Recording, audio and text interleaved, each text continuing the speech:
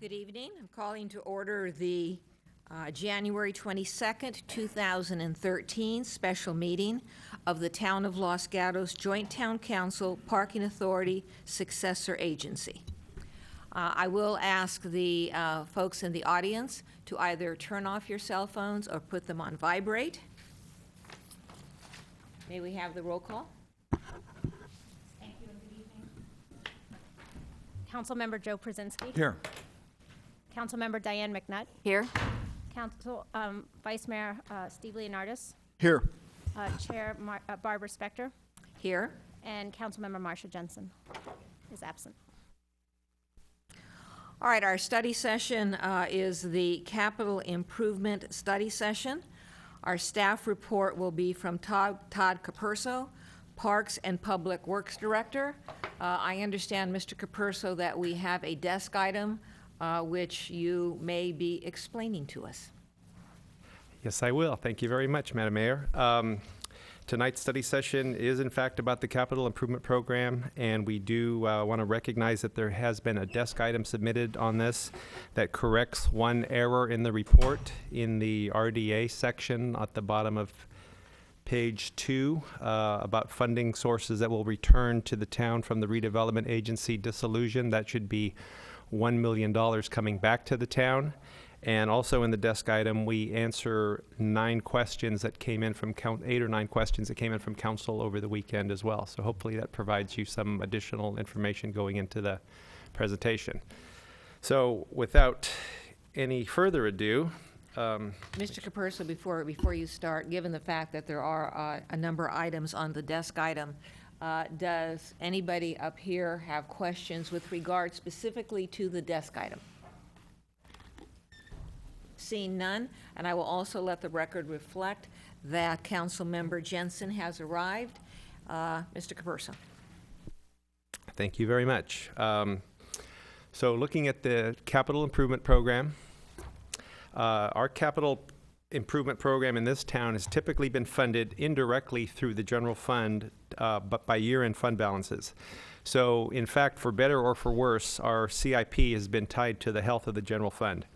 We have also supplemented our funding on a project-by-project basis, either by RDA funding, as we did at the library, or through grants, as we sometimes do through our many street, road, and sometimes park projects.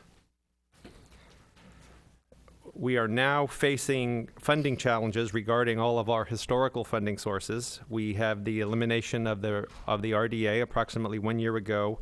There's an immediate loss of revenue at a fairly large magnitude. We are also experiencing reduced year-end fund balances that have the impact of that really has not been yet fully realized because we lag in the CIP, how we take our year-end fund balances, add it to our capital fund. So in essence, that impact has not been fully realized by the capital program yet, but we have about a 4 to 5 year lag. So that will eventually catch up to us. It's gradual and it is trending downward. And also grants, we've also been experiencing some major criteria changes. I think the one that people are most familiar with is the OBAG program, the One Bay Area Grant Program, where most of the transportation funding that has been historically available to us will now roll through a formula, if you will, where 70% of all transportation funding will be available to cities and agencies that have designated priority development areas. We do not, so we will compete for the 30% of the funding where we used to be able to compete for essentially 100% of the funding.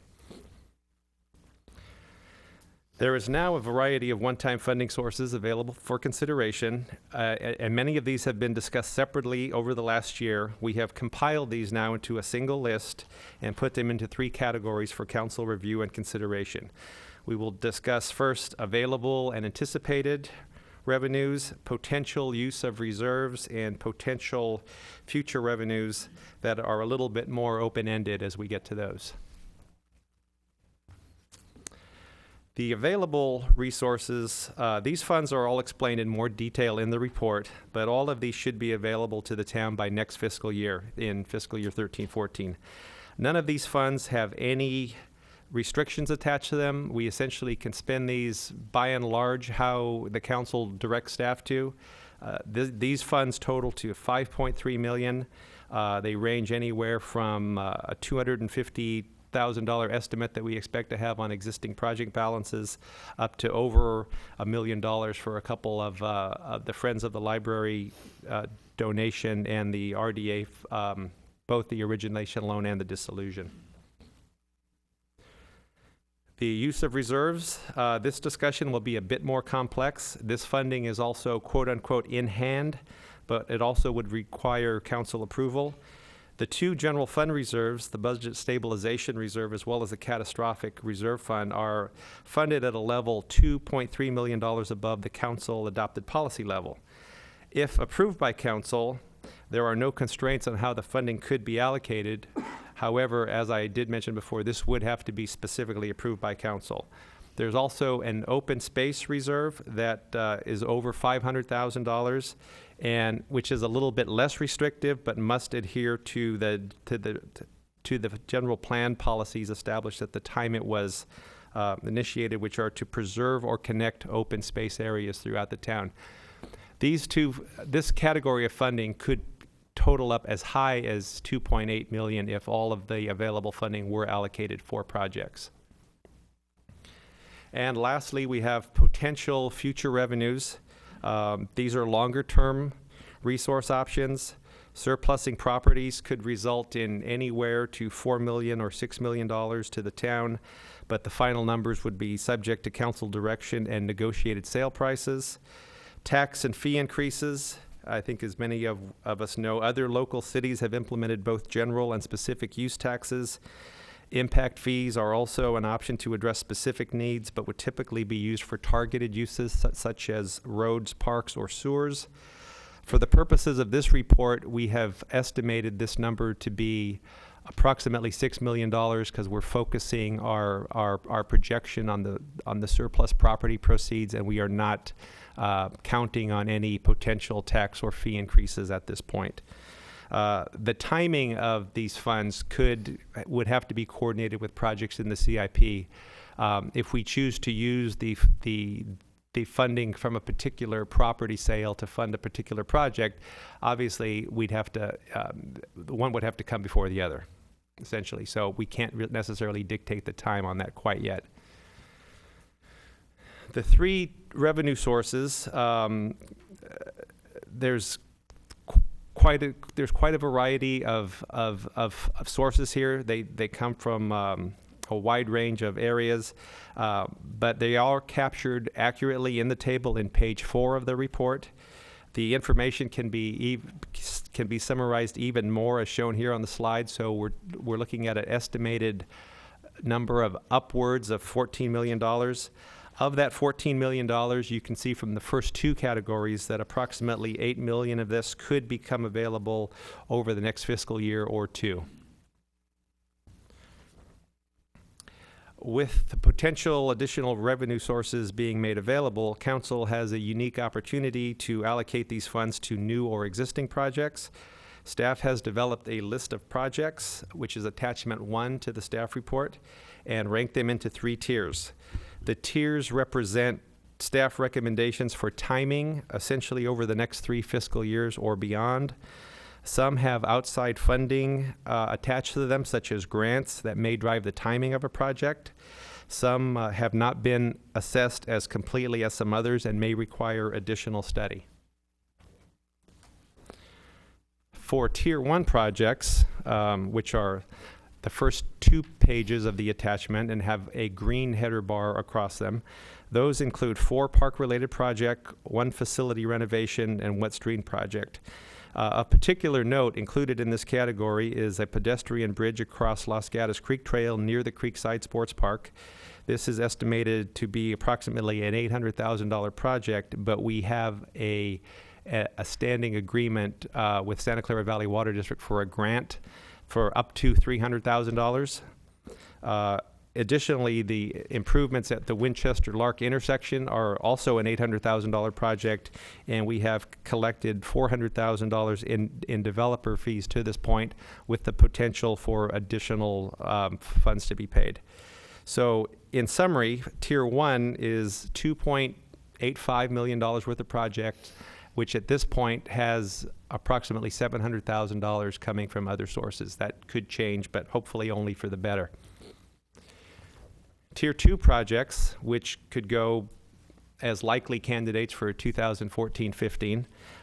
We have 13 projects ranked in this category at this point. They cover a wide variety of streets, parks, and facilities. The largest project in terms of financial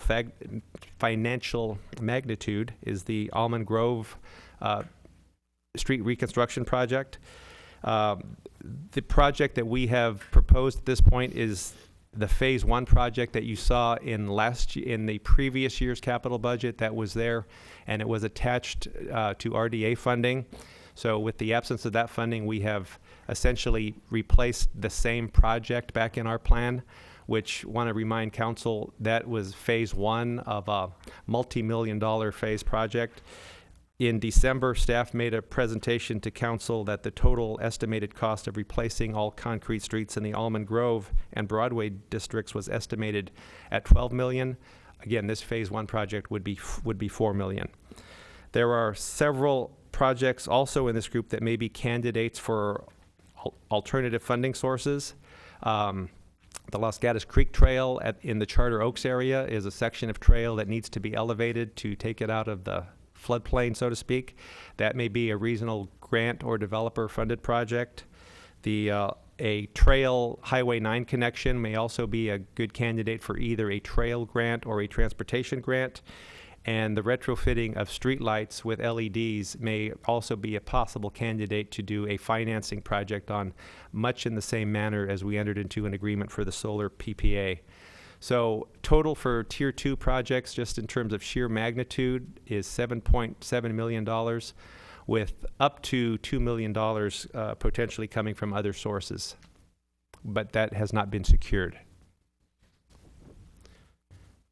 There are 7 projects included in Tier 3, which we would recommend for fiscal year 15-16 or beyond.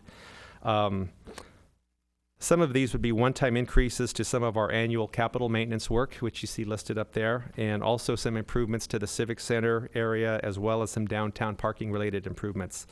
The largest project listed in Tier 3 is an additional downtown parking garage, which we put a $9 million price tag on at this point, which is kind of an order of magnitude type project. That is one of the projects that I was referring to earlier that would certainly need additional feasibility and study done on, just to see how many stalls we could get and how much it would cost. So the numbers that we put out on that are our best estimates for numbers that we have in-house and for estimate numbers that we've gathered from other cities.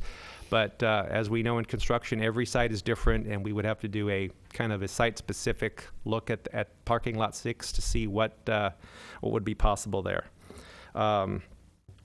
Total for projects in Tier 3 at this point is $10.3 million with unknown potential for alternate revenue sources to bring to these projects. There are projects beyond Tier 3, which we did not list in the report, but wanted to get these out there for the sake of completeness. I mentioned Almond Grove already, that we've proposed a Phase 1 project estimated at $4 million. And as we reported to you in December, the complete scope of work out there would cost an estimated $12 million. So beyond Phase 1 leaves about $8 million worth of street reconstruction work. We've got ongoing pavement maintenance needs, which have been discussed in the past, particularly related to the town's PCI. These generally revolve around street maintenance and reconstruction needs throughout the town.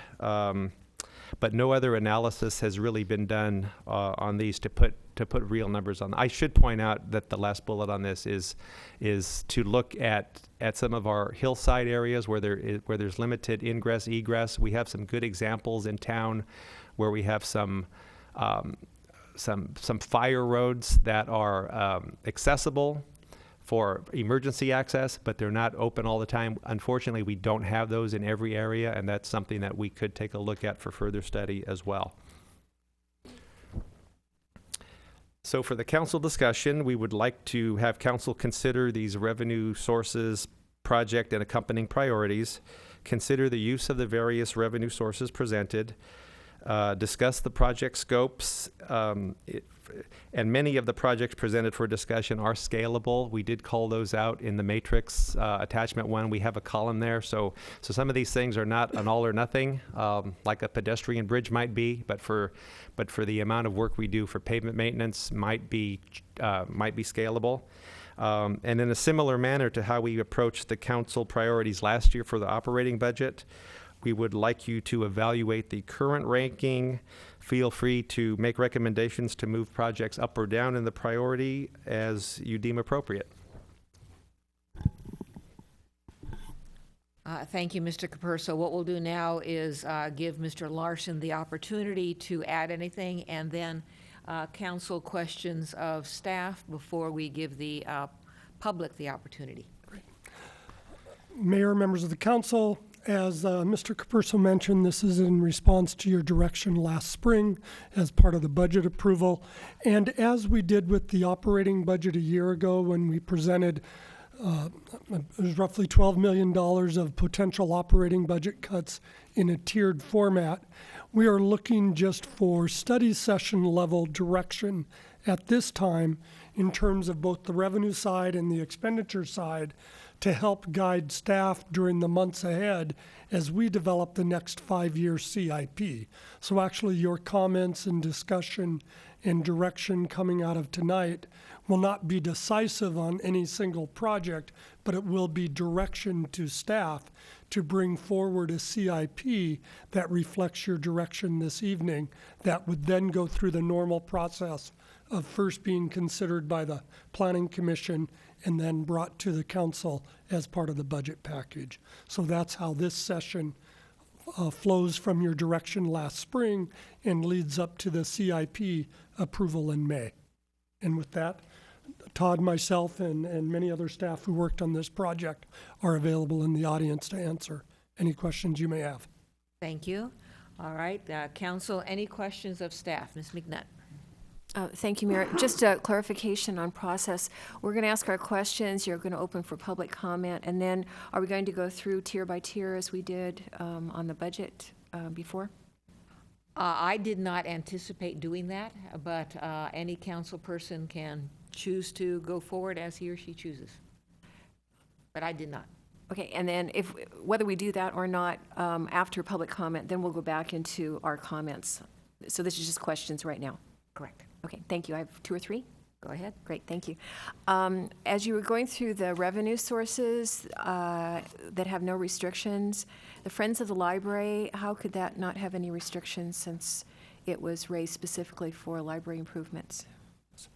Those funds were raised specifically for the library, but given the anticipated timing of the receipt of the funds, the general fund has already covered those costs, and in our discussions with Friends of the Library, it would be reimbursing the general fund for the expenses incurred by the general fund for the library project. Okay, so it actually would be a general fund expense. It would come out of the general fund. So it's not really a special source of revenue because it's repaying the general fund. It's repaying the general fund. Okay, okay.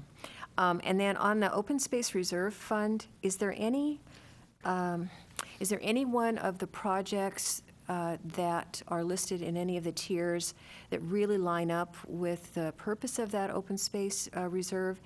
And then as part of that, I'm assuming the retaining walls are mostly in the hillside areas adjacent to open space. So are there any of those that would work? And I'll stop there. Okay. Well, to answer the first part of the question, in taking a look at how the open space reserve was first established, it does speak to preserving open space and connecting open space. It doesn't give too much specificity beyond that. I would say that of the projects that we have listed in the matrix, I think the pedestrian bridge over the Los Gatos Creek Trail is a good candidate for that. That would help us supplement our grant, so to speak. When we started that project, the intent was that we would we'd make that part of the sports park project, and that there was an allocation made out of that project budget that would be combined with the grant that we got to install that bridge in a certain location. That we've now come up with a second, I shouldn't say secondary, a different location that might have more value to other trail users as well. So that's on the good side, is that it may be in a better location. The bad side is that it may actually cost more, and the use of that open space reserve may actually be able to assist us in covering those additional costs. I think that's the best use of the fund so far. I don't know that it would apply to the repair of retaining walls along. I mean, that's an interesting question. We didn't look at that. I think we were taking the look at how would it apply, or could it apply to improvements in some of our more urban parks. So we have a fair number of park projects on here where we proposed replacing the irrigation systems. I don't know that the open space reserve could be used in that, but I think we will certainly take a look at all of the allowable uses before we come back to council. But the one that we've been targeting has been the pedestrian bridge. That seems to be the best use of the funds. And then my final question at this time is on the retaining walls, which are always of concern to me. Excuse me. I'm assuming that if there are any that are in high risk, that they would be pulled out for more immediate funding. And so the beyond tier 3 category is just kind of a general acknowledgement that we have a lot of retaining walls that are old and potentially failing. Is that a true assumption? That is a true assumption. I should also point out to council that we didn't include everything in this conversation that we typically fund in the CIP process. So we have a fair number of what we call annual type work. So we do have an allocation for annual retaining wall repairs, annual pavement maintenance. There's a lot of that. So we did not bring those to be part of this discussion. What we brought in for the annual work were one-time increases to that. Historically, well, shouldn't say historically, but over the last few years, we have found that the retaining wall allocation in the capital budget has been sufficient for us to keep pace with retaining walls as they are coming to the end of their useful life. That doesn't mean that some couldn't stand to be replaced a year or two earlier, as we might like to, but we haven't had any catastrophic failures where we've had to do that. In fact, we feel fairly confident that over the next year or two, the annual allocation should be sufficient, but there are always unforeseen circumstances. So I'm sorry, I just went a little follow-up. Number 4, Okay. go ahead. Okay.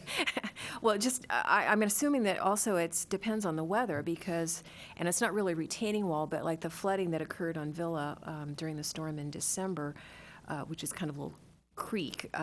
So if we have too much rain, the pressure behind those retaining walls pushes them out even faster, doesn't it? Yes, it does. And I think we were fortunate over this last over this last storm that we didn't get any of those, but that is always the risk that you take.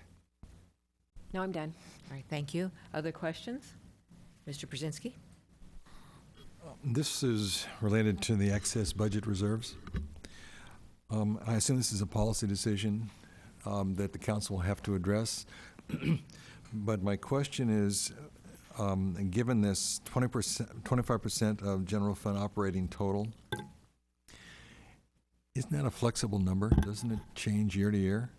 And if that is the case, then how would we determine the excess in a timely manner for us to be able to use it for purposes other than the two issues that we reserved for? The council adopted policy is specifically for 25% of the general fund operating budget to be kept in those two reserves, 12.5 and 12.5. We are substantially over that. Every year when we bring forward to you a proposed budget, we would need to be assured that we are setting aside enough funds to meet that policy goal. It also specifies in the policy that if you were to ever dip into those reserves to use them for a natural disaster response or due to a budgetary crisis, we are then to propose as staff back to you the build-out process, how over a period of 2 to 5 years we will restore that reserve. We haven't had to make that a focus of the last several budgets since the policy's been adopted, since we have been so overfunded in those reserves, well beyond the 25%. If the council authorizes use of some or all of that excess, what we would then do is we're building the operating and capital budgets together. The finance director, Mr. Conway and Ms. Callaway, would project what our need would be for next year's operating budget, retain that amount, and some or all of the excess based on your direction would be made available to capital budget projects. We believe it would be at least 2.3 million. We actually think our excess is probably more than that at this point in time, but we think it would be safe to assume 2.3 would be available for allocation to capital projects. Okay. Could I ask another question? Certainly, go ahead. So on page 4 of the staff report, there's the matrix that shows us what the dollar amounts actually are.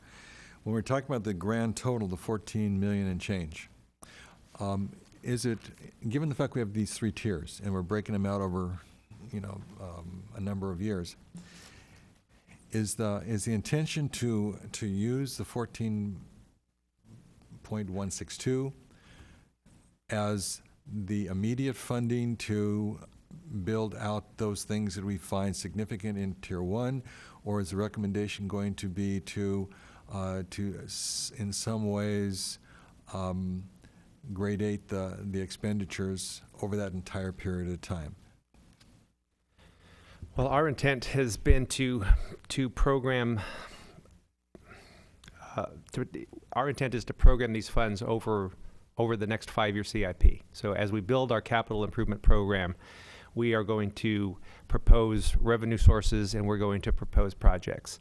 It's a lot easier for us to focus because historically what we do when we build a 5-year CIP, we have a much tighter focus on years 1 and 2. And out of the 14.1 million, approximately 8 million of that is in hand or will become available shortly. So our intent is to take upwards of that and program that perhaps over the first 2 fiscal years of the CIP. And then some of the timing issues that I spoke of might be that even though we propose certain property sales that may have to happen by 15-16 and we fund certain projects in that same year, if the sales don't happen, then the projects don't happen. So there would have to be a corresponding source and use for each project. But we're probably not going to spend as much time dialing in years 4 and 5 of the 5-year CIP as we will years 1, 2, and possibly 3. Other questions? Mr. Leonardis. Thank you, Mayor Spector.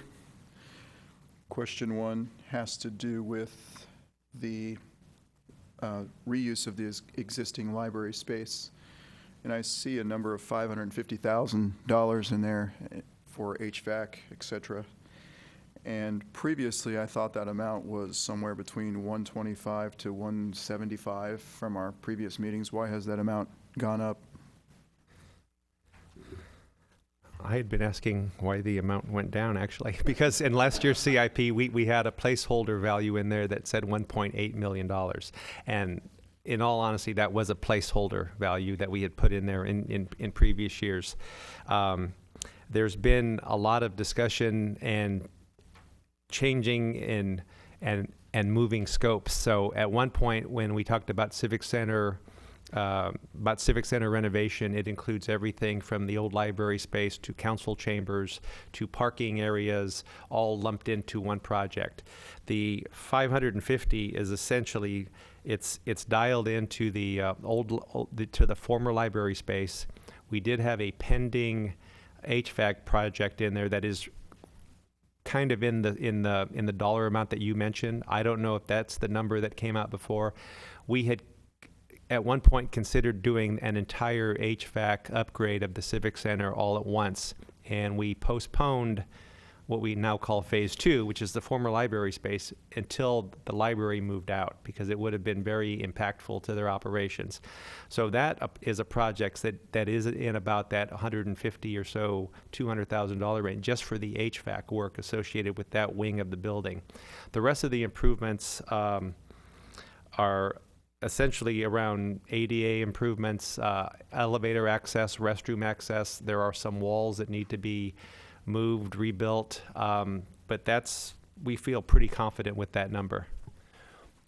If I may add, Mr. Vice Mayor and Ms. Mayor, we've really tried to make this single project reflect what would just be required based on our ongoing lease negotiations with the Friends of the Library and the museums for reuse of the library. So it excludes any improvements to parking, the deck, or any other aspect of Civic Center that isn't directly and immediately related to their use. So as Mr. Caburso mentioned, it would be the landlord often expected obligations for restrooms, walls, HVAC, and the like. It wouldn't be any tenant improvements to those areas.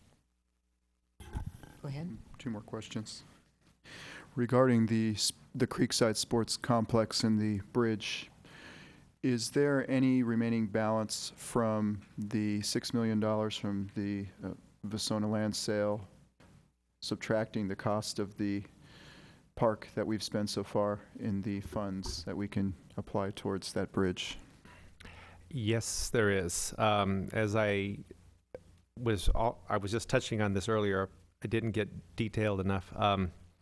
When we began that project, we had an allocation out of the construction budget, which was going to be to help us construct the bridge, and we allocated approximately $300,000. I'm talking rough numbers now, of the town's construction budget, which comes from the Vasona land sale, which was our match to the grant that we received. So I don't know that we have quite the $300,000 remaining there. I think it's more around $2 or so. But we still have the grant commitment from the water district, which I think expires in 2015 or so. But we've also got the open space reserve, which we think is a viable way to help us backfill not only the additional money that we paid toward the sports park construction, but also help us fund the increase in scope. So I guess the short answer is yes, there is some money left from the Vasona land sale. It all rolled into the sports park acquisition and construction. There is a remaining fund balance, probably not adequate to help us build the pedestrian bridge, especially in the location being proposed. Mr. Vice Mayor, go ahead. So a follow-up to that question would be, with the $300,000 grant, with the $200,000 and something, plus possibly some open space reserves, a combination of those three sources, it's possible to come close to $800,000. Yes, it is. One more non-related question to Go this. Regarding the parking garage, Lot 6 downtown, is there any other possible funding source, such as a parking assessment district, that could be formed to help fund that?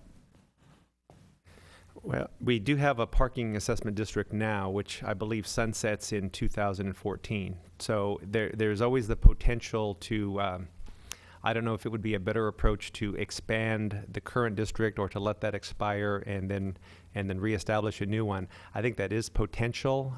We really haven't flushed that issue out very well, to be honest. I think we all get input from the business community on both sides of the issue. So I think there are some folks who would support that, and there are probably some that haven't, but we haven't proposed that as a viable project or as a viable course of action quite yet. Mr. Larson? And we will be providing an update on the assessment, the parking assessment district at your second meeting in February, just to try to get a preview of what capacity might be available. Our preliminary assessment is that without a fundamental restructuring of how that assessment district was formulated and possible expansion, to get the significant amount of funding needed for a parking structure would be very challenging, to relying just on an assessment district approach. Mr. Vice One Mayor? last follow-up. Is there a ballpark number that you can kind of give us this evening that may or may not come to fruition? In other words, if there's a potential price tag of $9 million, what would be the potential of raising how much towards it with an assessment district? The last revenue source that Mr. Capurso listed on the chart was potential fee or assessment increases. That is where we are trying to gauge the council's willingness to have their staff engage the business community and others in those discussions. Thank you. Other questions? Mr. Brzezinski? Thank you, Madam Mayor. In some ways, it's related to the Vice Mayor's questions. What are the residual obligations we have at this point, given the dissolution of RDA? Are we still obligated to any particular properties that we designated for affordable housing?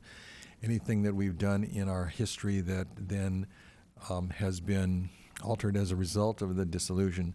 And in the case of Lot 6, there were plans and a funding source that related to affordable housing. Could you give us kind of an overview of how that is affected? In the dissolution of the town's redevelopment agency, 3 primary properties have been discussed in the documents provided to the county and the state.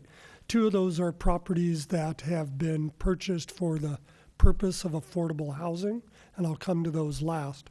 The one that was in the name of the redevelopment agency was for the existing structured parking, Lot 4. And that, under state law, and there's been no discussion or direction otherwise from the state or the county, that Lot 4 will, in this fiscal year, move from having been in redevelopment agency control and ownership to town control and ownership with no exchange of funds or duties. That just appears to be a product. So Lot 4 is kind of dealt with. Lot 6 and Ditto's Lane are the 2 properties that were purchased with 20% affordable housing monies, which means that those properties would either have to be used for affordable housing purposes, or the proceeds from those properties would have to be used for affordable housing purposes.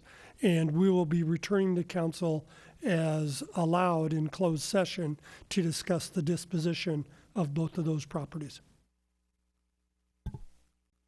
Other questions? Just one follow-up on somebody else's question on the revenue, the restricted funds. You mentioned that the council has policies of X amount minimum. I don't remember the exact wording. Is the council policy that we shall have a minimum amount, a minimum percentage, or does it give a defined number in either case? I will look to Mr. Conway if he knows a minimum or a set. I believe what it actually says is 12.5% in each of those two funds, totaling 25% as the set aside. What I don't recall is if it's a minimum of.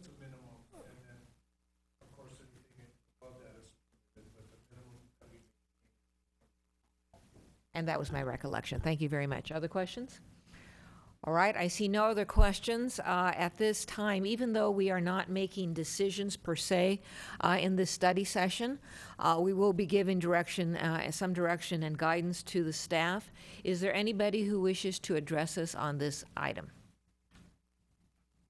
I see no one coming forward, so I will close the public testimony portion of this special session, study session, and look to council.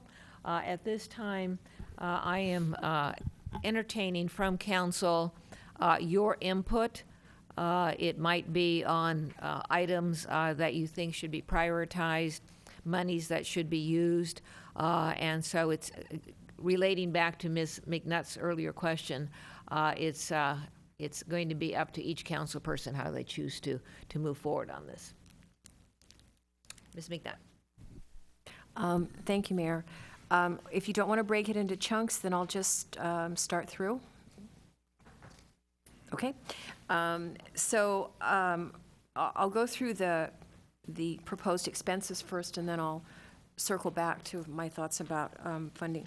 So in the Tier 1, the pedestrian bridge to the sports park, you know, I have this fantasy of having a trail over the actual top of the dam, and which is going to be a nightmare to get approved. I totally understand that. And I've always been really supportive of this idea. I am somewhat less supportive right now than what I was in the past, because not just the opposition from the neighbors, but now that the park is actually there and I can start to see how it's being used, it's a locked facility. And so unless we change our policy, I'm not sure of the value of spending this much money to bring people over to someplace that's fenced and they can't get in. So that's something just to think about as we go forward, of what are we linking? And so it's a big ticket item for very limited return, I think. So I'm just not sure about that one. Do you want to say something on that? Yes, I think that was probably more, I think that was more so true in the former location that was considered, in that it was going to be a link specifically to the sports park. The bridge would come across the creek and you would be in the sports park. One of the reasons that we've decided that this newer location would be more beneficial and would serve more users is that it wouldn't necessarily bring you directly into the sports park. It would essentially would connect you to University Avenue, kind of as a first phase to perhaps getting a loop around Vasona someday, which I know there's been some feasibility studies done at some time in the past. But it would have an access point to the sports park, but wouldn't necessarily be the only destination. So for pedestrians, hikers, bikers, we would have University Avenue access. That is at a point on University that we don't like to, we don't, how should I say this? We don't encourage a lot of non-car traffic on, particularly to the north of that. So for people coming from the south, that would be a relatively good access point that would then allow you to jump over to the trail and get you off of the two-lane section of University. So our hope is that it would actually improve access not only to the sports park, but would provide additional kind of a transfer point for bicycle traffic, and for pedestrians to get off of University Avenue. It also provides increased access to the county's Vasona Park as well. So we're working on that. We're trying to engage the county in that discussion as well. But we see the benefit of the bridge being, also not just for the sports park, but for all trail users as well. Well, that would make more sense, because depending on, I'm trying to visualize, remember which part, because that's where University gets pretty narrow and twisty, and you have that one hillside that keeps wanting come down onto the roadway. So I do hate it when I see bicyclists. I rarely see a pedestrian on that section of University. So then it would make more sense, so I take back some of my reservation about that. And on the on Tier 2, on number 11, the Charter Oaks, because of the flooding problem down there, if there's a real potential for grant funding on that, it seems like that should be moved sooner, because I know that it is a problem when we have wet years. And so if there's a possibility that it's someone else's money and it's a real need for safety, it seems like that should be moved up.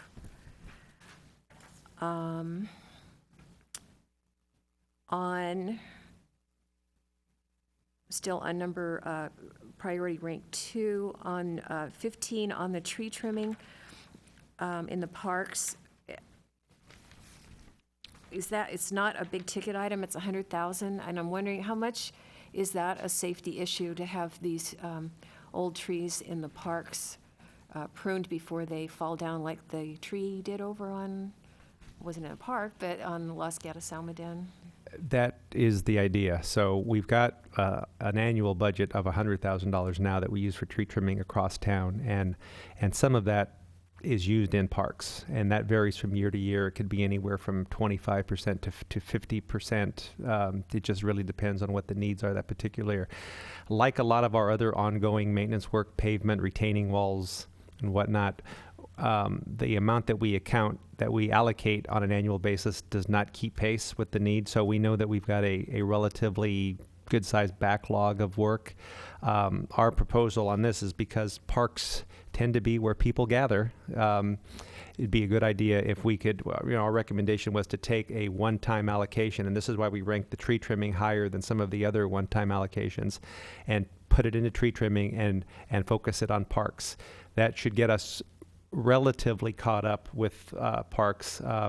It may not trim every tree in every park, but it'll certainly allow us to focus on areas where people congregate, like picnic areas, parking areas, along some of our higher use trails and whatnot. But that's the intent of this line item. Project, well, again, I should say. Anytime that it's a safety issue, then I would tend to, and again, it's not a big amount of money overall, so I would tend to think maybe that should be in the first tier rather than in the second. And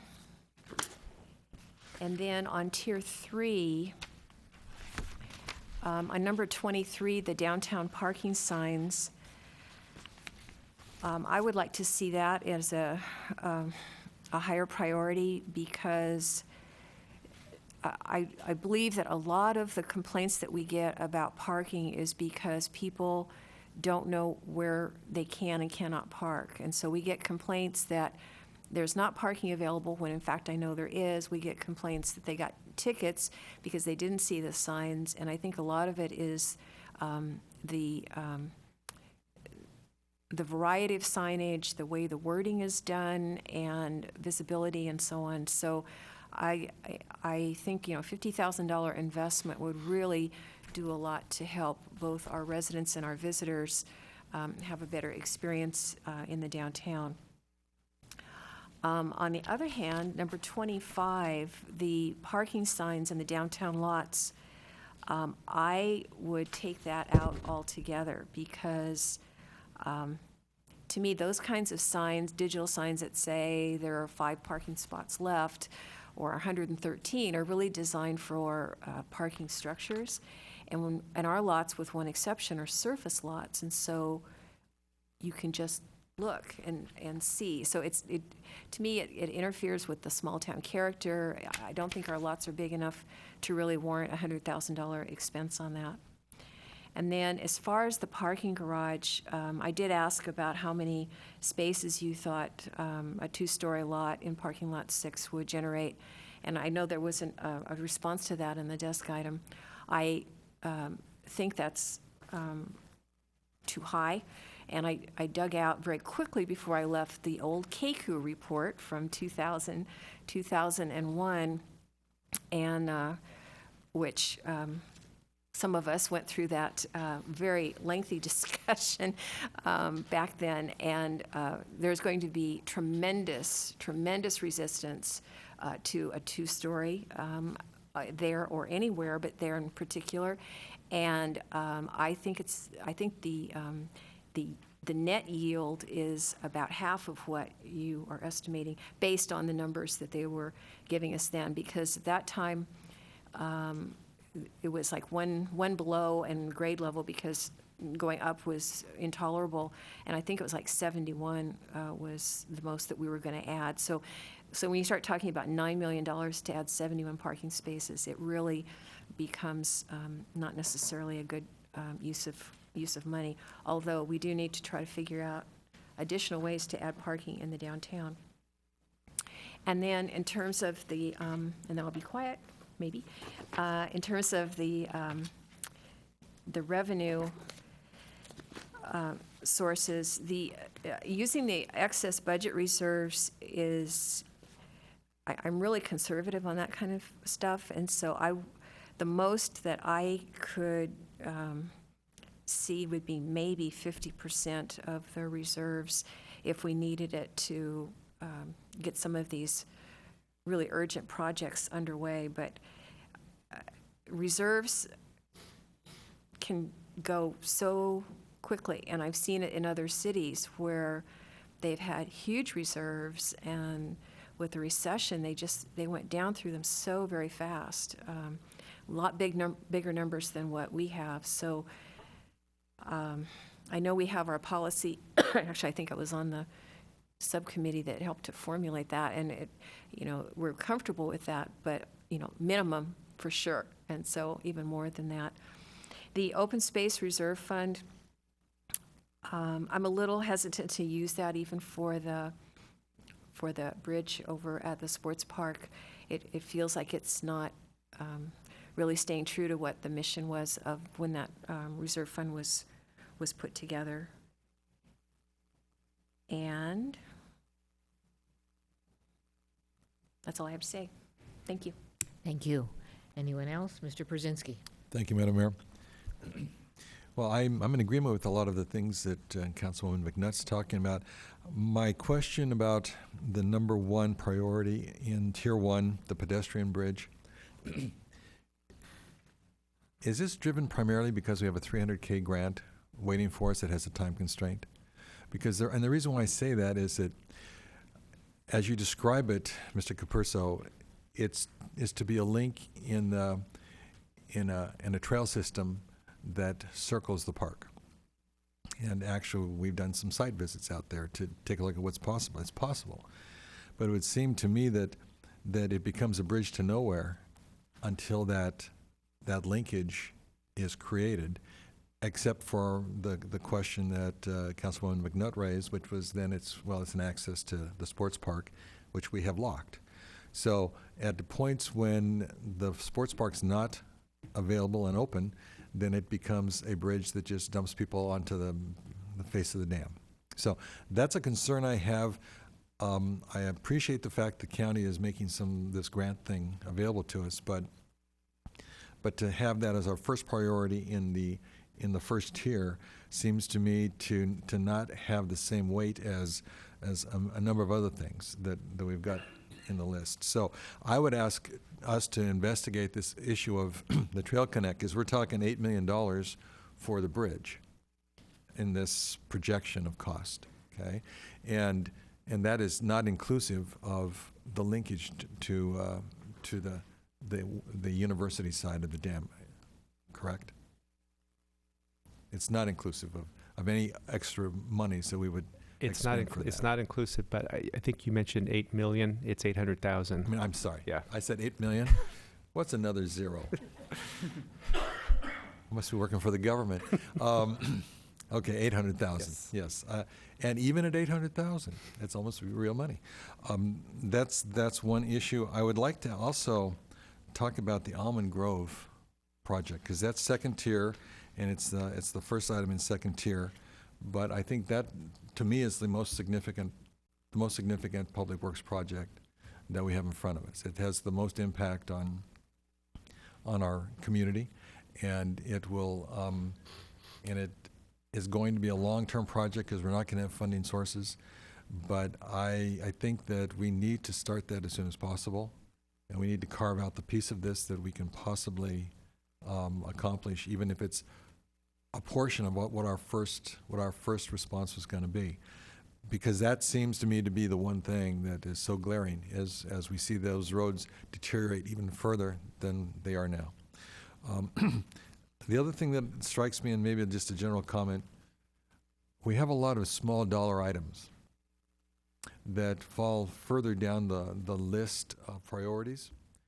But I think that it's really good to produce some kind of response to those things that we determine as needs. And I would like to see us have some flexibility in moving projects that are small dollar items up to move on them, because I think our public does appreciate when small things happen. They do feel that their tax dollars are actually benefiting them. And if they don't see things happen for a long period of time, or they see one thing happen that affects only a few people, then I don't think that goes toward actually demonstrating that our government can produce. So that would be my thought. As we look at some of these projects, they may not be frontline, we need to get them done right now, but if we have access to some revenue and we have access to the ability to deliver, then I'd like to see us deliver some of those sooner rather than later. Thank you. Mr. Vice Mayor. Thank you, Mayor Spector. I was going to echo some of the comments that were made by the previous two council members regarding the bridge. I think that could be moved down to the yellow category. Items number 3 and 4 and item number 6, I think, are good in the green category. I agree with Councilmember Brzezinski. I think the Almond Grove streets should be moved into the green category. That would be item number 7 in the yellow. I think 8 and 9 would be nice to move to the green category, as well as number 15, which is the tree trimming. And looking at number 26, the parking garage, although it may be controversial, I don't know if that can go underground or what. There's still a lot of discussion on that, but I think that needs to be a priority as well. Thank you. Ms. Jensen? So I'll be brief. I agree with Council Members Brzezinski and Leonardis that Almond Grove should be moved up into Category 1. I think that's a priority we should be working on. I'm actually a fan of the pedestrian bridge to the sports park, and it seems to have available funding. And if this facility is locked, it's locked presumably at a time when it's not in use. And I always conceived of the bridge as being for kids to be able to ride their bike to the park when they were going to play soccer, which I see as an advantage and a natural use of that. So I'm happy with having that bridge remain in Tier 1. I don't necessarily think that item 5, a new northbound lane at Winchester Boulevard, et cetera, should be in Category 1 for lots of different reasons. Category in Tier 2, number 16, the new aerial photo, et cetera. My question when reading that was, why not Google Maps? Which I hopefully don't cost $160,000. And I agree with Councilwoman McNutt regarding the LED signs for parking. I don't think that it's necessary or helpful. Those signs exist at Santana Row, and they're inaccurate more than they're accurate, and I just don't see a reason to spend money on it. Number 22, the bridge from Civic Center Plaza to the pageant grounds, I think that ought to be moved up to number 2 since we're opening Pageant Park. Seems like there ought to be a connection so that people can easily use that area. And I think and I agree with Councilwoman McNutt regarding the use of the reserves. I think that ought to be use last and cautiously, and hopefully the assumption would be not to use it. Thank you. Well, I'll go out in here as the cleanup hitter. Allows me to agree with people. First of all, I think that the item number 1 should be the Almond Grove streets. I would be agreeable to the revenue sources from available revenues, but not from reserves. And potential future revenues, we'll just have to wait and see. But I would not use reserves. Along the lines of small ticket items that make an impact, I would include the EV charging stations, which are $100,000 estimate. We get more and more demands for those. You have a $550,000 estimate for the Civic Center for the town's portion of the improvements, not of Civic Center, but of the old library building. And so, using my math, if I have $5.3 million from the first tier of revenue sources, with the Almond Grove, with the EV charging stations, and with the old library building, I have now spent my money. I do agree with Ms. McNutt and others who have said that if it is a safety issue, such as Charter Oaks flooding or trees falling, then that should move up to level 1. I agree with those who have said that this town having parking signs, 15 spots in parking lot A, that should be totally removed from our line items. Even though it's now on level 3, the bridge from right up above us, the bridge from the plaza to Pageant Park is not something that would be a priority for me. And with regard to the parking garage, I know that comes up a lot, and one of the items that I have asked staff to include when we do our parking study session, second meeting in February, is this, to instruct us on the funding for the parking in the past, what's going to happen when it's lost, and what can be done about that. So I would see this issue of a parking garage, whether it's 2 stories above ground or 1 story below, and the parking assessment district, for something that will be reserved for fuller discussion at that time. My sense is, since that is private funding, one will assume, and not public funding, that it's going to be a real challenge to get this parking garage. That's all I have. Does anybody else have anything? Mr. Brzezinski. Just to reinforce a couple of the items that were mentioned that I didn't mention, but have been mentioned by my fellow council persons.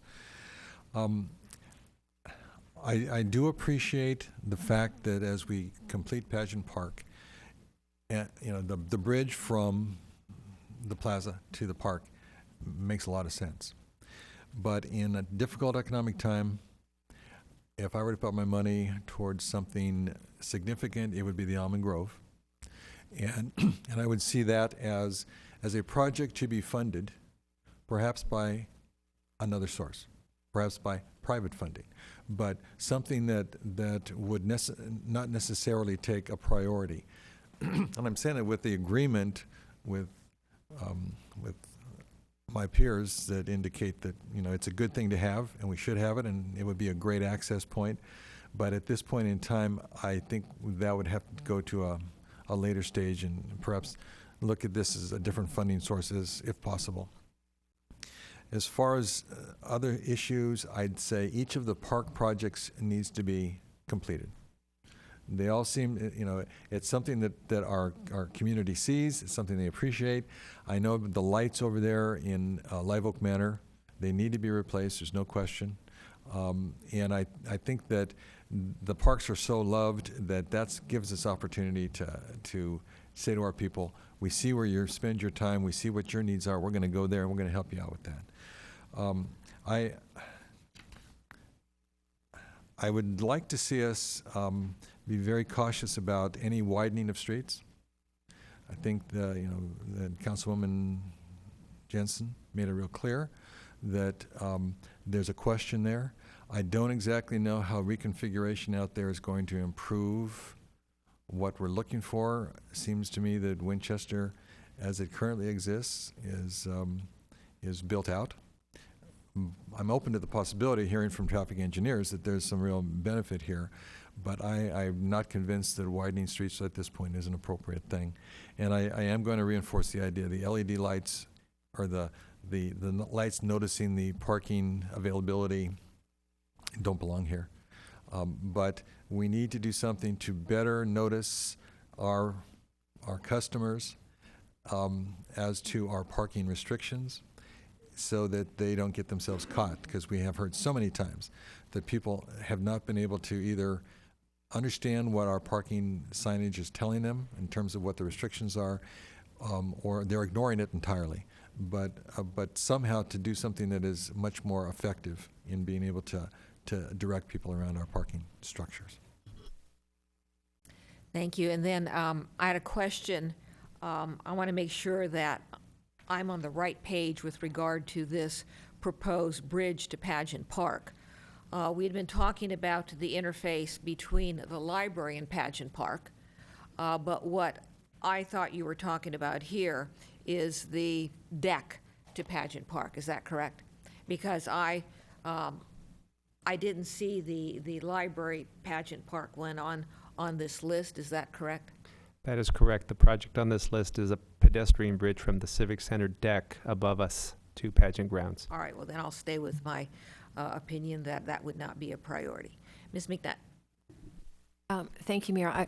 I just wanted to comment both on that bridge from the plaza upstairs over to Pageant Grounds, and there's a later item that talks about removal of the defunct fountain upstairs and so on. And I think one reason that both of those could be justified as being a low priority, among other reasons, is that with we've got the new use of the former library space coming along, and as that evolves and we have the veterans folks that are looking at a monument up there, or some kind of serenity experience. I mean, we don't even know how those ideas are going to come forward, that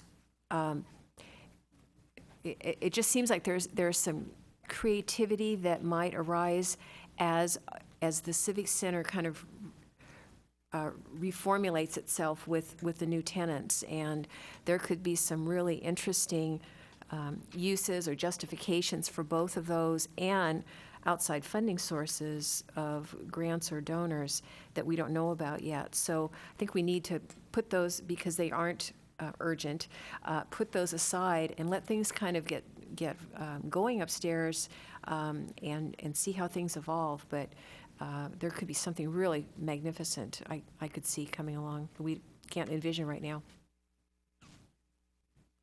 All right, I'll turn to staff. As I've listened to all of us talk, I definitely see overlaps, and some things that are more sparse.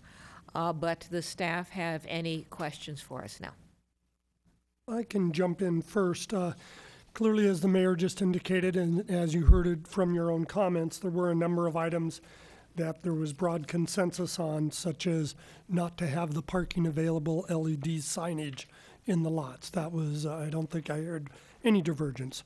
There was divergence of opinion on a number of other items, however, and those you will see come back to you at future points during the CIP process. If I were to take any global direction from what we heard from the council to advise staff in terms of development of the CIP, it would be to focus on just the first tier of available resources, the 5.3 million, to recognize that 4 million of that right off the top gets allocated to Almond Grove, and that remaining 1.3 gets allocated as possible to meet the priorities as expressed by the council, which would likely include some or all of the 550 for retrofit of the old library building, and possibly safety is what I heard is the second most common theme to look for safety items, be they in parks or elsewhere. I then heard isolated comments for electric vehicle infrastructure or parks improvements. But if I were to identify council discussion, it would be Almond Grove, safety, and then it becomes less clear, and there's less money available at that point anyway. So, Mr. Leonardis. Thank you, Mayor Spector. You know, the parks upgrades, I think, were a priority for me, as Councilmember Brzezinski had also echoed. So that's where I would like to add that. we are quickly going over the 5.3 billion. The park, the safety, the old library, the electric vehicle charging in Almond Grove. That's going to be more than 5.3 million, but that's what the council will be able to do. All right, and we understand that. Mr. Brzezinski? So I guess that takes care of our $8 million bridge, huh? What I wanted to say was, in reference back to this parking structure, when the proposal was at the turn of the century to put a parking structure in Lot 2, the gain was actually 65 net new spaces. That's all. I think it was $13 million for the structure, and that came down to about $65K per space, per new space. So there probably are some calculations that will bring those numbers down in terms of number of spaces and up in terms of cost per space. And I know we're going to upset a few people in the business community and maybe a lot of people who circle the streets, but unless there's a separate financial stream for that, I don't see that going anywhere. The other thing I kind of feel is that we need to, again, look at the question of streets, roads, curbs, and sidewalks, and a revenue stream specifically for that.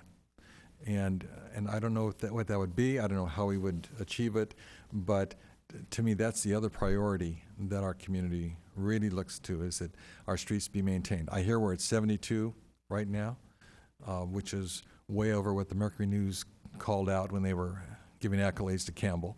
But for us, that's great, but I would really like to see us, again, take some kind of step, maybe in this particular year, to find a revenue stream that is viable for us, that could be dedicated to streets and roads, because I think that would be something that the community would say we might be able to get behind. Ms. McNutt? Thank you, Mayor. As staff puts together our list, because we hate to give up number one priority on anything, as you can see, I think what will be helpful is by that time we may have a better sense as to the timing or likelihood of a one-time source of funding from sale of property. And as you put together the list, those items that are safety related could be something that council would be more interested in using, because they tend to be not real big cost items, but important, to use some of the excess of the reserves specifically to address safety items. That would make sense to me. I could kind of justify that because it wouldn't be would do too much. But I know that you are probably thinking, well, how we've got too big of a list, but I think we've got some other pieces here that are still moving around that we'll need to consider in a few months when you bring it back. Anyone else? See no one. First, I want to thank the council for a very good input. I think very good input to the staff. Thanks, staff, for a very good report. I am going to let's see. I'm recessing, right, until 6:30 when we will do our interviews. Thank you.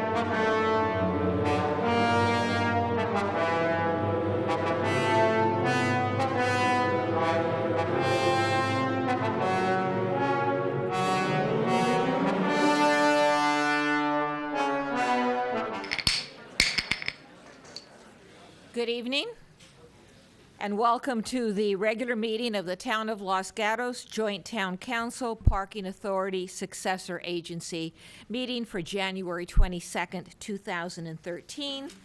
I would first ask the clerk to call the roll. Good evening and thank you.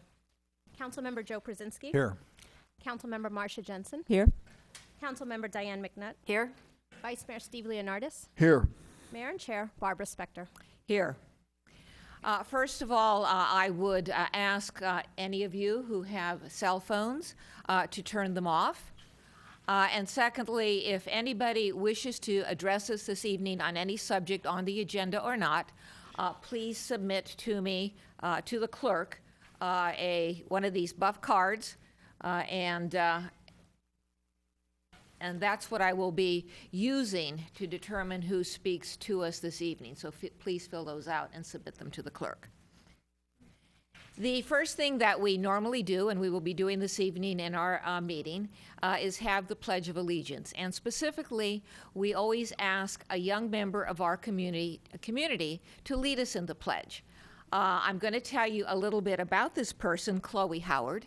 But before I do, I'm going to ask Chloe to come up and join me so you'll be able to see the special woman about whom I'm speaking.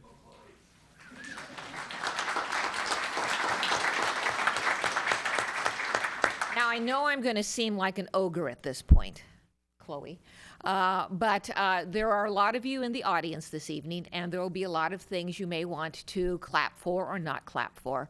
But for the purposes of our meeting, please do not clap during the course of our meeting. Chloe wouldn't do that, and she wouldn't want it either. So let me tell you about Chloe. Chloe Howard is a 7th grader at St. Andrew's Episcopal School. She loves English, social studies, science, and math. In school, she's in school choir and the chapel ensemble choir. She plays the piano. She loves to read and write. Chloe is a teacher in the toddler school at Calvary Church on Sunday mornings. She is a leader for the 4-year-olds at Awana, a Christian scouting club, on Sunday evenings.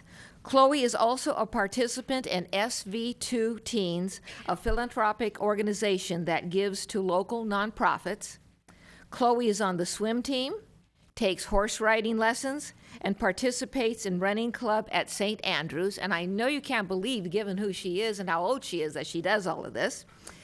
Chloe hopes, and I'm sure she will be, hopes to be a pediatric or orthopedic surgeon. She has already been offered an internship at UCSF Medical Center with her surgeon, Dr. Diab, with whom when she is in high school. She also wants to participate in Doctors Without Borders. Let's give her a round of applause.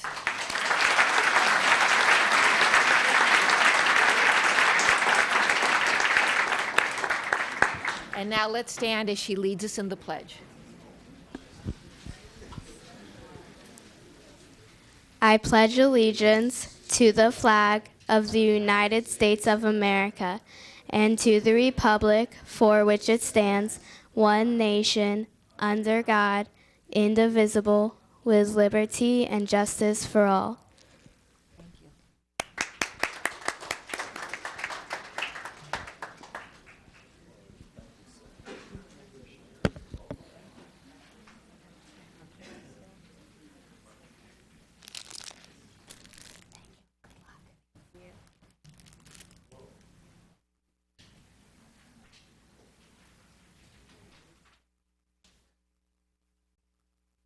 One more time for a special young lady.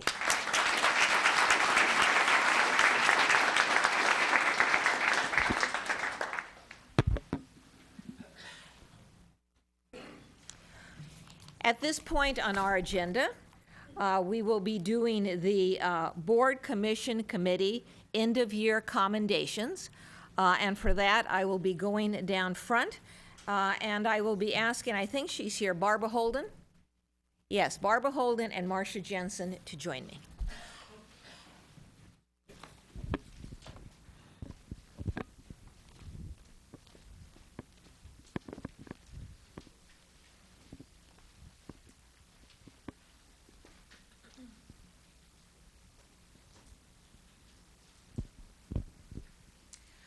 Each year at this time, we commend those people who are at the end of their terms on our various commissions, committees, and one of the people, Deborah Berman of the Library Board, is unable to be with us this evening.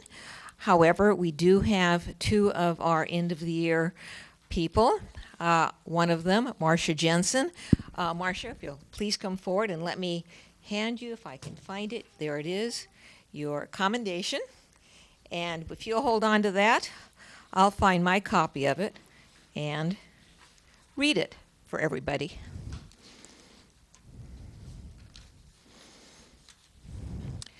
Whereas Marcia Jensen served the town of Los Gatos as a member of the Planning Commission from June 2008 to December 2012, and whereas during this period she unselfishly contributed her time, energies, and capabilities to the Planning Commission, and whereas Ms. Jensen served one-year terms as vice chair and chair for the Planning Commission, and whereas the town council feels that such outstanding public service deserves special recognition, now therefore the town council of the town of Los Gatos does hereby render with special appreciation a commendation to Marcia Jensen for dedicated public service to the town of Los Gatos and its residents. Applause, please.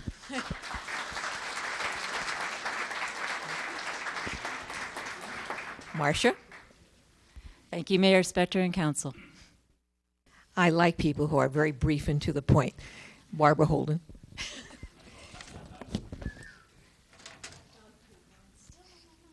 There you go. Let me read yours.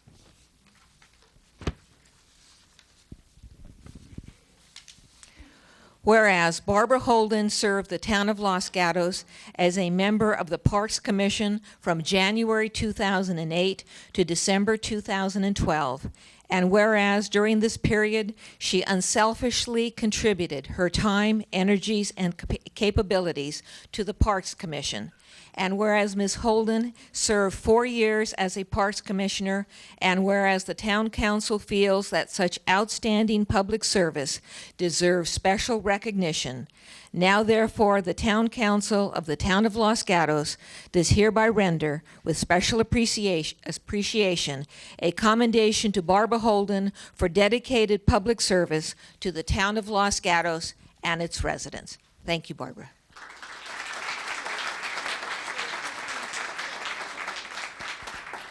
And she served 2 times as chair. Anything you'd like to? Thanks. Thank you both.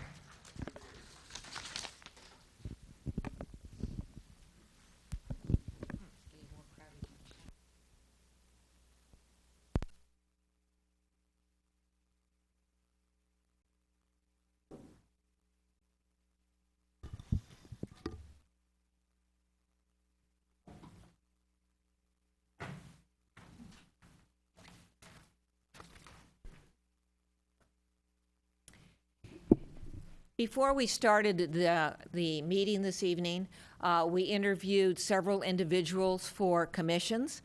And so at this point, we are going to be voting on those individuals. And I will ask the clerk to guide us through this process. Thank you, Mayor. Good evening. Please vote with a show of hands. We're voting for the Community and Senior Services Commission as well as the Library Board. First, for the Community and Senior Services Commission, there was 1 vacancy and 1 applicant. The applicant was Beto Baines. Please vote with a show of hands. Beto Baines is appointed to the Community and Senior Services Commission. The next is the Library Board. For the Library Board, there was 1 vacancy and 2 applicants, Shelley Katz and Renee Munshi. Please vote with a show of hands for Shelley Katz. For Renee Munshi, Shelley Katz is appointed to the Library Board. Thank you. Thank you, and congratulations to those individuals who have just been appointed, and thank all of you who applied. All right, council matters. Is there any individual on the council who wishes to have something contributed to council matters? Ms. McNutt.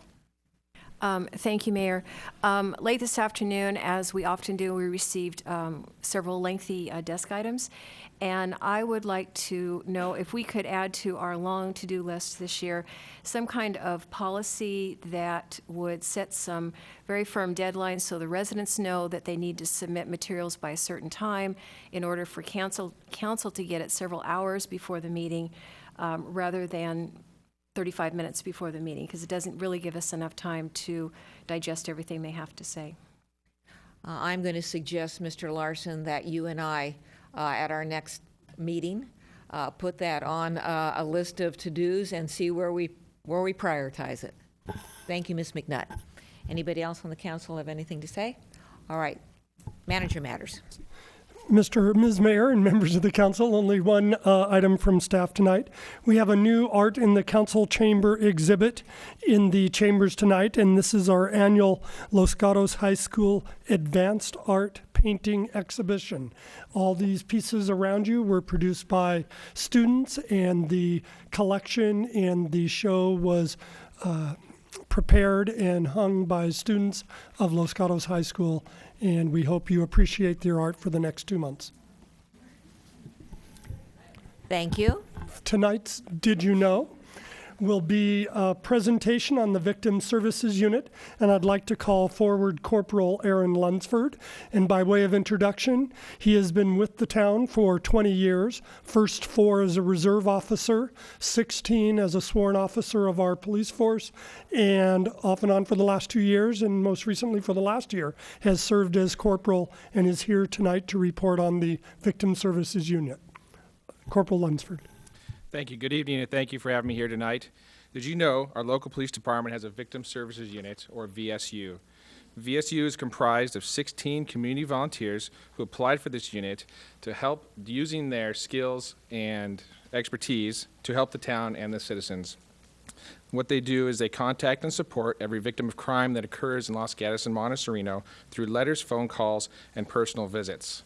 Some of the things that they do for them and the service they provide are crisis intervention, emergency assistance through the victim compensation programs, resources and referrals, assistance with completing applications for the victim compensation program, assistance in obtaining return of property held as safekeeping, orientation to the criminal justice system, providing a waiting area during court procedures if needed, funeral arrangements, crime prevention information, and referrals to help with temporary restraining orders, just to say a few of the things that they do for us. In the past several months, VSU has begun to respond out to crime scenes to assist us when we believe that a crime is big enough and the victims need assistance right away. Most notably, that would be in November with the Blacey's armed robbery at the jewelry store. They came to the scene to help us with the victims and to help get them through that ordeal. And also with the recent homicide in Montecito. They came to the hospital to speak with the victim and to the police operations building to talk with the victim and the victim's families. The accomplishments we've had so far is since 2011 when we started this program, we have, the number's a little off here, but about 900 victims that we have contacted in the last couple of years. If you would like any more information, you can go to the police website, lgmspd.org, or contact 2 of our team leaders, which is Fariba Sarouche or Kathy Williams at the Police Operations Building. Thank you. Thank you.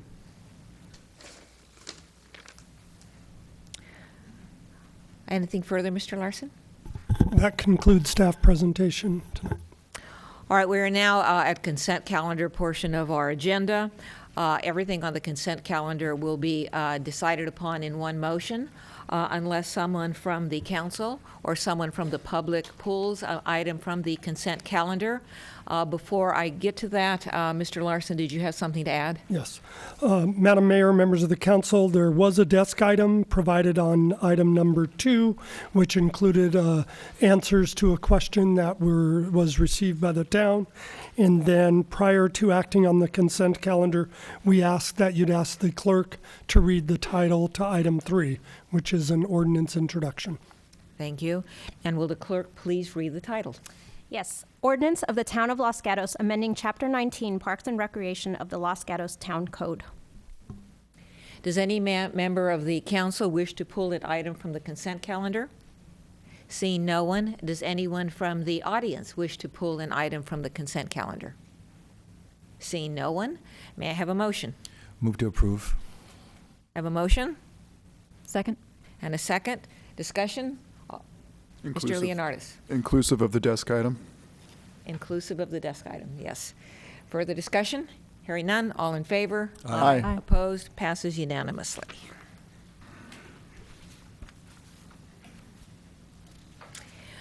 We are now at verbal communications.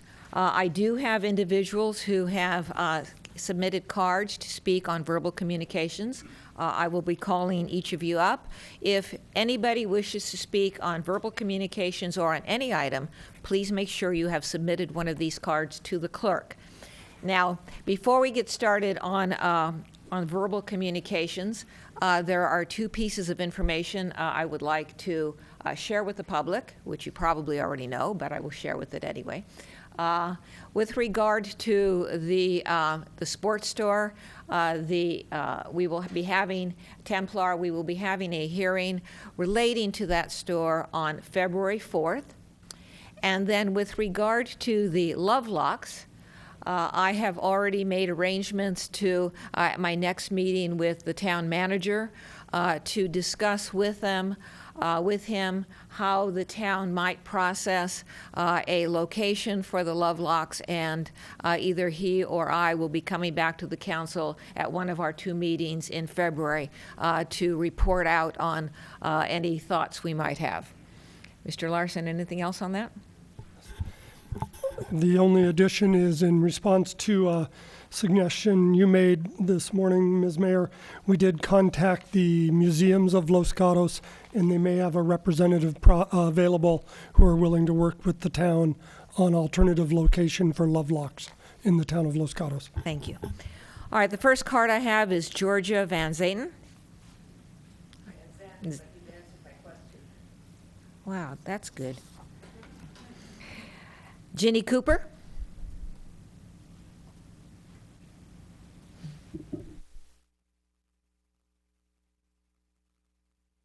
This is pertaining to the Love Locks, and it's a letter from my mom, and I'm on her behalf. To whom it may Would you please pull the microphone closer? Thank you. Is that good? Okay. This is a letter from my mom, and it says, "To whom it may concern regarding locks on the bridge. What a wonderful idea for the Duclos to bring to Los Gatos. I have lived here practically all my 97 years, and this town means more to me than one could imagine.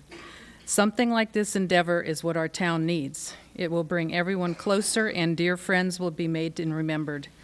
I think a vote should be taken as to where we can rehang these beautiful locks so we can make a tribute to someone we love. Let's keep our town as friendly as it has been in the past and enjoy important issues as the locks. I want to thank the Duclos for bringing the idea to the beautiful town of Los Gatos. We need more people like them. Sincerely, Eleanor Blakiston." Thank you. Thank you.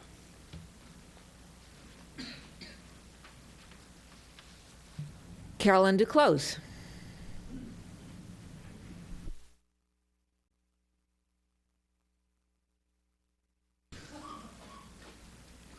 Hello, my name is Carolyn Duclos, and I'm here to talk about the Love Locks also.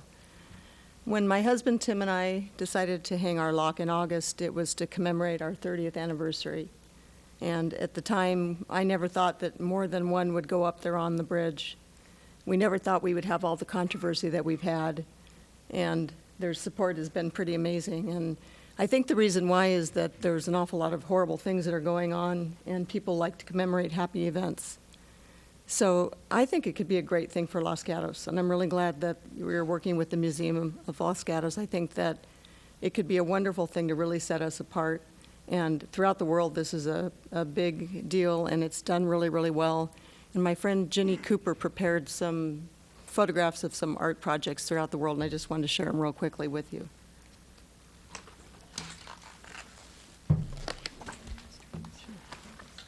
This is in Lovelock, Nevada. I don't know if you can see these or not. This is the wine train. Yeah, thank you. Oh, thanks. Thank you. It's okay.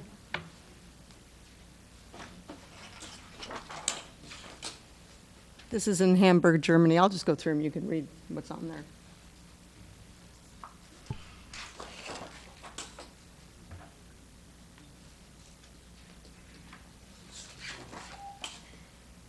Is that my signal?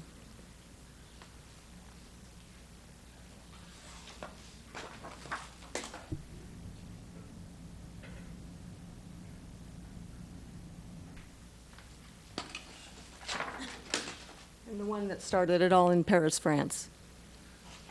But just in summary, I do think that this can be a win-win for the town of Los Gatos and for the citizens. And I really appreciate that the Los Gatos Museums have come forward to help us make this into something. And that's all I have to say. Thank you. Thank you. Your Honor, I do have something to say Okay, hold on just a minute.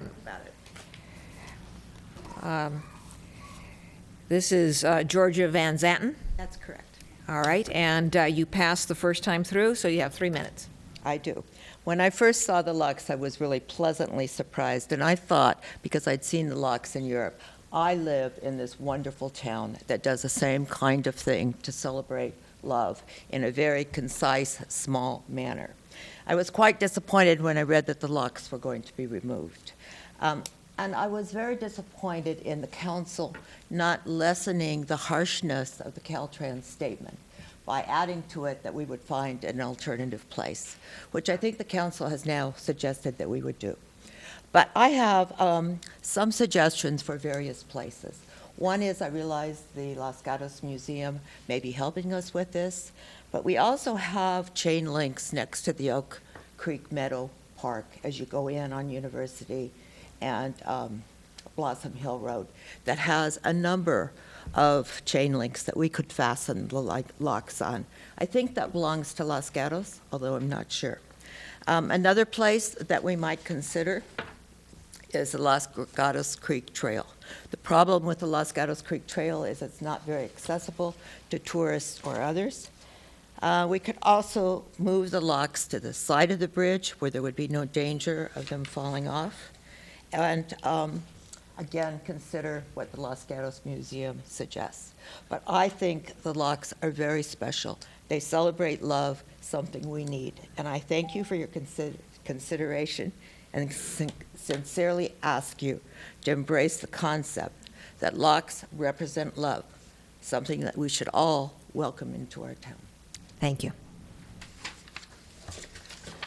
And Emily Welch.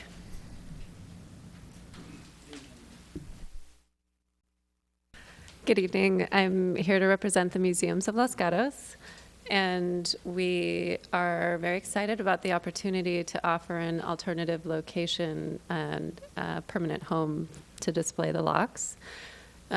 Originally, a gentleman named Robert Timmons, who owns a company called Lockets, which has provided many of these locks, reach out to us. And we've been in conversation with several members of the community and feel like there may be a lot of support headed our direction. The museums, as a cultural organization, is responsible for your local art museums and history museum. And as such, we have a special interest in the unique landmarks that give a little color to Los Gatos. So we've come up actually with what we think is a very creative and elegant solution. And we very much would welcome the opportunity to work with the town on this solution. Our display is really intended to be participatory for the community, and we would like to present sort of an annual Valentine's event to commemorate these expressions of love from the community members. So we hope to have the chance to speak with you further about it. Thank you very much. Thank you.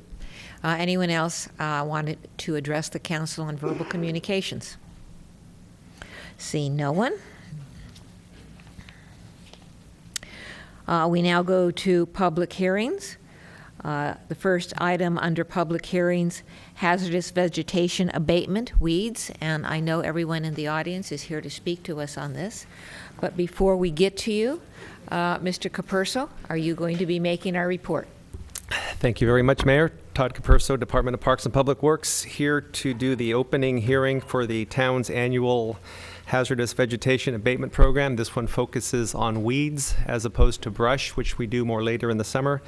Not everybody here knows, but I'll take the opportunity to let everybody know that we contract this program with the County of Santa Clara through their Department of Agriculture and Environmental Services. And in fact, we have a representative from that department here tonight. This is a program where parcels are identified in town for having weeds on the property, and at this point in time in the season, they are notified by the county, and the private property owner has the primary responsibility to have them abated, and they are given till the middle of April to do so, at which point they are re-inspected. And if they have not been abated, then the county uses a contractual service to have the parcels, have the weeds abated, and the property owners are billed. To date, in this program, we have noticed 113 properties here in town, and to my knowledge, we have not heard any protests to this point. So at this point, the reason we have a public hearing is for those people to come forward and protest it or to make other comments with regard to the program.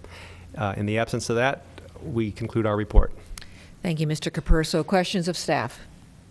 Seeing none, does anybody in the audience wish to address us on this agenda item? I do not have any cards. Seeing no one coming forward, I will close this agenda item and look to the council for a motion. Mr. Brzezinski. I move that we order the abatement of hazardous vegetation weeds. A motion? Second. Seconded. Discussion? Seeing none, all in favor? Aye. Opposed? Passes unanimously.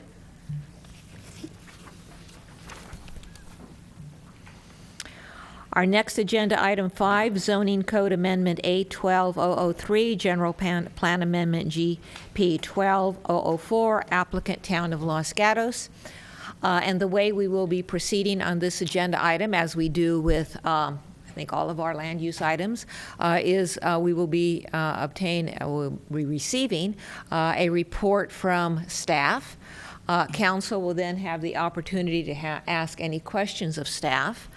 We will then move to public comment, and then back to the council for questions, discussion, and motion. Mr. Larson. Yes. And Madam Mayor, members of the council, there was a desk item, quite a lengthy one, distributed today, given the number of questions and comments we received from council, as well as additional public communications.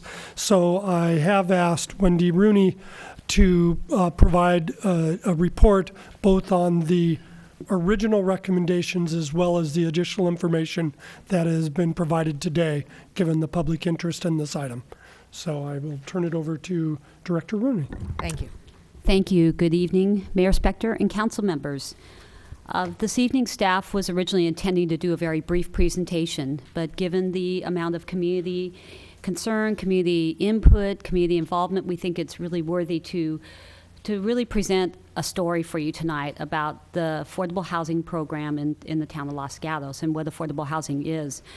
As the manager indicated, before I start, though, I did want to briefly cover the desk item. It is a very long desk item that you received fairly late this afternoon. That desk item contains probably about 5 or 6 additional public comments that were received since yesterday, or excuse me, since Friday when the last distribution was made. It also contains some minor, what I'd call typographical errors that we found in the staff report or in some of the attachments, and the corrected language is there for you. And depending upon the action tonight, if this comes back to you under a second reading, we would have those corrected before the second reading. We've also included a revised affordable housing map. We had some communication that the map that we were using was difficult to really understand, and so we went back to the map that we actually presented to the Planning Commission, and we've updated that slightly. And so we present that, the desk item will actually present that in the presentation. We also have some updated information from the Campbell Union School District, as the Planning Commission members know, and the council's aware by reading the staff report. On the day of the Planning Commission hearing, the Campbell Union School District sent a letter indicating that they were not supportive of the Affordable Housing Overlay Zone, which was a bit surprising given the fact they participated with the town, not only met with us in meetings, but also financially participated in a student generation study that was prepared for the general plan EIR. We have since received, again just today, an email from the Campbell Union School District that they are not concerned with what's being proposed through, what could be proposed, let's say, through the Affordable Housing Overlay Zone on the former courthouse property, because they've met with both the KT Properties as well as the El Camino Hospital, and so they're not concerned any longer with anything that could occur on that property. They still have some concerns with the South Bay property because they don't know what's being proposed for that, and my comment back to them was nothing's being proposed for that property at this time other than this overlay zone, but no development's being proposed. That's included in your desk item. And then finally, and I really want to spend more time in the presentation discussing this, but staff has outlined a couple of alternatives that the council could consider in light of the community concerns that have been raised on the Affordable Housing Overlay Zone.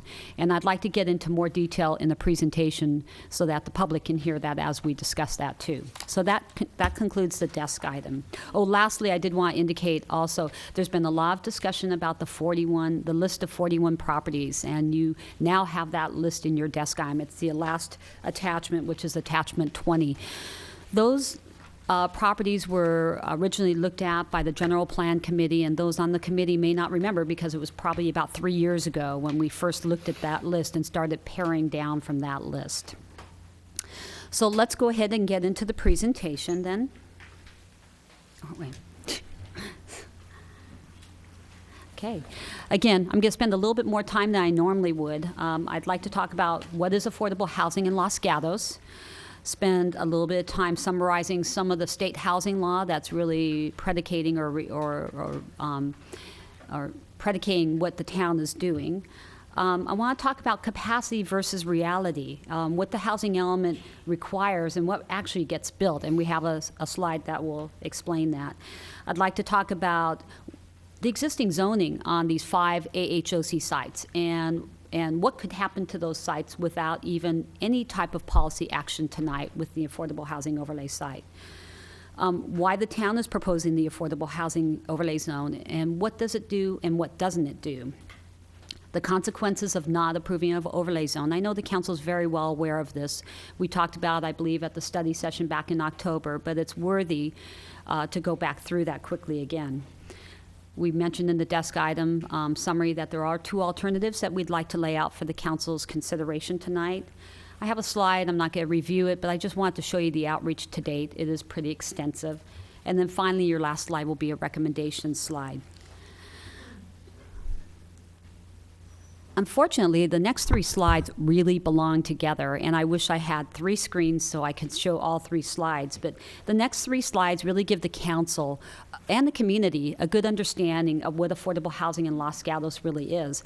The slide that is up there displayed now has 2 different tables. The first table shows the for sale affordable units, and the town generally acquires those through our below market price program, also known as the inclusionary housing program. The table at the bottom shows the below market price rental unit program. And interestingly enough, when you look at the table, you can see the table is arranged by income levels across the top, and it's arranged by really size of the unit by bedrooms down the left side of the table. And what's interesting to note is that the affordable housing in Los Gatos isn't what one would normally think. I think people have this connotation that affordable housing is tenement housing. Affordable housing in Los Gatos, often you drive by it, you don't even realize it's affordable housing. As you can see, the price that the town would require a developer who is developing market rate housing and has to develop some inclusionary housing, which is part of our existing ordinances, for a unit size of 4 bedrooms at a moderate income, that's $440,000. That's a fairly high price. I just looked quickly through recent sales, and I saw that those prices in some developments in town, such as Placer Oaks and Los Gatos Commons, these aren't necessarily affordable units. They were market rate units. When you look down at the rental side, you can see also, again, the rents, when you're looking at the higher level rents at the moderate level, for a 4-unit or for a 4-bedroom unit, you're looking at a price of up to $31.19 per month, which is very high. As you can see, it's very difficult in our market to achieve any affordability at the lower income levels. You'll end up seeing, for instance, a one-bedroom for a very low income. You could not exceed the selling price of $83,000. It's very difficult to do that. That's why you usually have nonprofit developers doing this type of housing, or you have governmental programs to help with that. So that ends up putting people that are in the very low or the low income levels into rental housing typically. So just to give you an idea of what that type of housing is, and again, it's often you won't even know where you won't even know that's affordable housing. But generally, you'll see for the very low to low income levels, you're going to see apartment type housing. Generally, they're subsidized rental units. We also, again, have our inclusionary, our below market price program that also provides apartments for very low to low income. And then in terms of market price rental units, moderate income units can even qualify as affordable because of the moderate price. When you get into more of a for sale product, you're seeing then our affordable housings, not tenement type housings, but condominiums and townhomes and even single family homes. Generally for very low to moderate income, you're going to see more on the condominiums, and then as you move up to that moderate income level, you'll see more of a single family home. And why I say these go together, because the last slide then really shows what are those income levels, and it's really surprising when you look at it. Our income levels in Los Gatos are Santa Clara County income levels, and as we know, we're in a high income level area. So it's interesting when you see the income levels, you see the household size, that goes down the left side of the table, which is this side, and then the income levels across the upper side. And then you see the income, what we call income limits. What's interesting to note is that for a household of one, moderate income, that's $88,200 a year. And that qualifies a person for affordable housing at a moderate income. So that's a fairly high, I think we could all agree that's a fairly high income level.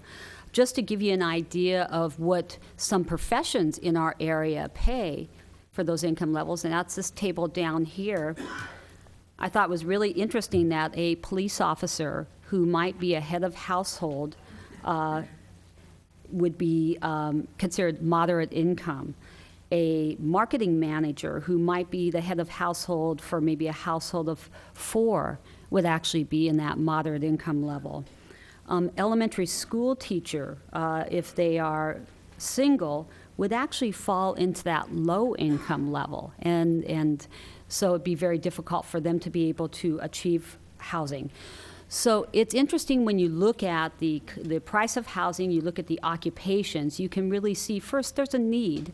There's a need to provide affordable housing for people who work in Los Gatos, people who are teaching our kids, people who are working in our local shops, even people who are protecting our streets.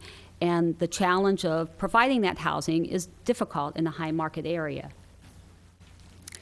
So the next slide illustrates where those units are located. And I do like this map better than the one we had before. What I like about it is the fact that you actually have the number of units. On the last one, we actually sized them. We tried to have a relevant sizing. This one actually has the number of units right next to each development. The green developments are indicating rental units. The orange are owner-occupied, so we do have quite a few owner-occupied affordable units. The green and orange are mixed, owner-occupied and rental. Where you see a little black dot, that's actually something that wasn't on the original map because those are approved units, but they're not built yet. So we really didn't feel comfortable putting them on our affordable housing map. But we did on this to really illustrate the full picture. This map, what it does a great job of illustrating, though, is that because of the town's physical features, housing in the town really is located in the flat area of the town, which is in the, oops, I'm sorry. I'm getting my tools mixed up, which is our central and our north central area, and then a little bit off to the east on this side. The hillsides, along with the resource conservation areas, Vasona Lake, and our other parks and golf courses really start to focus that housing, all housing, not just affordable housing, in the flatter areas. And also, not to mention, we have our downtown, and I should have my glasses on, probably not pointing in the right direction, but we have our downtown area that has housing around it, but doesn't have housing on the main streets. So what's interesting about this map is it shows that housing does have to be down in the flatter areas of the community, which tends to be the central and the northern portion of the community with that little wing out to the east. It also shows that affordable housing is dispersed throughout the community. There is a belief that there is a greater percentage of housing in the northern section because of the numbers of housing, but it's really because of the nature of that area, which is more of, I'd say it's kind of more of that trendier, high-techy area, and it tends to have more of the, it's where a lot of our higher... Hold on, Ms. Rooney. We're going to have a long evening here. And I'm going to ask you to give us as much respect as I'm going to give you. And so there will be no laughing during the presentations. Ms. Rooney? What I mean by that is that's where a lot of our Class A office space is being developed, Netflix is being developed, and other high-end, a lot of startup companies are there in the northern end. And you have more workers, the adjacency to the freeways. We tend to have higher density housing in that area.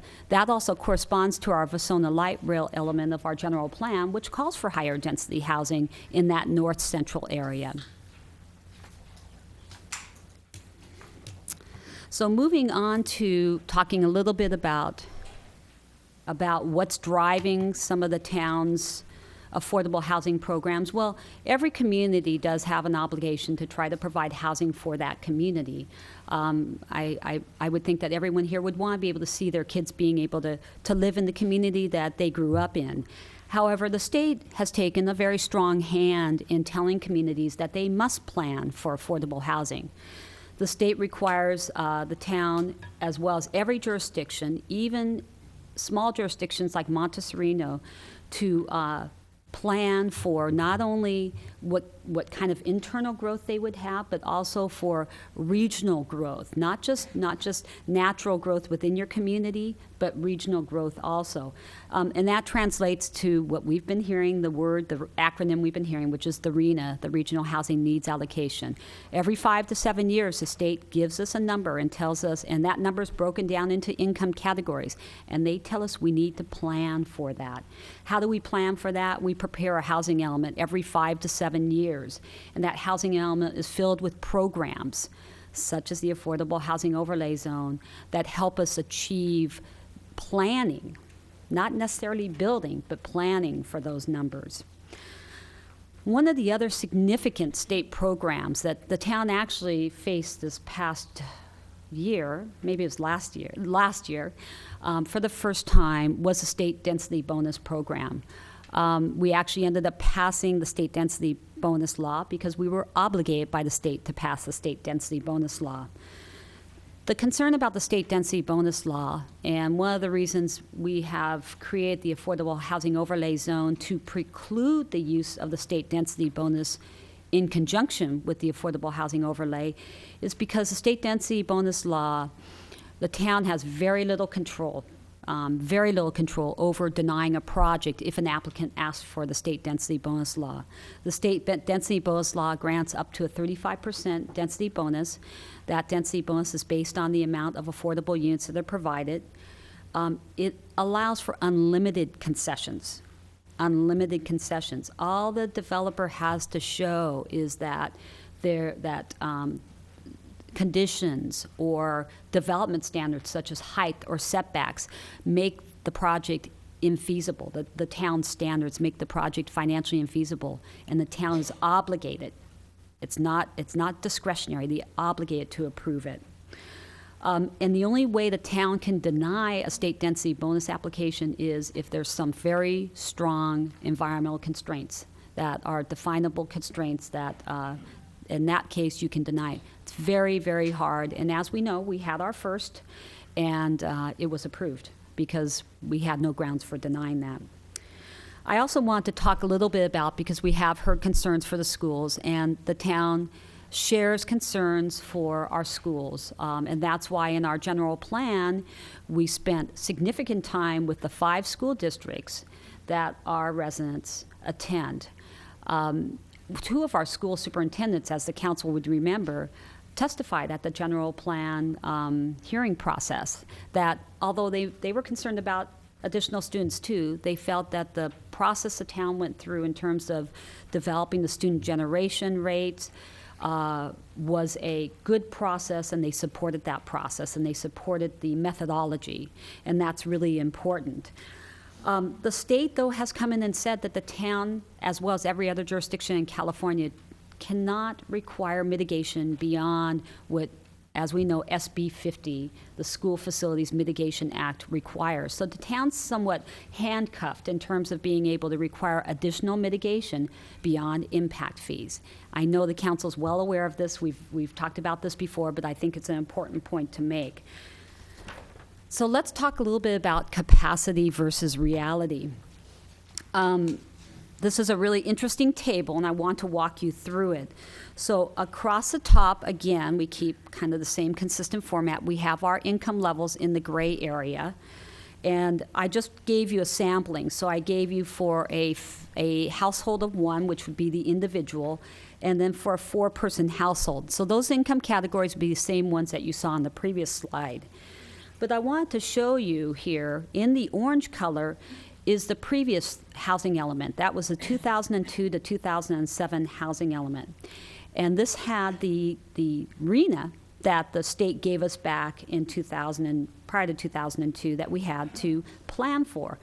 Back then, extremely low. They did not define that separately. It was really, extremely low is really 50% of very low, but they didn't define it that way, so I put that as non-applicable.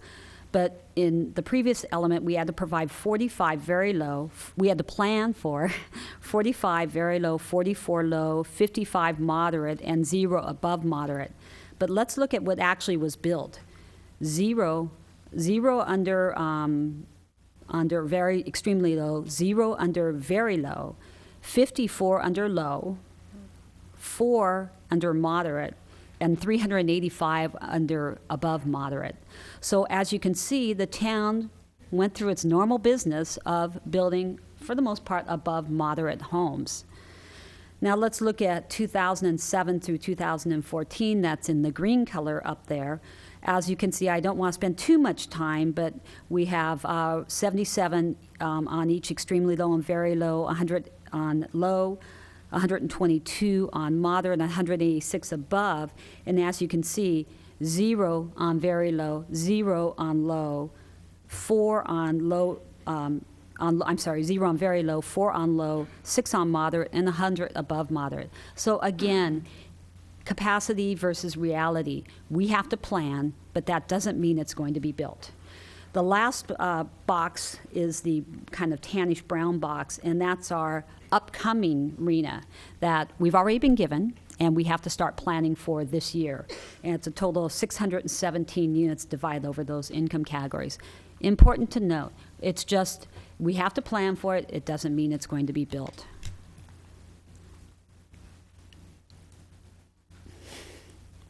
Okay, this is plain. I got it. They did. Okay. The next slide, I want to give you a perspective of what would happen if the AHOZ did not get approved. Down the left side of the table, you'll see the sites, the former courthouse site, South Bay, OCA sites A, B, and C. Across the top, we have the second column's existing zoning. Third is general plan designation.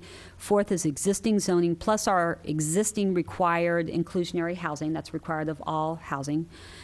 Then our existing zoning plus the state density bonus, and then finally the affordable housing overlay zone. These are all in maximum numbers, and just to give you a perspective for the courthouse site, if the town did nothing in terms of the affordable housing overlay zone, a property owner, the zoning for the property is office, the general plan designation is public, with a conditional use permit, a developer could build 125 units. That would be the maximum amount of units. That coincides exactly with what the affordable housing overlay zone is. However, if they requested state density bonus, their maximum units could be 141 units. Now, with South Bay, the numbers change a little because the General Plan Committee, based on their work with staff, recommended a higher density because of the fact its proximity to the Vasona Light Rail Station. But as you can see, if the town, it even has a high-density general plan designation, a high-density residential general plan designation, so it's perfectly situated for residential. Without any action tonight, an applicant could apply for up to 170 units on that site. If they asked, or not asked, if they requested and the town was obligated to provide the state density bonus, that would be 192 units. The AHOZ, again, because of its location next to Vasona Light Rail, the staff and the GPC ended up recommending 30 units per acre, which brought it up to 256 units with the Affordable Housing Overlay Zone. Oka Road Site A is a low-density residential. It could be developed today with 61 units, and that would include the inclusionary housing with the state density bonus, 70, and with the HOZ, we're proposing 128. And if you go to Oka Road Site B, with current zoning, 28 units, with density bonus, 32, and we're proposing 60 with the Affordable Housing Overlay Zone. And then finally, Oka Road C, it is a medium density. It's a little bit higher general plan designation and higher zoning, and that would allow up to 42 existing zoning, 49 with state density bonus, and 60 under AHOZ. So that gives you a little perspective of what could be developed without any action of the council this evening. So let's move to talking about the Affordable Housing Overlay Zone and why the town is proposing it. Interestingly enough, we heard comments that the town doesn't have any design guidelines. The town has design guidelines for housing, high-density housing. Why are you creating new ones? The town doesn't have multifamily design guidelines. The Affordable Housing Overlay Zone is the first time we've put together design guidelines. So we feel that it creates development standards and guidelines that do not presently exist in guide high quality design, project design. The town staff has heard from a number of the property owners, two in particular, Courthouse site and South Bay, in the past with desires to develop those properties. So we thought we would get out in front of them and develop these design standards as well as development standards and be proactive about it and not be reactive to whatever development would happen. It also addresses the RENA requirement, as we've discussed, and state housing law. And I stress this because it is so important that this is an obligation to plan for, and it's not an obligation to guarantee construction.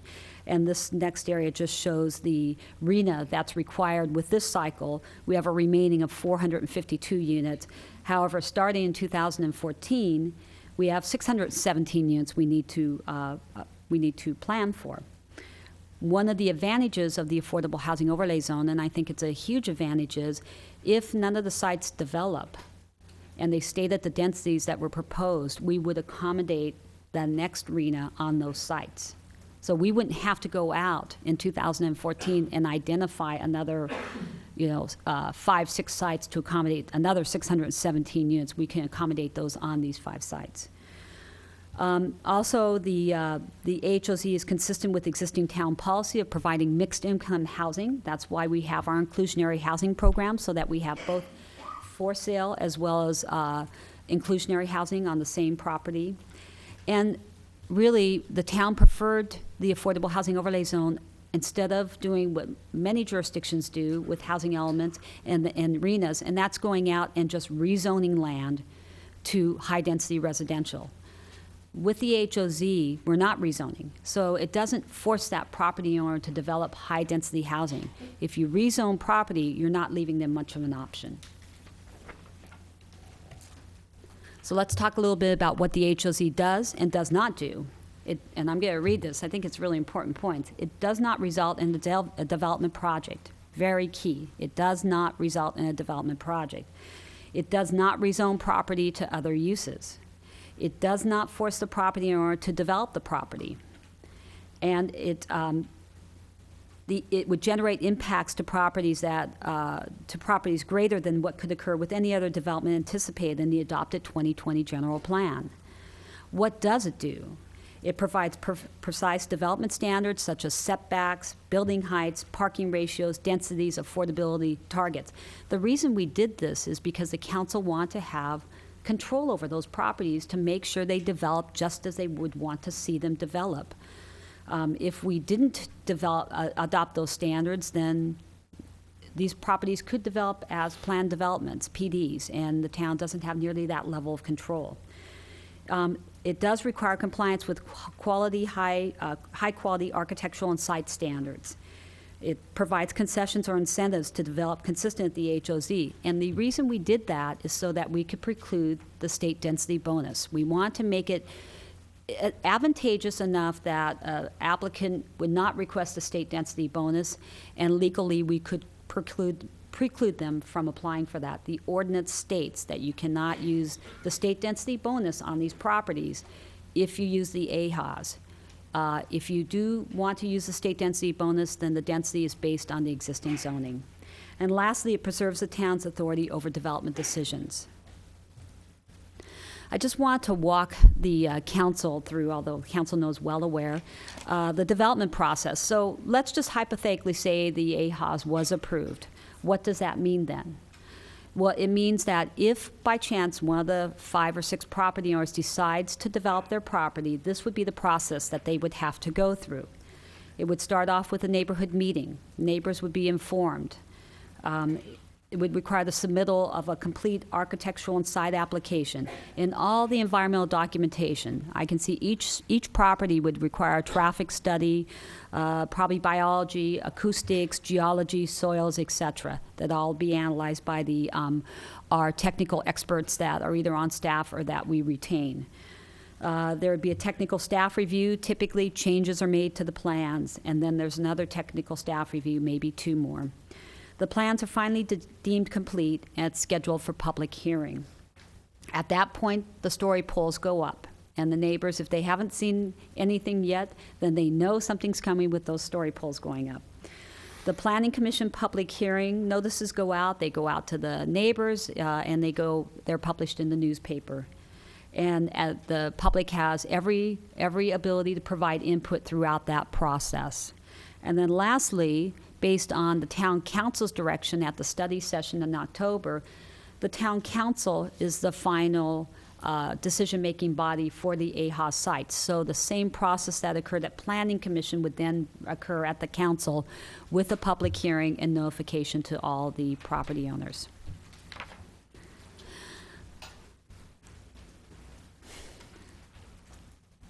I don't know. Can you go next? Thank you. So I just want to briefly cover again, because you've heard this before, the consequences of not having an AHAS-like program. Other developments we indicate could occur on these properties. One thing we didn't mention, it could be 100% affordable. Right now, the AHAS is basically about 50% affordable and 50% market rate. Why is that? Because the market rate piece has to subsidize the affordable. If we did not do anything tonight, if the council did not act tonight, these properties could develop 100% affordable and not that mixed income that the town typically strives for. The state will require the town to reassess how it achieves its RHNA. We are certified right now. We have certified housing element. The state may decertify the housing element and have the town go out and figure out how to achieve that RHNA number. It would likely result in significant rezoning to residential properties. I don't think there's any other way. In a built-out community, and we are pretty much a built-out community, that's really what you're left with. Most importantly, and this has happened in a number of cities, Corte Madera, Pleasanton, I believe Menlo Park, because they did not have a certified housing element, they lost their ability to issue building permits and to approve development applications. The state can take away. Equally important, the state or the courts could actually overturn the town's decision on a housing project. If the town denies it and we don't have a certified housing element, a court can overrule the town and approve the project, maybe even at a higher density. We're more vulnerable to lawsuits without a valid housing element. and we'll lose transportation and housing funds.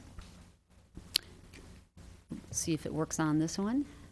No, you wanted to go ahead and, thanks. So I want to spend some time on alternatives. I'm just going to take a quick sip here. We have heard a lot of concern from the community about both, I call both areas, the Oka Road area as well as the Knowles and Capri area. So staff has laid out a couple of different alternatives that I'd like to walk you through. The first alternative would be to eliminate Oka Road sites B and C. This would yield 509 units on the remaining 3 sites, which is 57 more units than the 2007-14 RENA requires. That's cutting it very, very close. We generally recommend when we're going to have a plan for our RENA that we try to plan at about a 20% addition, and that's because not all sites will always develop at that full density, that full capacity that we've analyzed. There could be environmental constraints to that. There could be, the developer may not want to build at full capacity. So normally we recommend about a 20%. And this would be closer to probably about 11% or so. Alternative 2 would be to reduce South Bay development density from the 30 units per acre to 20 units per acre if the site were developed prior to the approval and construction of the Vasona Light Rail extension, and eliminate Oka Road Site C. The reason for this is really the 30 units per acre for South Bay is really predicated on the fact that it is ideally suited or situated locationally to the Vasona Light Rail extension. If that happens, this is a perfect transit-oriented development site. However, if it doesn't happen, we believe it is going to happen, we're hopeful it will happen, but if it doesn't happen, then reducing the density to the town's 20 units per acre, which would be consistent with the general plan designation for that property at high-density residential, would make sense.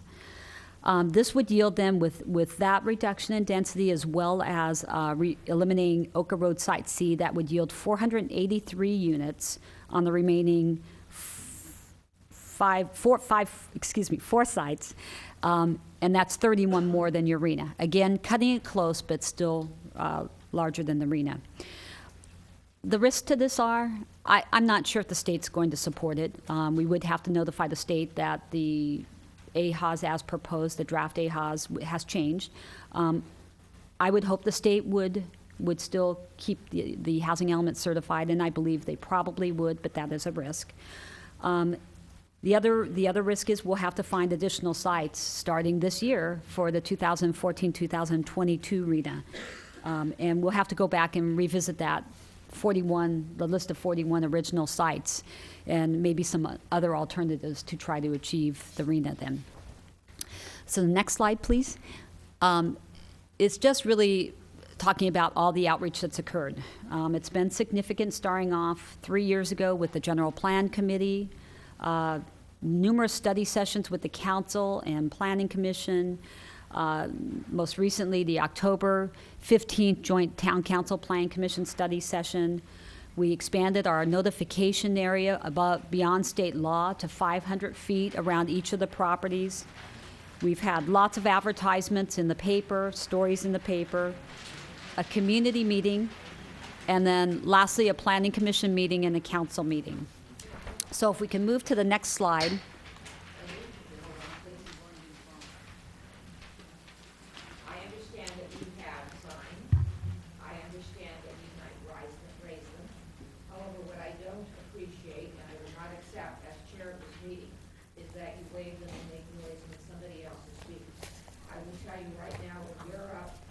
When you are up talking to us, I will not wave signs or make noise when you're talking. So I would appreciate the same respect back to us. Again, you have signs, I see them, but just don't wave them and make noise. Thank you very much. Ms. Rooney? Thank you. I just want to display this for possible actions later on this evening, but these would be the requested actions. They're quite extensive because this involves a lot of steps and properties. So in closing, I did want to indicate that we do have, traffic has been an issue that's been talked about, and so we have brought Mike Mowry, who's a traffic consultant with Kimley Horn. They did not only the addendum EIR traffic study that was prepared for the AHAS, they did the original general plan traffic modeling that was done back in 2010.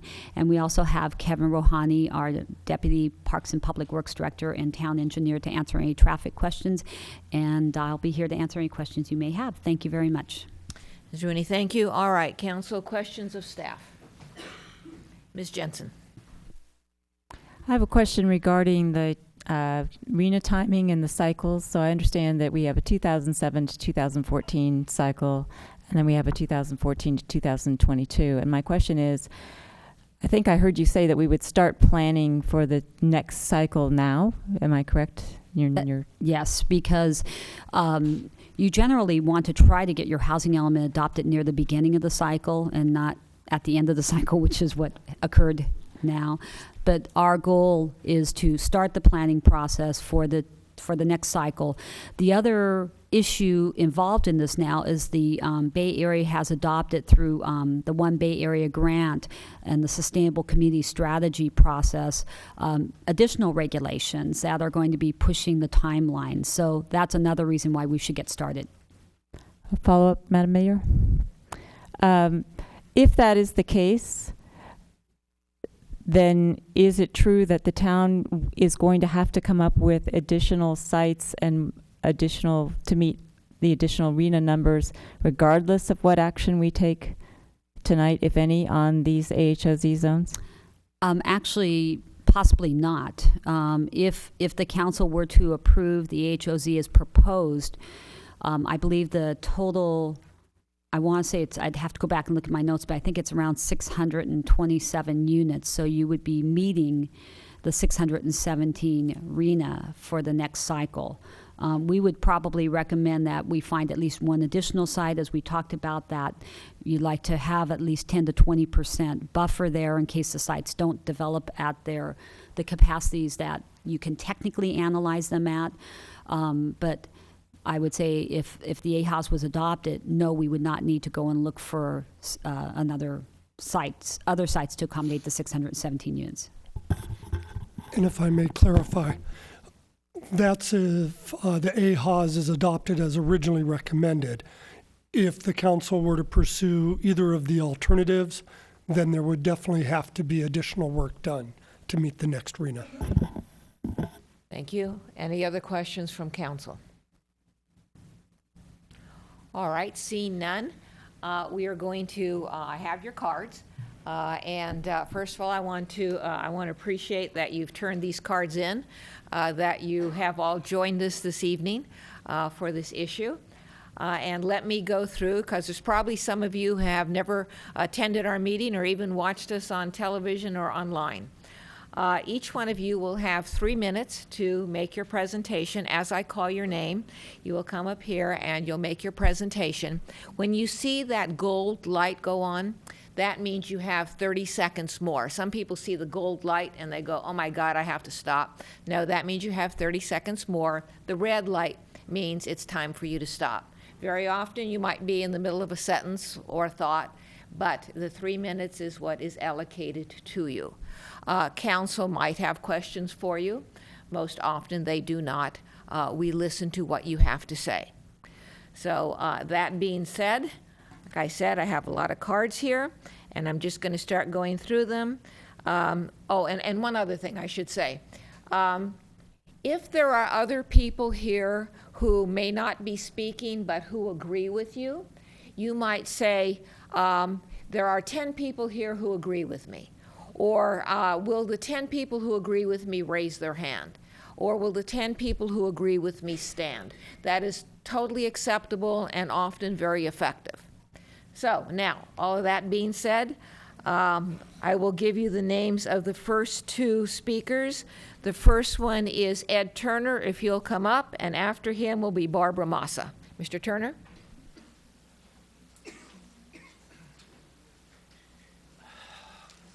Thank you. I'm not actually a Los Gatos resident. I'm a Montecito resident. And I came tonight because this impacts my city as well as yours. And I've lived here for a long time. My family has. We've put decades into this community. And we've tried hard to build it, to support it, to make it a place where people want to live. And my impression now is that with this kind of stuff, you're devaluing it. You're devaluing our property, you're devaluing our lifestyle. And I feel that that's a threat. And I appreciate the presentation Ms. Rooney made over there. It was informative. But one of the things I got from that is it just seems that you are suffering, you are being required to impose mandates from the state. And if all you do is impose a mandate from the state, then what good are you? I mean, what value do you add to this process? I think we'd like to see some of our cities and towns tell the state where they can shove their mandates and get out of our lives and leave us alone. So I'm very concerned about this. I hadn't known about it until just recently. I'd like to understand more, and I appreciate your presentation. But this is just very concerning to me. We have a gentleman here who has organized some speaking. I'd like to give the rest of my time to him, if I may. No, we'll just wait till his time comes up. Okay, thank you. Thank you. Next, Barbara Massa.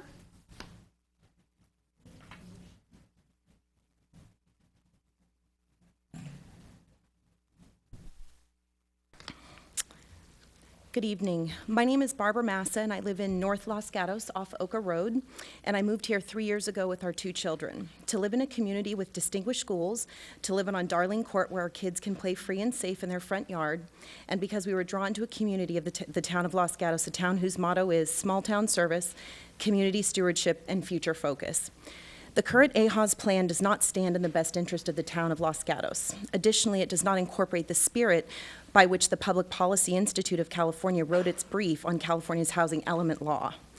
That very housing element states a fair share approach in which local communities must plan for accommodating a fair portion of their region's housing needs. All we ask is that the town of Los Gatos approach the affordable housing needs in a fair and equitable way. The proposal we've only weeks ago been made aware of is placing an unfair burden in one of the smallest areas of the town.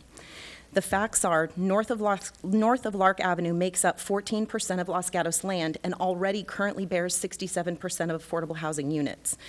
0 additional units are added south of Lark Avenue through AHAS. After AHAS, 86% of all Los Gatos affordable housing is set to be on 14% of the land. North of Lark has more than 2x as many affordable housing units already in 1/6 of the square miles. The responsibility for affordable housing in Los Gatos is clearly being segregated to North Los Gatos only. For us, more troubling to our community were these additional facts.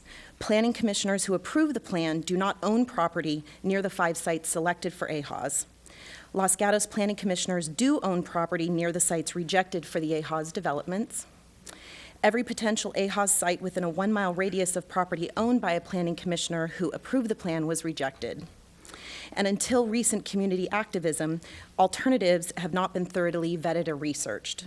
It attempts to place the density and volume of affordable housing in a space that simply cannot handle the proposed volume. It's dangerous. There are significant emergency services and traffic concerns, none of which have been properly thought through or addressed in any meaningful way. In a time when community and togetherness could not be more important, this AHAS plan, as currently proposed at its core, is simply unfair.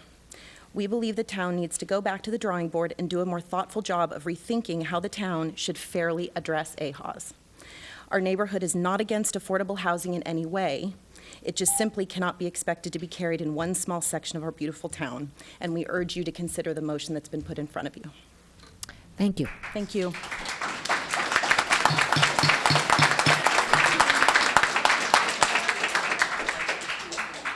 All right, once again, I have previously requested that you not clap. I'm not saying that she didn't make a good presentation. However, we treat one another, we treat the council, and we treat you with respect. What my options are, I make a request. If you don't want to comply with the request, then we will have a recess. And so I would ask you that when someone like, get your name down here, when someone like Barbara Massa makes such a good presentation, just listen to her and let me move on to the next speaker, who is Tom Spilsbury, and I believe Mr. Spilsbury has left. Okay. Then the next two speakers, Raghu Chenakotla, and then after him, Mark Coker.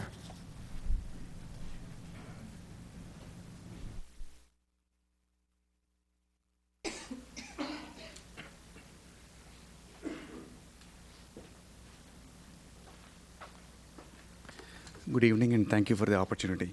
My name is Raghu Chenakotla. I live in 112 Mohanara Court at the end of Oka Road. I see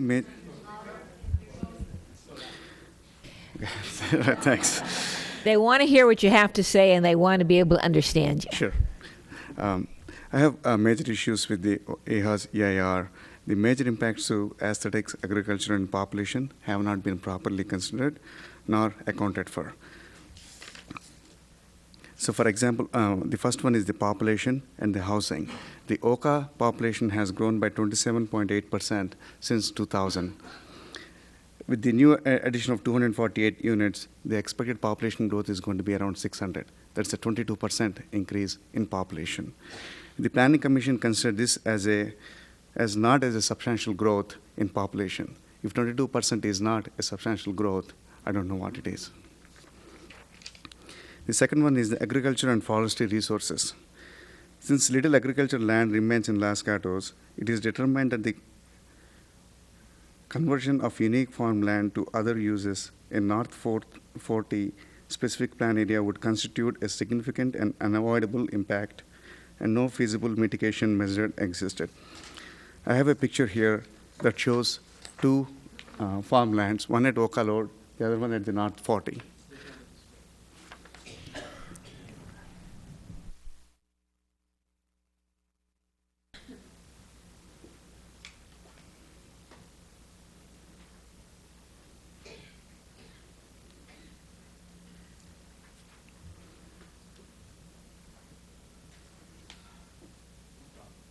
Yeah, one of the pictures is from Oka, the other one is from North 40.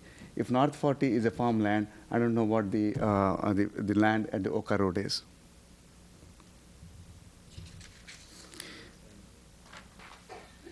The third one is the aesthetics. The Planning Commission has considered that there is no significant aesthetic impact with the new AHA zone. You can see the upper picture is the current the Oka Road, and the bottom picture is the projected housing plan for the AHAs. I cannot see how one can come to a conclusion that box of houses have the similar aesthetics as the farmland. In summary, the statements made in EIR do not make sense. I do not agree with them. Conclusions are made in EIR are incorrect. Did Planning Commission approve AHAs before EIR completion date? We must ask that question.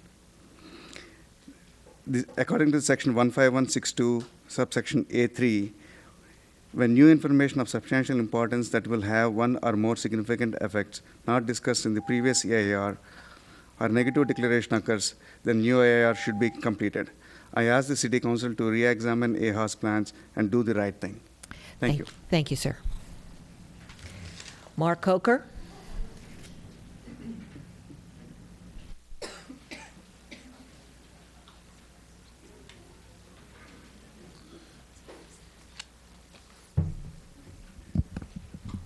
Good evening. I'm Mark Coker. Thanks for hearing my comments. I'm a longtime resident of Los Gatos. I've lived in Los Gatos since I was about 1 year old, and so that was about 47 years ago. And I've lived at the end of Oka Lane for most of that time. It's a really special neighborhood.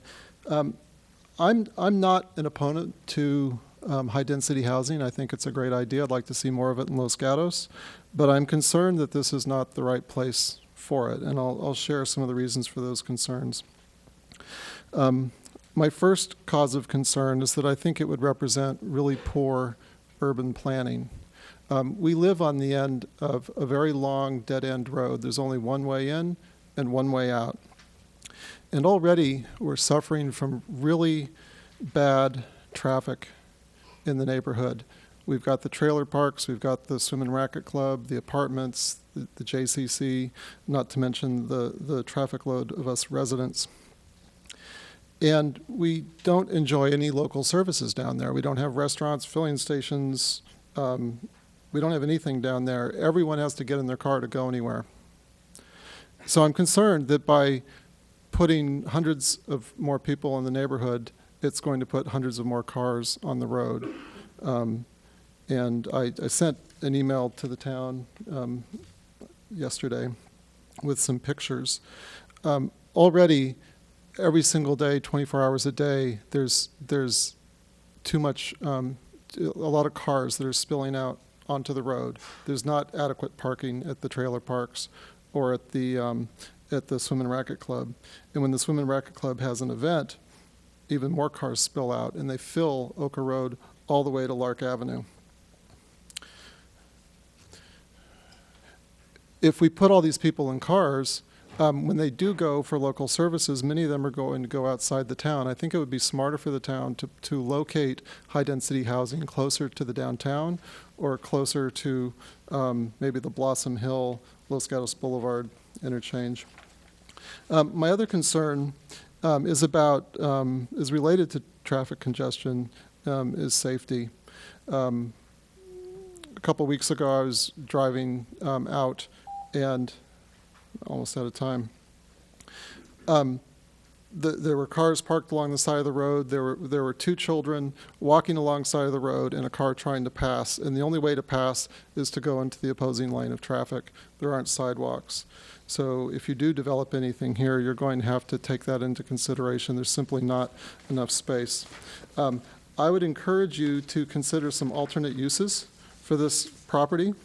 And my favorite alternate use would be to turn it into community gardens.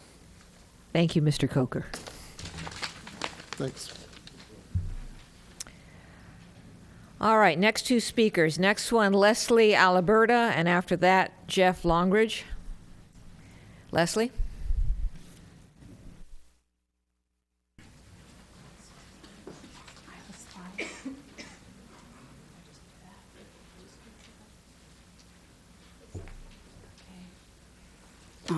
Excuse me, I'm a little nervous. Good evening, Ms. Mayor and members of the council. With all due respect, I wish to bring to your attention that the state density bonus that was addressed previously in the AR did have errors in it by Ms. Rooney. I'm here to address this slide that's being shown on the screen with regards to the state density bonus.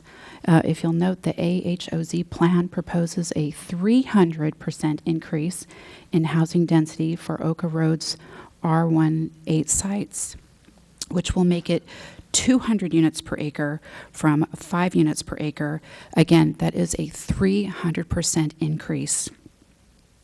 With respect to paragraph 2, in comparison, the 35% density bonus that we have been warned so seriously about seems highly favorable. However, this will allow future developers to develop 35% above the existing zoning. So in close, I'd like to ask the council, why is all the segregating being done north of Lark Avenue? I feel this is a tremendous disservice for those that chose to move to Oka Road. And as you had brought out, Madam Mayor, with a show of hands, I'd like to see who is in favor. Thank you for your time. Thank you. Jeff Logridge? Logridge.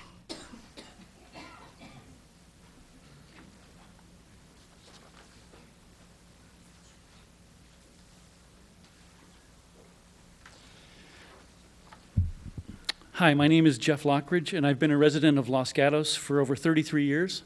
I've raised 2 children who are both Los Gatos High graduates. I'm also for the concept of shared and fair affordable housing, but I'm opposed to AHAS as it now stands in the proposed plan and urge the council to vote no. It's very clear that adding hundreds of affordable housing units would affect Los Gatos. The problem is that the current AHAS proposal segregates the vast majority of the housing in one part of town, thereby exacerbating the impact. Plus, this does a disservice to the future residents since they couldn't walk to local shopping, work, or transit. Also, town businesses won't benefit from new business. Locating most of the affordable housing in the north end of Los Gatos is unfair, especially when there are alternatives that would allow the rest of the town to share the load. The Chevy dealership and the convent are two that come to mind. I think that as the town made its decision, it didn't have the right information, especially from the community. I've repeatedly been told that Los Gatos has informed the public, and more specifically, the affected residents.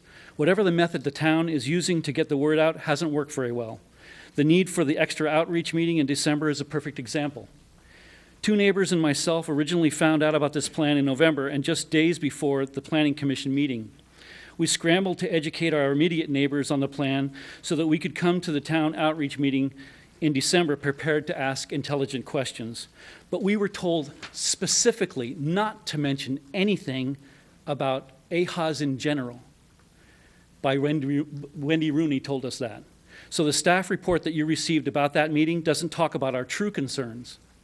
Since then, our group has extended our own AHAs education process to a broader neighborhood audience. The one thing we hear every time is, why is it we've never heard of this before? I'm also very disappointed in our town for not really studying the arena numbers which are being pushed on our town by an unelected group, ABAG. After this round, we will have to respond to an even higher number, close to 100 units every year, forever, it seems. Ultimately, what does this mean for Los Gatos? Why haven't you pushed back on these numbers to negotiate a more workable solution, like Novato did? The more educated I become about this subject, the more I think that the whole town needs to know about this proposed plan, have a chance to see how it affects all of us in Los Gatos, and for us together come up with a better, more balanced solution. In the meantime, we urge you to vote no on the proposed plan and to consider the draft motion in front of you. Thank you. Thank you. The next 2 speakers, Sean Wood, followed by Noah Sklar. Sean?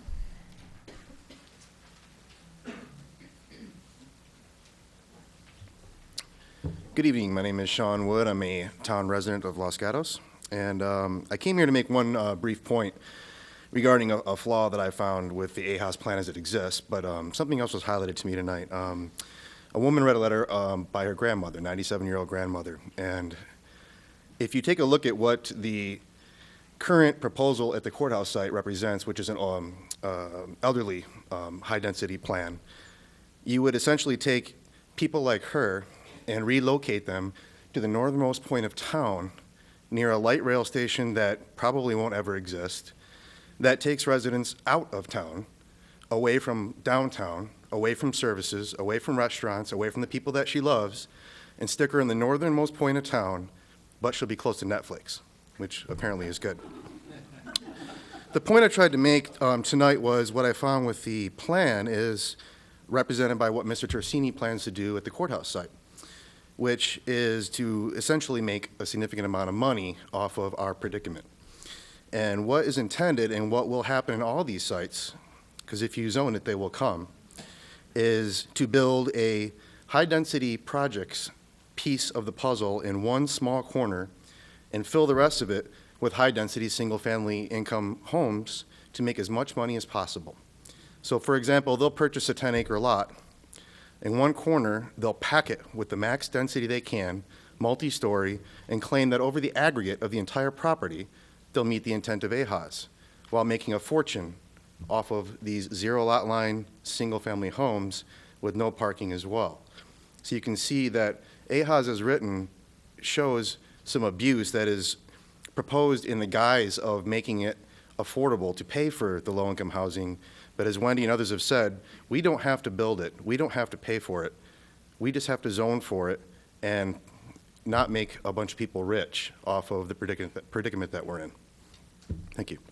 Thank you. Noah Sklar?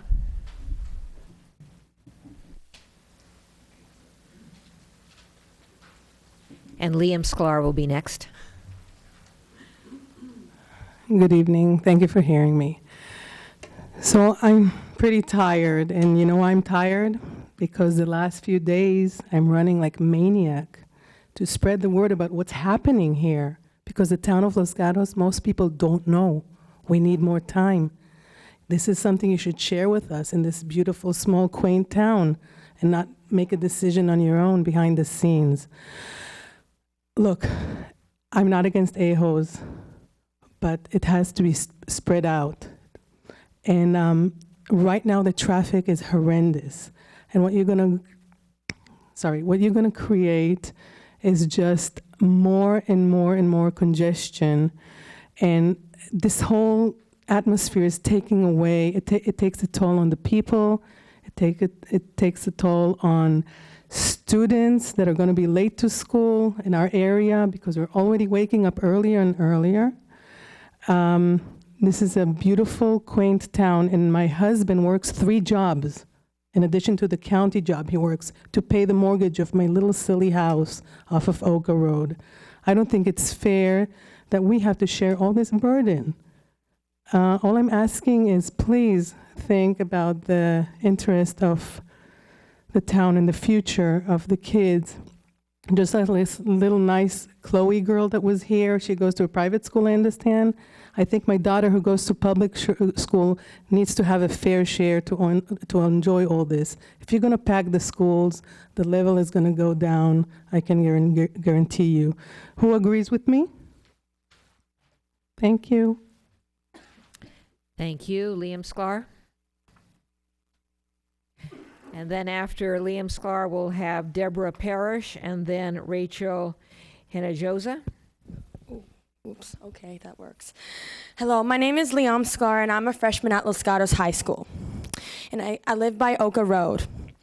Traffic is already really bad, and I have to wake up earlier and earlier for school. What do you want me to tell the teacher when I'm late? Classes are already really packed, and it's crazy crowded, 42 plus kids, and it's really hard to concentrate when there's a lot of kids.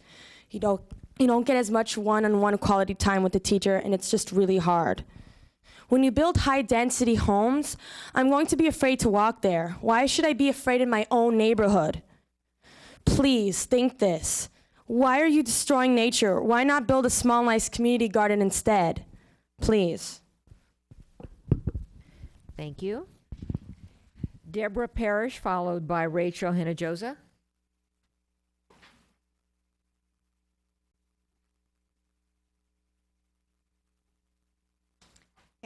My name's Deborah Parrish, and I live at Bonnie View Mobile Home Park. And I am low income, and I've made my sacrifices so that I could live in Los Gatos town, not the city of San Jose, but Los Gatos town. I also live on my drinking water, right, is in my backyard, and the Los Gatos Creek. I am concerned if you put up hundreds of houses on Oka Road, what this is going to do to my drinking water with the traffic in the cars and washing their cars and washing their houses and dribbling down into my creek. I understand that in the springtime, I could sit in my yard and I could watch the red foxes and the baby coyotes, and I understand that they have to give up their home sooner or later and let houses move in. But the idea of having 30 houses next door to me instead of a couple of hundred, I prefer, and also because of the traffic, I drive an oversized vehicle and I park it out on the street. In the summertime and during the tennis tournaments and the summer school camps that are in the Jewish community, I have to illegally park my vehicle in my mobile home park because there is no place. And children are running in and out of the cars. The street is in bad shape as it is because of the water and the rain and the type of dirt that we have. And I think that before you start building hundreds of houses in there, you do need to look at the environment a little closer and the traffic concerns. And also if you live on Oka Road or in back of Oka Road over by the park, you will know that when crow time comes, our electricity goes. There's only one excess of electricity and water. It doesn't branch out like our road. Our road, we only have one entrance and one exit, and it's the same with the utilities. And you put in all those houses, then our utility problems are going to become worse too. No, my time's up. Thank you.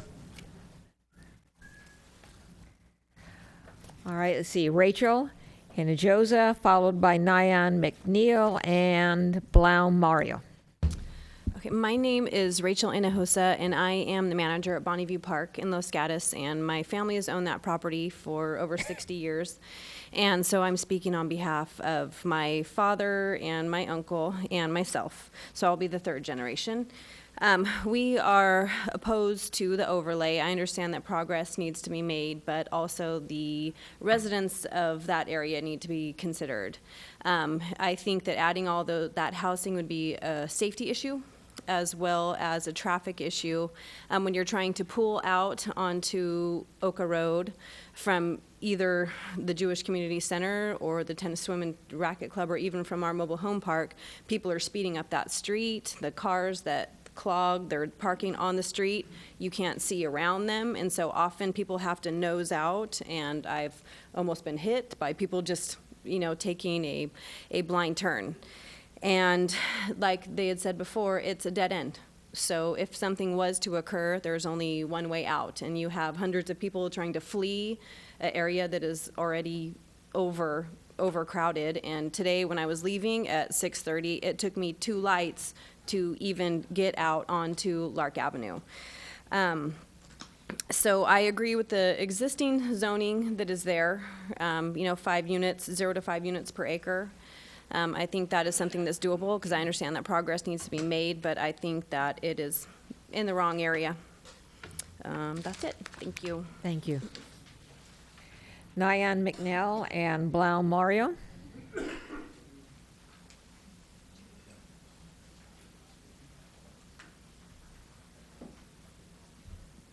My name is Naya McNeil, and I've lived in Los Gatos since 1961. I'm not here to speak about the Oka Road project specifically, but I am here to talk in favor of affordable housing in Los Gatos. I came to Los Gatos because I had a friend who owned a house here who was going to live 2 years in Europe. I could rent her house, and I came here when I was hired by Foothill College to be a professor of English. I have lived ever since then, even though I retired from Foothill in 1963, and I have been a member of this town ever since. I didn't want to move. When she came back from Europe, I bought a house. I could buy a house then in Los Gatos on a school teacher's salary. An FHA loan helped me. But I then, in fact, was able to sell it and buy a bigger house, and I still live in that house. After I retired, I was ordained as a priest in the Episcopal Church. I'm an assisting priest at St. Luke's Church in Los Gatos on University Avenue. And I know the need in this town for affordable housing. When I look at these numbers that were put up on the board, I'm not sure I could afford to buy affordable housing now as a school teacher, or certainly as a member of the clergy. I wonder about, you've asked the schools about their student load, but what about the teachers in the school? Where are they going to live? Where are the pastors and the nurses and the police officers and the firefighters and the social workers and the librarians going to live? They're going to live in San Jose. I don't know that Oka Road sounds like the best place to do this, but I think it's one of those that we must use because there is space there.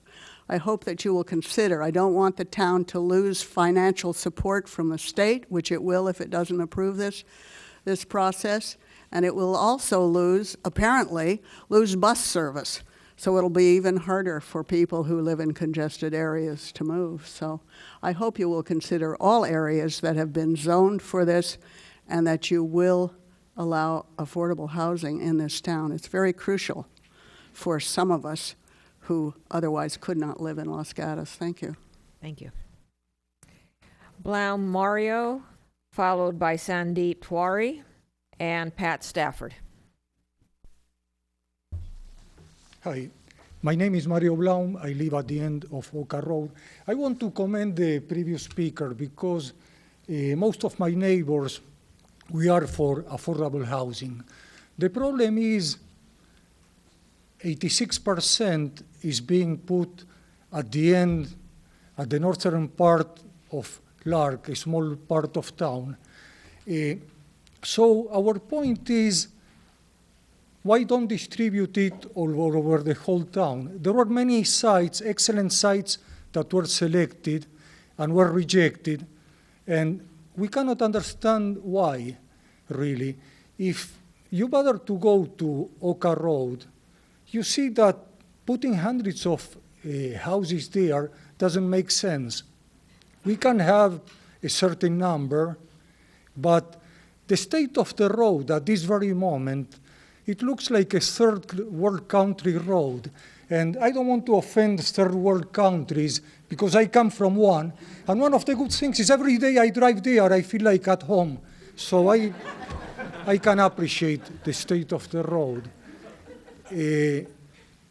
But what I encourage the council to do is to revisit this because we didn't know. I mean, we all learned, all my neighbors, a short time ago about this project.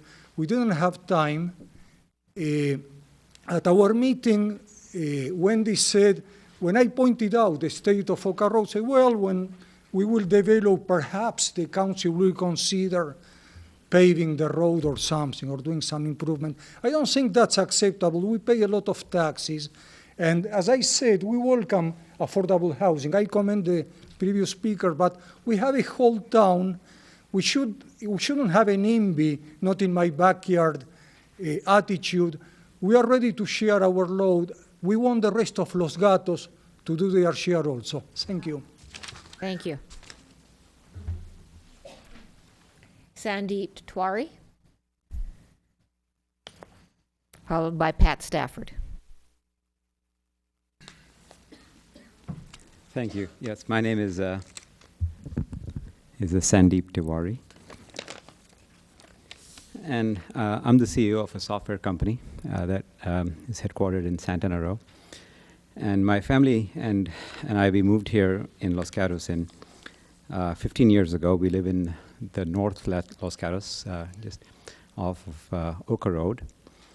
And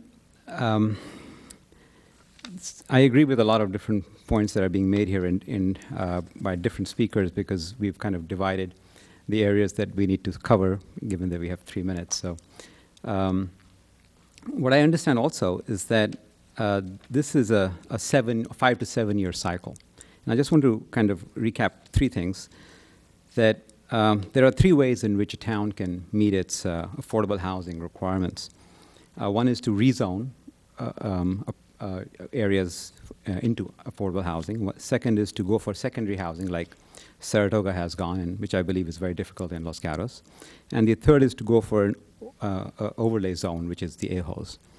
With the AHOs, you get, and with the rezoning, you have this perpetual challenge of trying to come up with more and more methods of meeting your AHOs numbers, which needs to be really addressed because what Los Gatos stands for is 3 things in my view. It is really a great town for living. It has really good quality of life. It's aesthetically pleasing. It has fairness because the town has been built over the years, and when you live in the town, even for a short time, you realize it's very low crime. Most of the systems work really well. So a lot of love and effort has gone into building this town to be what it is. So it stands for fairness. It stands for integration. It is open to new community, new people, young people. All kinds of people are welcome to come here. I felt welcome when I first came here, and I feel privileged to live in this town. And I feel that the focus that the town has had on education is just amazing. So those are the 3 important parts of the DNA of this town, okay, which we all love and are here for. And one of the things that I observe when I look at the AHO's zoning, especially into the northern part of Los Gatos, right by the Oka Road area, is that when you have 15% of the land covering 86% of the AHO's requirement, covering 86% of your affordable housing requirements, you're really creating segregation. And segregation is a terrible way to keep a town going forward, because integration has been learned throughout history that towns and places that segregated just didn't prosper over time. So, as a concluding point, it's important that we say no to this proposal and come up with a proposal that allows integration of affordable housing throughout the town and not just in one area. Thank you. And all those who agree with me, please say hi. All right, Pat Stafford, followed by Padraig Omaduna. Good evening. My name is Pat Stafford, and I've been a resident of Los Gatos for about 15 years. You've heard and will continue to hear people questioning the use of AHAs as a way, the fact that we're creating large blocks of high-density homes in an isolated area, far away from downtown. We're not against affordable housing. We all came in here, some of us, this was a way to get in at the farthest end of town, to get a house, to be able to go to the schools. The first phase, we're working our way through. I know there's these 5 locations. There's been a lot of other sites that have been identified, that have been rejected. We think there's a fairness here that is not being addressed. We're probably going to go back to allocating small lots throughout town once these are consumed. And as we go through this, all the other properties, the larger one, the convent, whatever, will be consumed maybe before they're in the AHA's plan. You know, at the end of the day, are we willing to relax the hillside requirements and let them build up there? I mean, there are mandates that we have to look at within the town that keeps this town special, that keeps us feeling like part of a community. There's a lot of FUD or fear going around about the OHAs and about this whole overlay. You know, some of the numbers we're seeing, they just don't make sense. 58 students coming out of 248 units, that doesn't make sense to us. Given the attractiveness of the Los Gatos School District, who are the people that are going to be paying a premium, as Ms. Rooney pointed out, to be sitting in high-density housing next to a freeway? These are families with kids wanting to go to Los Gatos schools. So when we look at other communities, it's 3 times what we're saying here, or maybe 4 times. So we're not looking at the real numbers. When you combine all the additional kids from the North 40, Guadalupe Mines, possibly Oka Road, in a short period of time, we're going to impact our schools. What are we going to do? By the way, the current supervisors did not know about this plan and were surprised when I talked to them. I would like to request that in an open meeting, the town council and the school superintendents discuss how we're going to address the problem. Use realistic numbers. Transportation, the traffic, they used 1 car per site versus 2. People could not get to transportation. So as our elected representatives, we look to you to advocate on our behalf and actively engage with the citizens of the town in solving this problem in an open, transparent manner. Most of the town does not know about this proposal, nor its long-term impacts. They should at least have a right to hear it and understand where we're heading. Please vote no. Thank you. Thank you.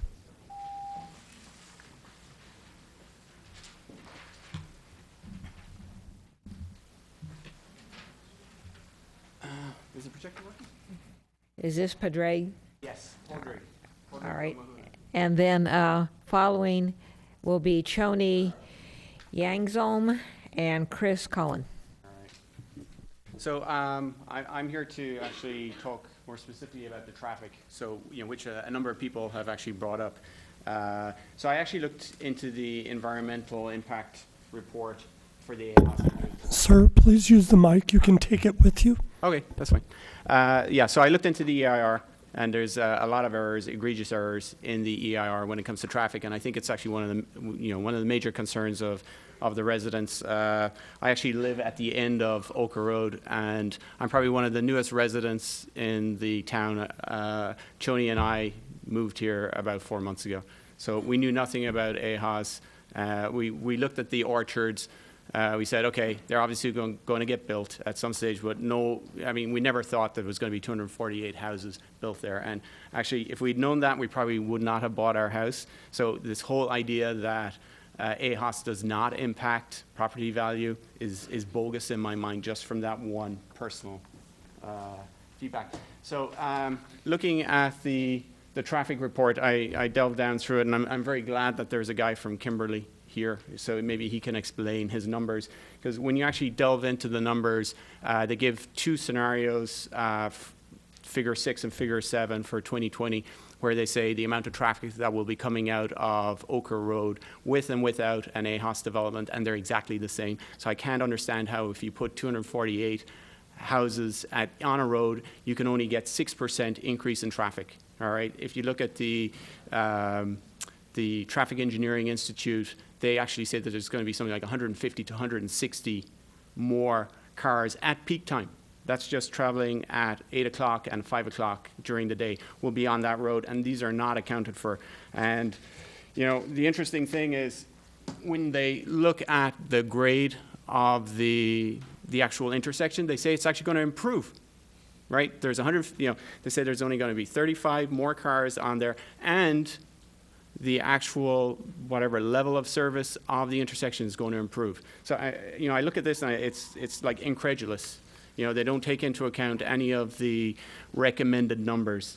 So what I would say is, you know, the assumptions are egregiously wrong. They don't make sense. 248 units only adding 35 extra spaces is wrong. And if they actually use their own numbers, they'll see so. Also, the Albright wasn't taken into account fully. They only zoned for 300K square feet there. There's actually 550 square feet. They also took a bunch of office space from other areas and moved it to the Albright, so negating the fact. So in fact, there's actually no Albright if you read into the study. So the actual traffic report is incorrect from that point of view. Also, finally, on parking, there's not enough parking down there. There's going to be 240 people looking for car parking spots, and as our neighbors already said, they're finding it hard to find. Thank you, sir. Thank you. Yes, all those in favor. Excuse me, sir. All right, Choni Yangzom, followed by Chris Cohen, followed by Dick Henning.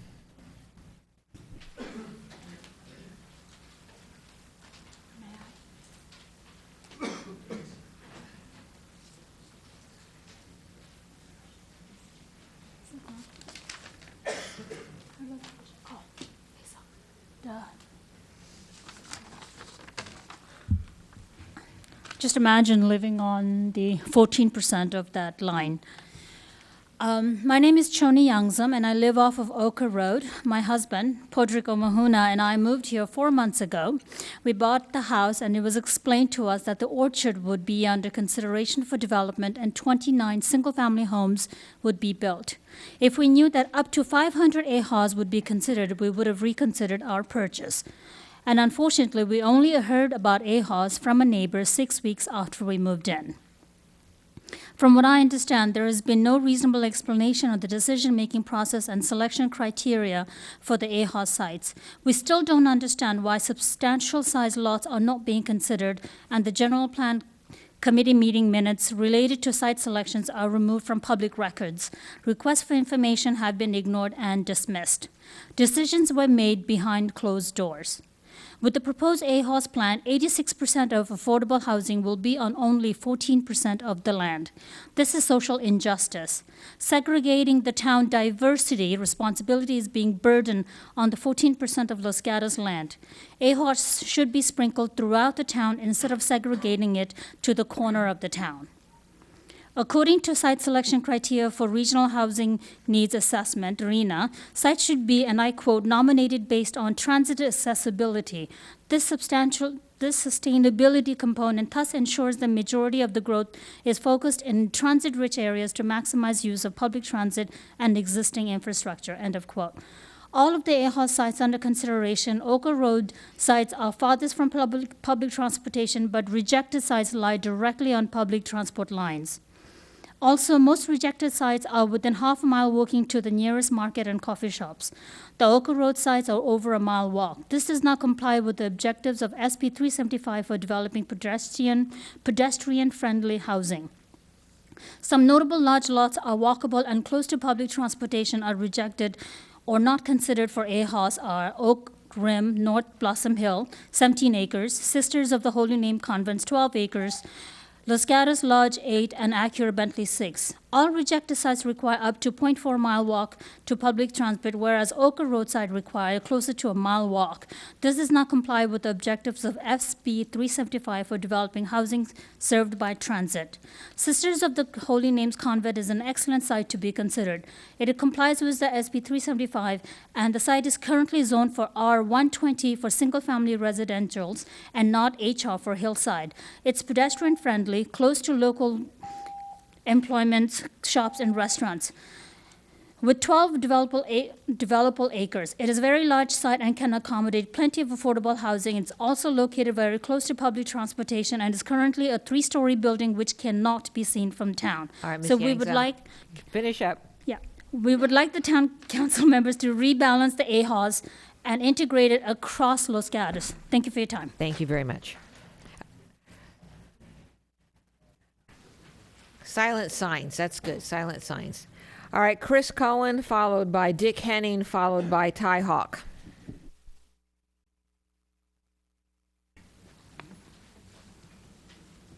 Hi.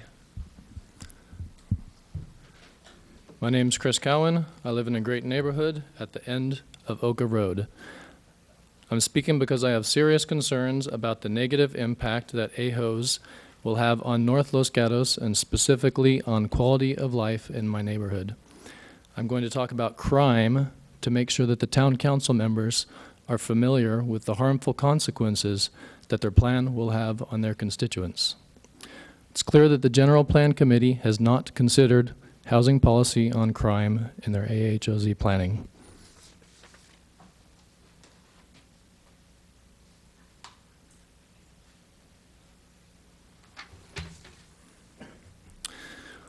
One factor that determines if affordable housing will have negative impact on the surrounding neighborhood is compatibility. Massive, high-density, affordable housing is, by definition, not compatible with my neighborhood of low-density, high-value residences. AHOZ design guidelines cannot reconcile these differences. Elevated crime rates will lower property values and drive friends from our neighborhood. Another factor is concentration. Experts agree that it is not a wise policy to cluster affordable housing. Crime is expected to increase 10% when affordable unit concentration exceeds a threshold number of households within 500 feet. Research suggests a threshold as low as 6 or as high as 53 units. The 128 affordable units proposed for 3 adjacent sites on Oka Road dangerously exceed the safe threshold by a factor of 2 to 20 times. The situation is identical for the South Bay and Courthouse sites. Considering AHOS and existing inventory, I face over 300 affordable units within a 1/2 mile walk from my house. Downtown residents face numbers closer to 10. I ask the town council to do the right thing, reject the AHOS proposal tonight without delay. I would prefer to not remain angry with my local government for any longer. I ask that they implement recommendations in the draft resolution proposed by residents. I ask that they instruct the General Plan Committee to prepare a new proposal with a less dangerous approach. Thank you. Thank you. Dick Henning, followed by Ty Hawk.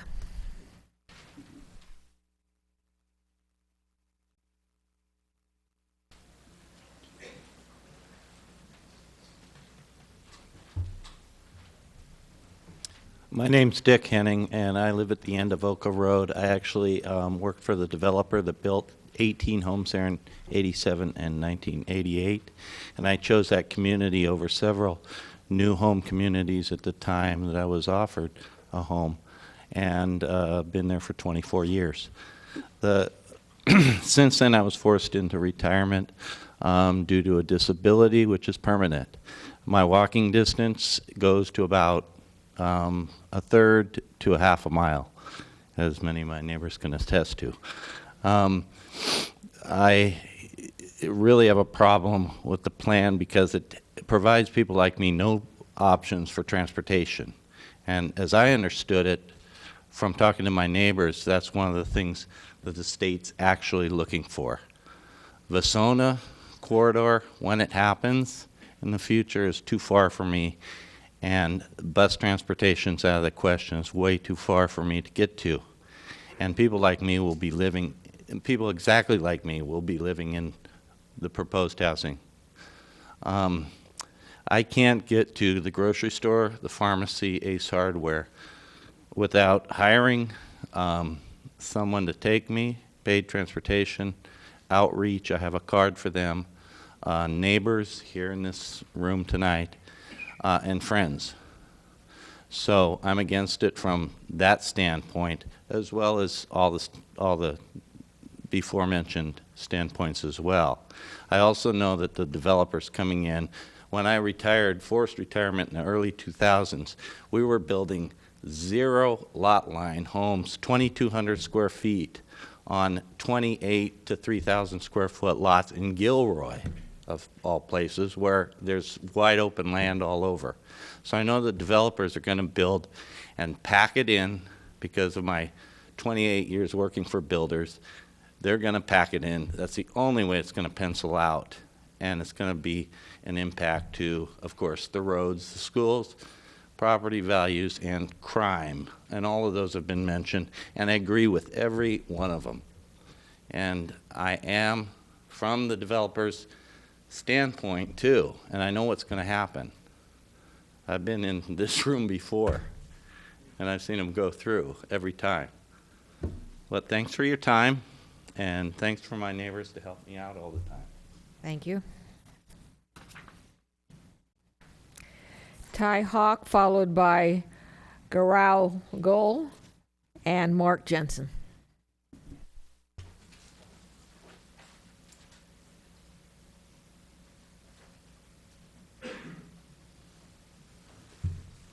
Hello, I want to talk about the impact AHAS will have on our schools. I moved to Oka Road area 5 years ago so that my kids could go to the distinguished Los Gatos schools. I paid a $200,000 premium for my home versus comparable homes on Blossom Hill Road, just outside the Los Gatos Union School District boundaries. I currently have a 5th grade son and a 2nd grade daughter at Blossom Hill Elementary School. My son's the president of the student council. My daughter's the girl to be beat on the tetherball court. They both love their school. The $200,000 has been well worth it. Can I see a hands for people that love our schools? Since we've moved in, 7 other homes have sold in our neighborhood. 2 of those homes had families with kids, and they moved elsewhere in Los Gatos to stay within the schools. All 7 of the new families that moved in have 2 or more kids in their house. The planning department's assumptions that there will only be, well, they first said 58, now they say 63 students for the proposed 248 units is absurd. Los Gatos has excellent schools. People want their kids to go there based on the great education students receive and the excellent API scores.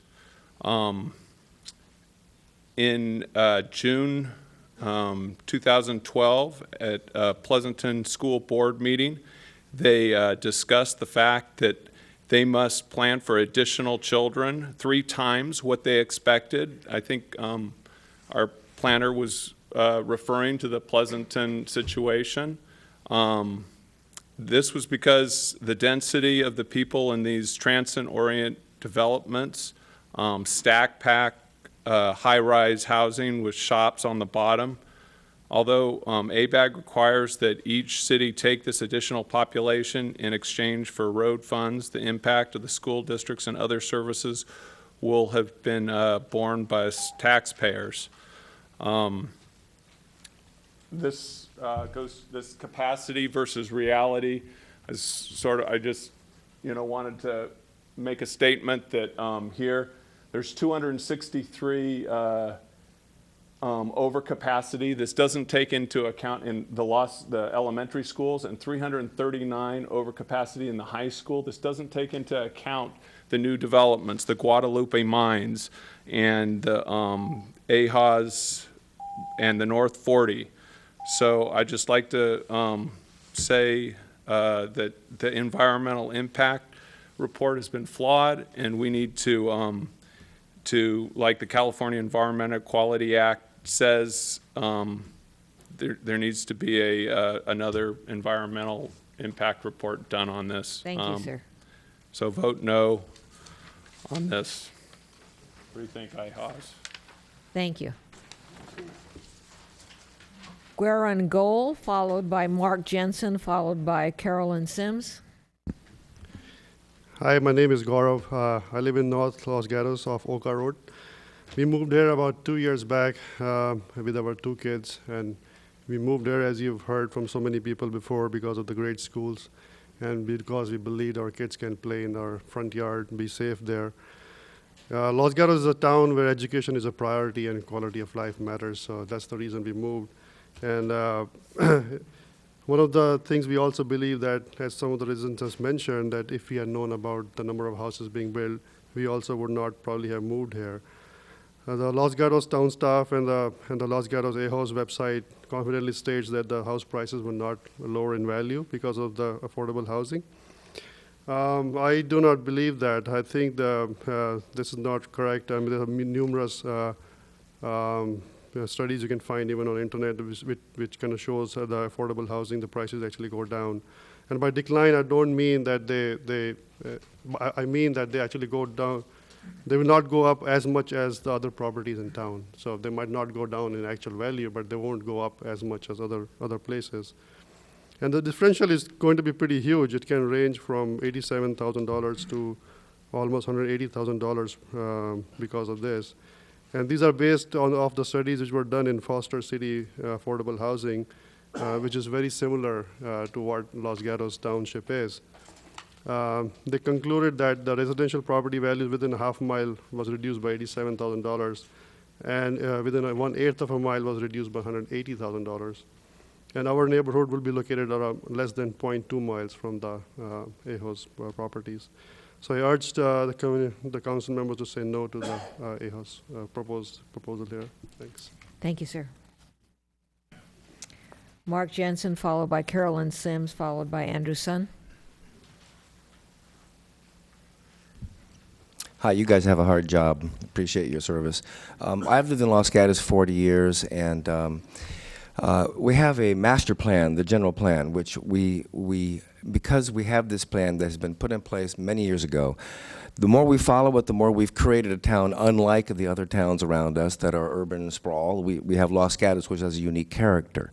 And I really am here speaking against this AHOS, despite the fact that you denigrate its being a binding contract and so forth on developers.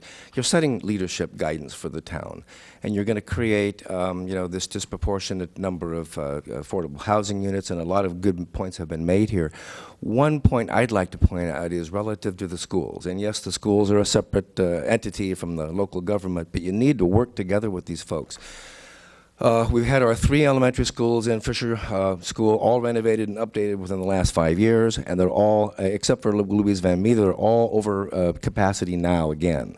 Los Gatos High School, Fisher, Blossom Hill, and Dave's are over capacity. the number of 63 students being generated from the 248 houses. Now, just a fact is, I live at the top on Garden Hill Drive in a development of approximately 70 houses, and there are 49 kids in those 70 houses in K through 12, and of those 70 houses, one is a convalescent hospital with no kids, will never have any kids, and one house is under development. And this area is typically a lot of older residents like myself, and so the idea that some number of 63 students coming out of 248 houses provided for low, affordable houses is absurd. And the pressure that we're going to have in our Los Gatos Union School District and Los Gatos Saratoga Joint High School District is already, the system is already about, breaking. We've had serious management challenges at the Los Gatos Union School District. 4 superintendents in 3 years, and fiscal irregularities and so forth. The town, if it wasn't for Los Gatos Educational Foundation and the corresponding group at Los Gatos High School, we would not have the low student-teacher ratios that we have. The quality of our education would not be where it is. So, I think this fair and balanced approach is something that the town leaders need to consider. The Ditto's Lane project last year would have provided 20 affordable housing units in a piece of property that was unsuited for almost any other purpose. It got poo-pooed. So the town, you guys do set leadership, direction, and guidance through your activities, and a fair and balanced approach is what I think we need to ask you to pursue. Thank you. Carolyn Sims, followed by Andrew Sun, followed by Ido Hadar. Thank you for the pronunciation. Hi, I'm Carolyn Sims. I have been a resident in Los Gatos in the Knowles area for almost 30 years. Ms. Rooney repeated several times in her presentation tonight and in previous presentations about how we have to plan, but that doesn't mean it has to be built. I first heard about this when Mr. Terzini did a neighborhood meeting. So on the list of what's required before building, that first one's already checked off. The second one may be already in progress. In that meeting, he presented designs and plans for the courthouse area around Knowles. And so the reality is there's likely to be orange poles up there pretty soon. There's something about the zoning that says however many units per acre. But if he stacks all the units up against Knowles in the street in one corner instead of spreading it throughout the acreage, that blows that. One of the things at Los Gatos, what I've heard as I've been attending these meetings over the last few months, has been about maintaining the character of our town. And one of the things when you drive along Knowles, I mean, it's interesting because we have residential and we have the medical buildings and facilities. But you can drive along Knowles and it's actually a pretty street. You have setbacks, you have trees. The maximum number of stories that you have on the buildings is 2 stories. So you have a lot of tall, old growth trees, both on the properties as well as lining the street. They're beautiful. They get colors and everything in the fall. The proposal that Mr. Terzini's already gotten drawn up, he's already spent a lot of money. He's already bought this property while pushing and working with the town planners on AHAS to try and maximize his profit, as many people here have already indicated who've been in the business, would put tall buildings right up against the road, getting rid of the character. We have a highly impacted intersection. The people who live down Oka and all of us who drive to Los Gatos and pass the Lark Oka area, we know what the traffic is like. The Knowles Winchester area is really bad. Most of the people that commute down to Oka actually have to drive through that intersection to get to and from work. One of the previous speakers, a software company in Santa Clara, a lot of us who actually have jobs and can afford to work or live in Los Gatos actually have to work where a lot of the software firms are. Not everybody can work at Netflix. Be great, I could walk there. The other thing is people talk about transportation, and although there are bus right there on Knowles, they may go someplace, but you can't walk. The closest shopping is over a mile away at Safeway at Pollard Road. Let's see. So the traffic study needs to be revisited. I would ask that the town council please rejects AHOS and sends it back for further planning.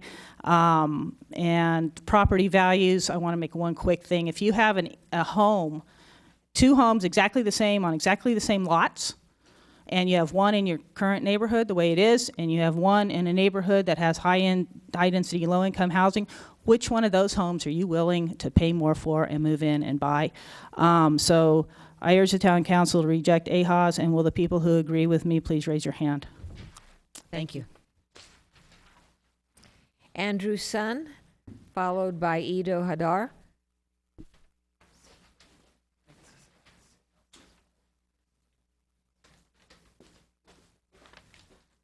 Good evening. My name's Andrew, and I've been a resident of Los Gatos for 5 years. I live south of Lark Avenue near Vasona Park, and I grew up next door in Saratoga. My wife and I decided to settle down here and start our family here because of the small town feel and the great schools. I first heard of the AHOS proposal 7 days ago. As someone that reads all local papers, I was both surprised and disappointed in the fact that such a significant public matter that impacts school quality, traffic, and public safety appeared to be heading towards a conditional approval with very little reasonable notice to the community or input from community members. As someone that graduated from college, law school, and business school, I've spent the last 7 days trying to digest and understand all the requirements behind what you are tasked with deciding. And I couldn't do it alone without the help of a lot of my neighbors who are well informed and opening their homes to this discussion. At the end of the day, the state Senate Bill 375 that was passed over 4 years ago in 2008 is one that aims to build sustainable communities and reduce carbon emissions. Since then, every Bay Area city has had to deal with this same matter. Other cities, however, like Menlo Park, have openly engaged with their community in deciding how to respond. Menlo Park conducted 3 months of community workshops with residents to discuss, evaluate, and provide feedback to general planning officials. In Los Gatos, the residents here have had very little reasonable notice or constructive engagement with our planning officials in the determination of what the affordable housing options can be. Constructive engagement with the community can lead to a lot better outcomes, especially in Los Gatos. On my street alone, we have neighbors that have PhDs in physics, biology, nuclear engineers, Apple executives, Walmart executives, software engineers, teachers, entrepreneurs, people that have experience navigating large budgets through very difficult financial times. We can help the town create better alternatives that better balance state and city interests. But to do so, we need you to provide us with an equitable opportunity to provide feedback. We need time to learn about the facts and engage in a constructive dialogue with key decision makers. At the end of the day, we elect you to make decisions, but we expect the basis of your decisions to be more than just acquiescing to state mandates without community input. And we expect those decisions not to be made out of a perceived fear of litigation, because we as taxpayers will pay for that litigation. We expect you to lead our community, to protect the fundamental values that all of us decided to move here for. And those are public safety, excellent schools, and a small town feel. These are not just buzzwords for the town website. These are fundamental values that we expect you to protect and work hard on our behalf for. Thank you. Thank you.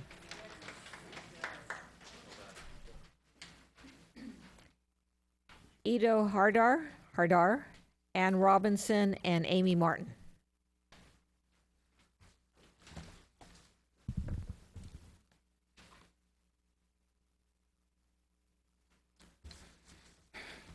Good evening. I live on Knowles Drive, and together with all the speakers tonight, we urge you to vote no on the proposed AHOS plan.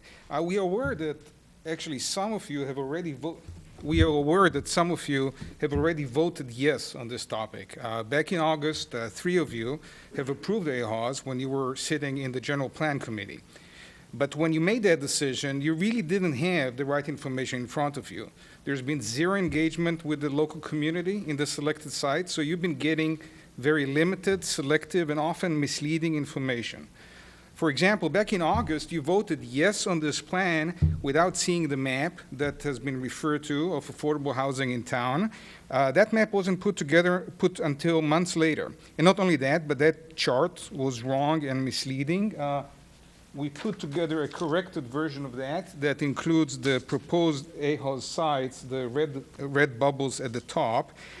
No one told you then that this plan really segregates affordable housing to a tiny sliver of land in the north part of town.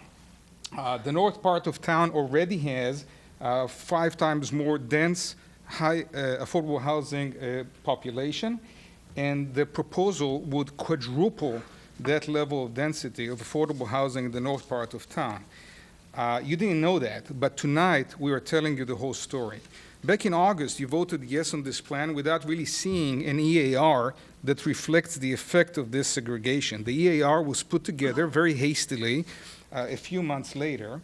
And not only that, that EAR is really largely significantly wrong and misleading, filled with incorrect assumptions. For example, we talked about some of the assumptions about traffic and schools.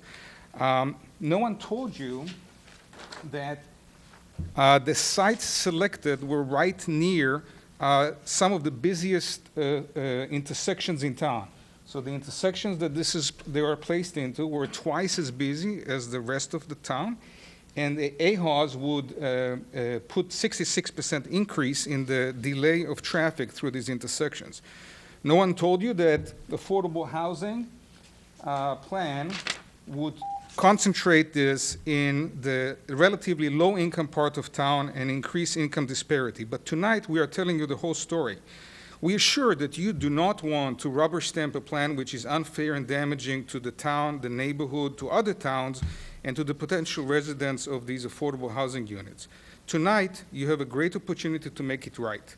We urge you to reject AHOS. We provided you with an alternative draft motion, which we hope you consider as you make your decision. Thank you. Thank you. Ann Robinson, followed by Amy Martin, followed by Terry Shaftel.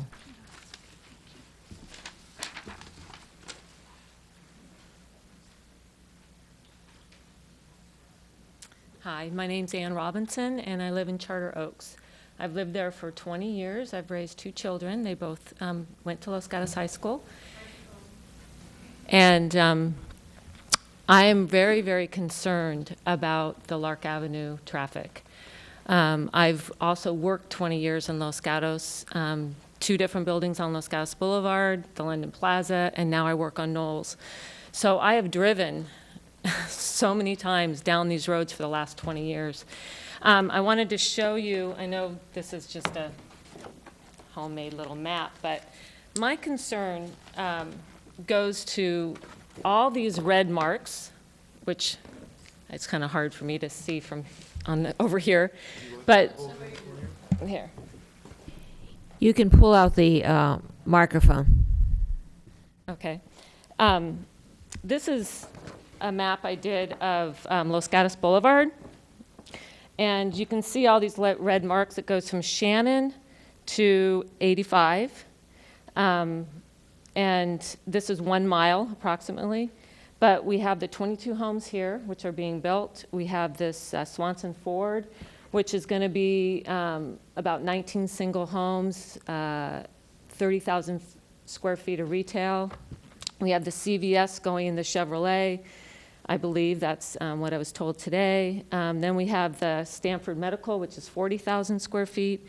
We have the 22,000 square feet medical dental by Good Samaritan, and then we have the 75,000 square feet cancer center, which isn't, there's nobody there yet.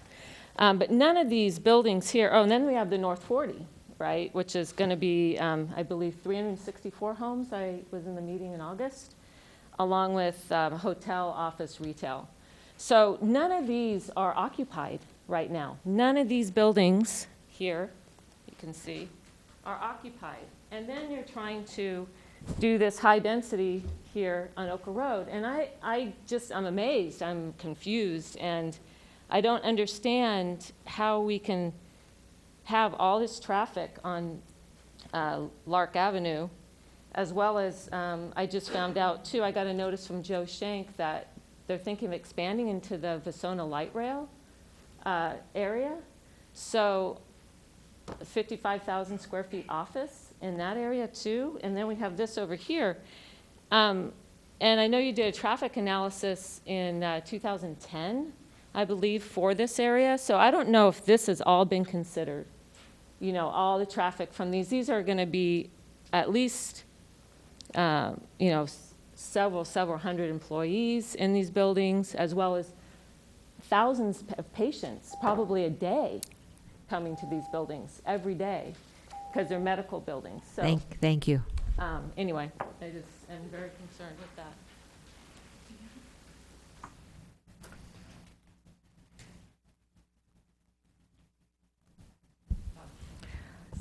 Amy Martin, followed by Terry Shaftel. Good evening. My name is Amy Martin, and I am a resident of the Bonnie View Mobile Home Park in the middle of Oka Road. I've lived there for the better part of 10 years, which is the better part of the time that I've lived in this county. I love where I live. It is so nice.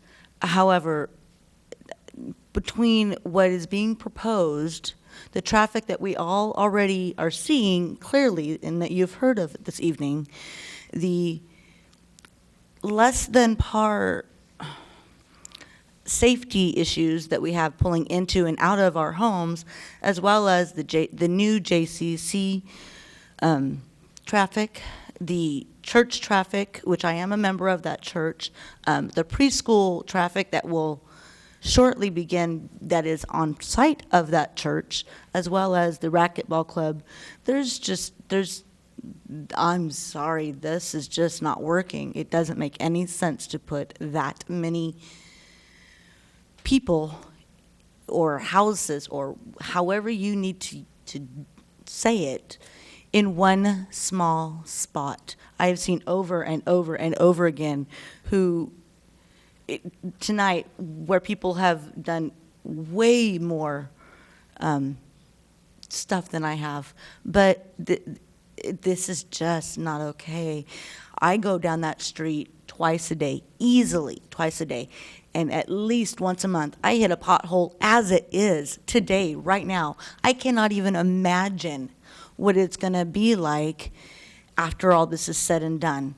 And I'm in the middle. I feel for the people who are at the end of the road, who have to endure everything up to my point and then some, just to go get gas, just to go to Rotten Robbie, just to go to Netflix, or to drop something off at the post office. It's just, traffic is bad enough now. I cannot even imagine what it's going to be like with all of this. Please, please, spread it out. That's all I can say, is just please spread it out for our community. Thank you and good night.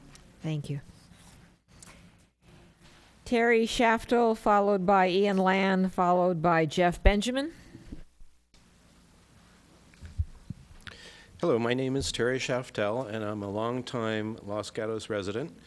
I don't live anywhere near Oka Road. I'm about 3 miles away, so probably unlike most of you here. So why am I here if it's not really in my neighborhood? Well, it does affect me. I'm outside the very generous 500-foot notification area, but it affects me in many, many ways. There are going to be consequences of this. And we've heard from a lot of people here the same thing. There's got to be an impact to schools. There's no logical reason to think there won't be. There is an impact to our police and fire services. There's an impact to all our neighborhood sources. There's an extra strain on the schools. There's an extra strain on the water resources. In every way it affects us, there is a cost associated with it. In addition to that, there is a standard of living cost that we don't talk about here, and there's no way to monetize or figure out how much that costs.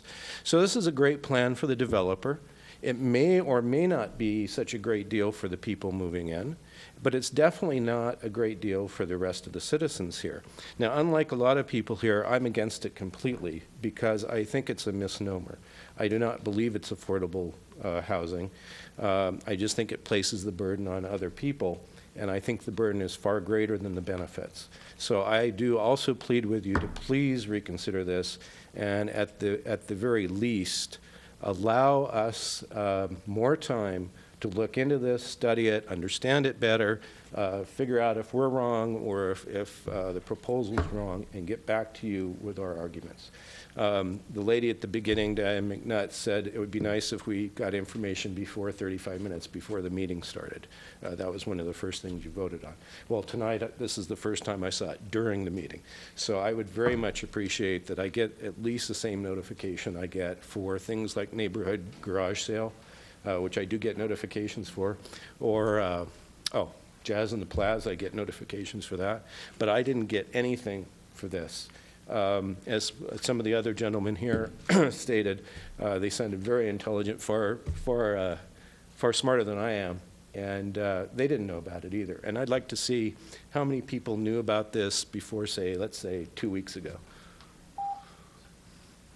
So that's how your information penetrated into the neighborhood. And I'd be willing to bet that I'm the only one from the Glen Ridge area that's here tonight, because they simply didn't know. And I think that you, as our leaders, we look to you to protect our interest and to serve us.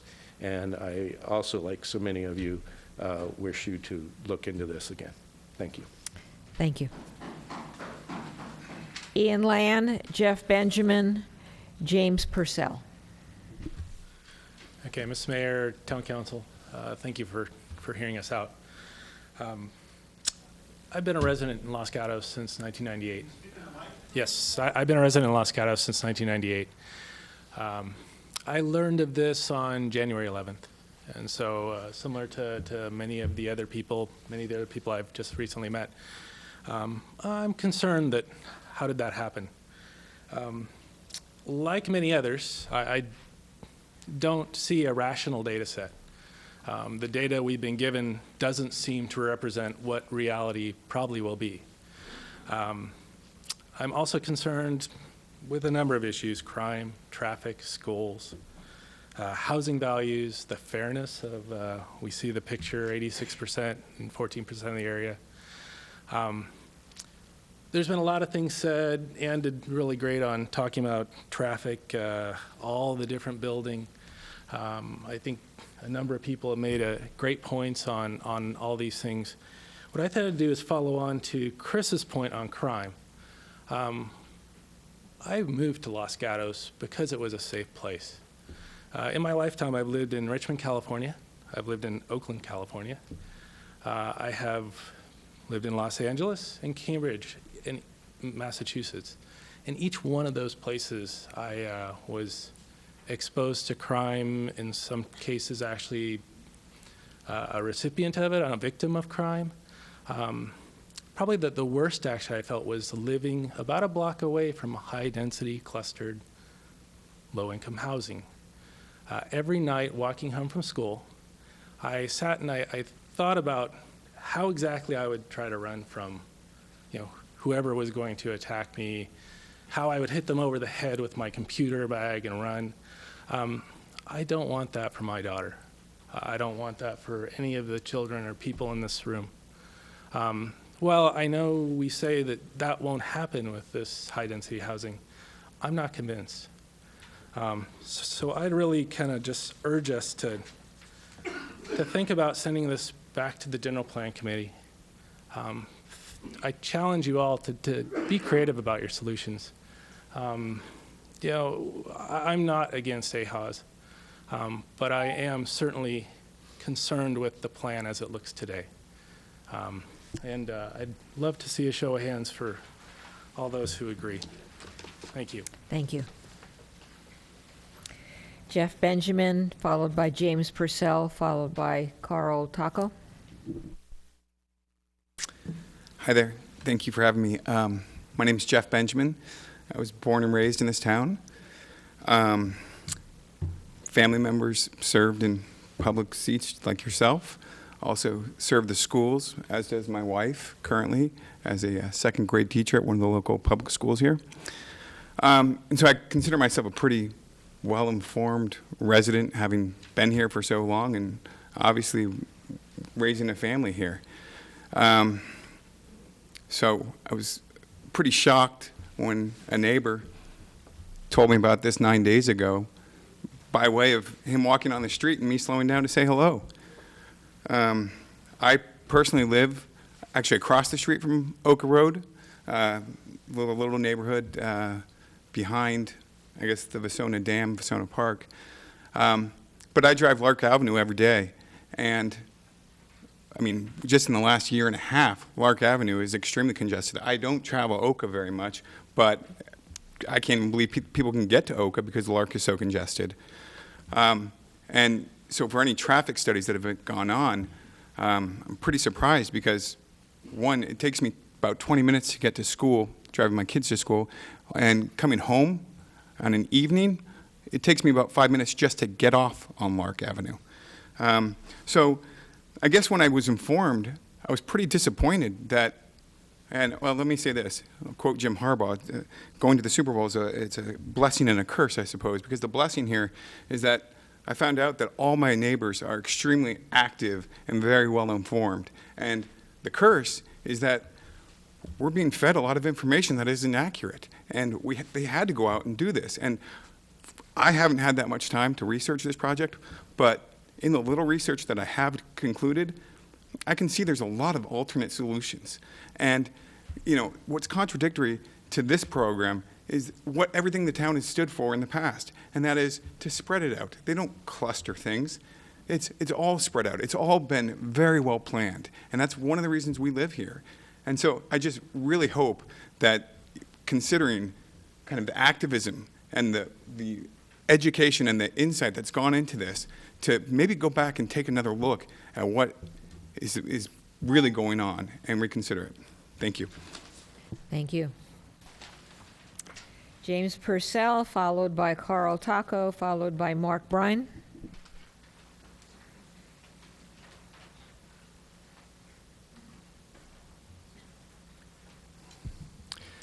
Thank you, Mayor Spector, members of the council.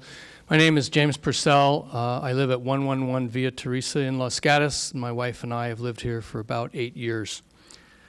I want to thank the town of Los Gatos for working hard to put plans in place to meet our affordable housing needs. I know it's a very challenging issue, and I want to commend the city staff for your hard work. Finding locations for affordable housing is difficult in any city, and in most cases, no perfect site exists. However, in my opinion, the need and benefits associated with providing affordable homes outweigh the concerns. One of the best ways to ensure that middle and lower income families and children are able to get ahead in life is to provide access to quality education. And Los Gatos is blessed with one of the best school districts in the nation, and I believe we should be open to sharing it with these families. Communities rich in diversity in all aspects of that word, whether it's economic, racial, ethnic, gender, or other, are the most vibrant, exciting, and successful. Whether we're rich, poor, purple, short, everyone learns from each other, and that's an important community typology to deliberately create. Here in Santa Clara County, 55% of the household growth falls into the low and very low income category. These include our preschool teachers, who make $35,000 a year if they're lucky, and people who serve us coffee in the morning who make probably $21,000 a year. During the last housing element cycle, Los Gatos built 18% of the needed homes for very low-income families, and we actually did pretty well in the low-income housing category, but for moderate-income housing, we only built 16% of the need. We need housing, and it needs to be affordable housing. I understand, and we've heard a lot about the valid community concerns regarding housing proposals. But tonight we're talking about the policy planning level. There will be plenty of time to address specific issues as specific projects make their way through the planning process. At this stage, we're about selecting sites where we think it might be appropriate to make way for affordable housing. In my opinion, staff has done an excellent job vetting different options and coming up with appropriate locations. Again, no site is perfect, and land use decisions are all about trade-offs. In this case, the benefits of providing homes to middle and low-income families and individuals are important, and we should figure out how to address the legitimate concerns without stopping these projects. Thank you. Thank you. Carl Taco, followed by Mark Brine. I'm sorry? Again, I expect everybody to be courteous to everybody who speaks. Carl Taco, followed by Mark Brine, followed by Ingrid Oakley-Given. My name's Carl Jaco, and I'm a resident of the Oka Road area that we're talking about. And I'm going to say something that's a little unpopular because I am in favor of affordable housing. I've had the discussion with my neighbors. I am going to speak emotionally about it because I'm a child of affordable housing, okay? My mother was a single working woman in Iowa. She qualified for affordable housing, and myself and my 3 brothers and sisters were raised, and she was able to purchase an affordable house. We didn't rob, steal, cheat, create graffiti. We were good neighbors, good stewards. We went to school, we went to college. We were all educated. I was able to move to California, buy my first house in San Jose in 1986. And then in 1992, my wife and I bought a home here so that we could have a good place for our daughter's education. So I believe in affordable housing. The issue I have here is one, again, that Barbara brought up. My concern is for the safety, one, and our quality of life. And when I say quality of life, I mean fair and balanced, okay? We look toward you, the council, to kind of sense some of the common sense here when you hear this theme of things where people say things don't make sense. So I did a little research myself. I did some assumptions because we went to the meeting, we talked about traffic being one. The traffic study was done. One of the questions we asked was a traffic study done after the new signal light was put in, because it is going to create some changes. That hadn't happened. We talked about the student assumption. So common sense me, I kind of looked back and I looked at the 2010 U.S. Census Bureau information for the town of Los Gatos. A lot of great information there. It talks about the households in Los Gatos, the amount of kids that are there, the number of families. There are 12,000 households, 7,800 families, 2.9 kids. My wife and I have 1 daughter, so we don't even qualify per household. But the numbers are all there. And it doesn't appear that we used any of these numbers in order to make these decisions. The assumptions were made from something, but not from what's reality. So we look around this room, and there are a lot of people that fit the categories we're talking about of affordable housing, different ages, different incomes. So it is true that it works here. But if we're going to create this development, we should use the numbers that are there to make the assumption and then kind of build the projects backwards. So if 250 doesn't fit, maybe it's 230. So we ask you to use some common sense and kind of look at what's reality, what's there, and what makes sense, and defer this until we can do some more studies. Thank you. Thank you. Mark Brine, followed by Ingrid Oakley-Given and James Dunley. Hi, my name's Mark Brine. I'm a resident of Los Gatos on La Cienega Court, just south of Lark Avenue. My neighborhood was built in 1958 when Highway 17 came in and Lark Avenue was built. There was a school where the JCC was at the time. That was so that this new development could have a school close by. Well, now there's no schools, and we're going to put 240 houses on Oka Road so that all these people that buy into the neighborhood, every house that turns over into my neighborhood is for people with kids. I bought my house before I had kids because I wanted my kids to go to a good school. So we're going to build all these houses. They're going to get up in the morning. One parent's going to drive them to school because no one walks from my neighborhood. A few kids, when they get to 6th, 7th grade, maybe they can ride their bike, but everyone drives their kids to school. And then both parents are going to be working. So this is a traffic nightmare that you guys are designing. I really think you should come up with a new plan and something else. That's my opinion. Thank you. Ingrid Oakley-Given, James Dunley after that. Hi, thanks for listening to all the input tonight. I'm actually co-president of LGF. We have a dynamic, amazing board working really hard to raise money to keep these schools excellent. So thank you to Mark for that comment about all that LGF does. But I'm here tonight as a citizen, not as an LGF member. And I'd like to point out to the council, I'm sure that you're very familiar, but that there's a statement online that says that members of the council must comply with this statement. Reserve judgment until all applicable information has been presented. I would argue that all applicable information has not been presented, and thus the council cannot vote to accept this proposal tonight. Here's the evidence for my statement. Inadequate public input due to some failures to sufficiently notify impacted citizens. Again, I'm LGF co-president. I'm very active in the community. I'm an art docent. I'm a science parent. I do cancer research. I'm a wise, smart person who pays attention. I found out 5 days ago. How many in this room feel they were not properly notified of this proposal by the town? Safety and evacuation route surges have not been addressed. According to California law, the need for emergency protection is not a negotiable item in a town. Has the town considered this issue? If lives are lost or people are hurt, what will the town's liability be for knowingly placing large volumes of people down a highly constrained single road access site? How many people in this room think that the EIR needs to be a bit more rigorous? Emission levels would skyrocket in this area of town, impacting children at the local JCC school and in their backyards. Reduction of emission levels is a key tenet of AHOS. Adding more emission burden to this area is unacceptable and directly conflicts with the aims of AHOS.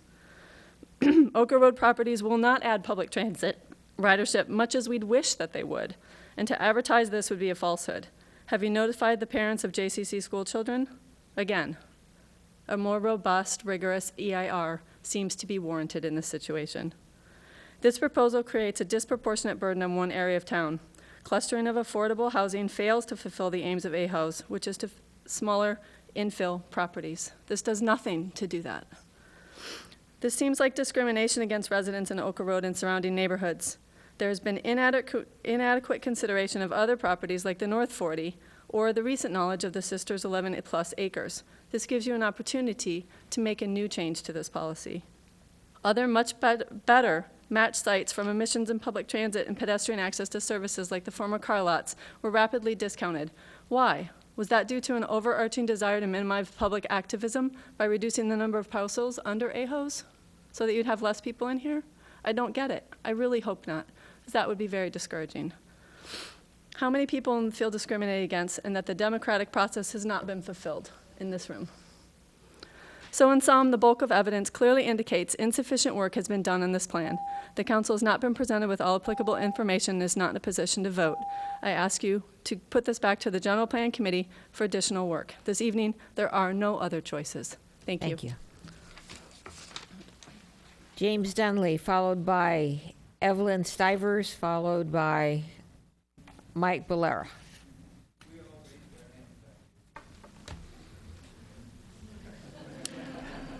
Good evening, and thank you for the opportunity to address you this evening. My name is Jim Dunley. I live on Francis Oaks Way in the hillsides of East Los Gatos. In my 16 years here with my family, we've probably been to a half a dozen to a dozen different town council and planning commission meetings, and it's always been for largely the same reason, to come and talk about things that were happening on my street with my neighbors. This was the first time I've come to the council because of something else, somewhere else in the neighborhood. And why?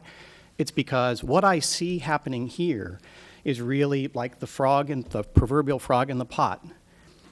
The slow turning up of the heat on changing the character of the town's development process so that eventually, when we look back in 5, 10, 15 years, we won't actually recognize the town we live in today. It'll be very different. Why is that? Well, first off, number one, people have asked me, are you against affordable housing? Well, no, of course not.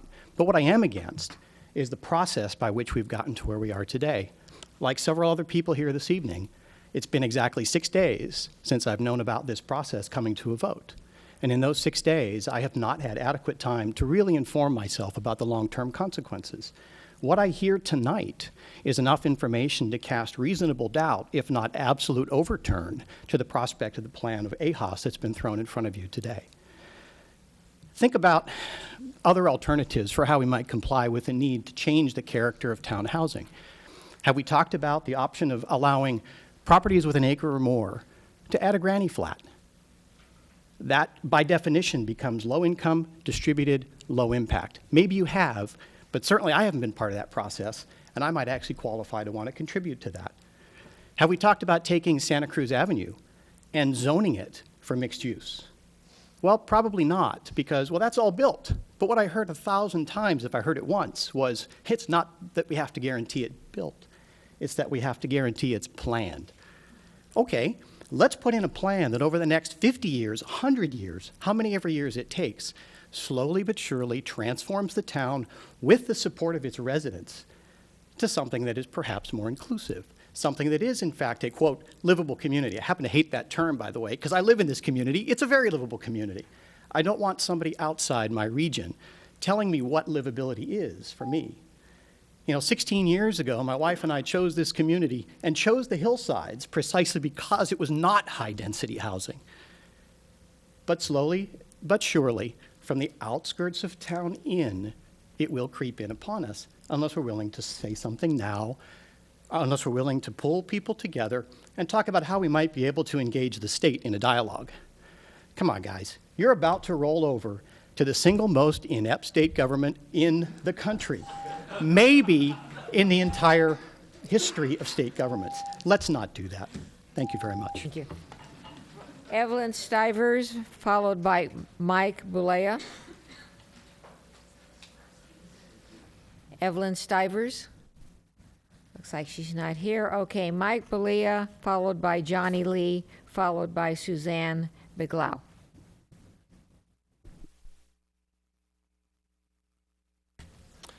Good evening. I am Mike Bulea. And anyway, I had some notes. It looks like a lot of people have spoken about most of the issues.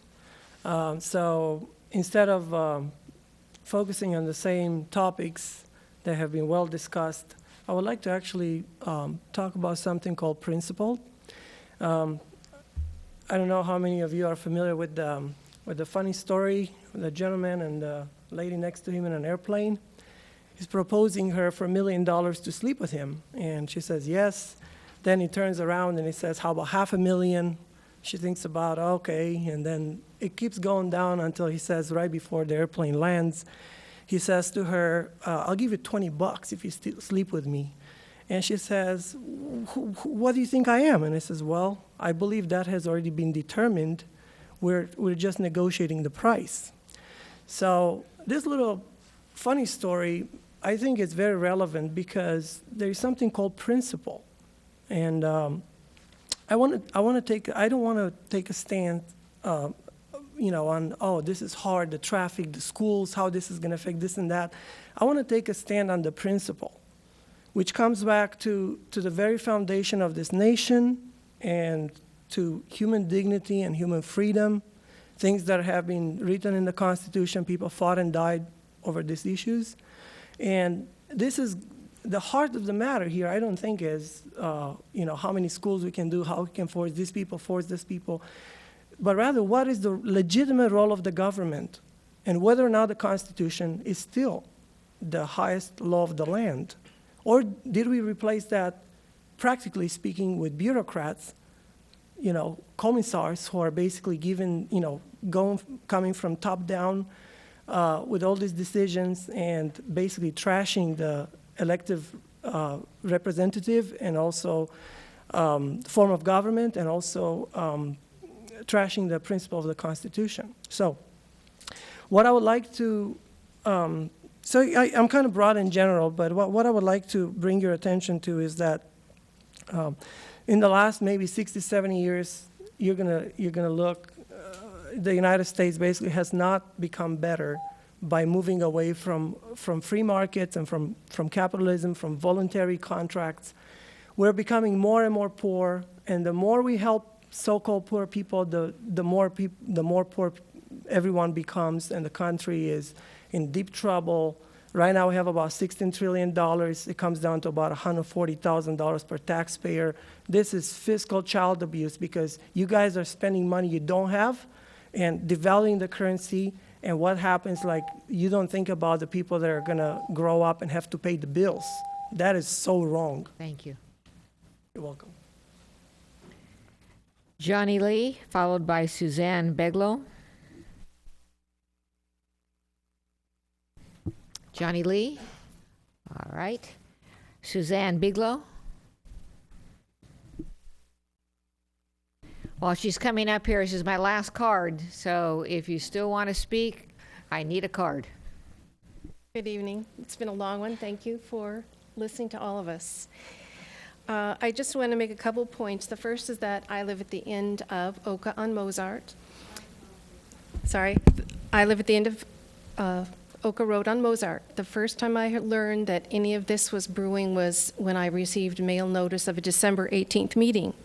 Unfortunately, that meeting was an information meeting only, not to take any input from neighbors.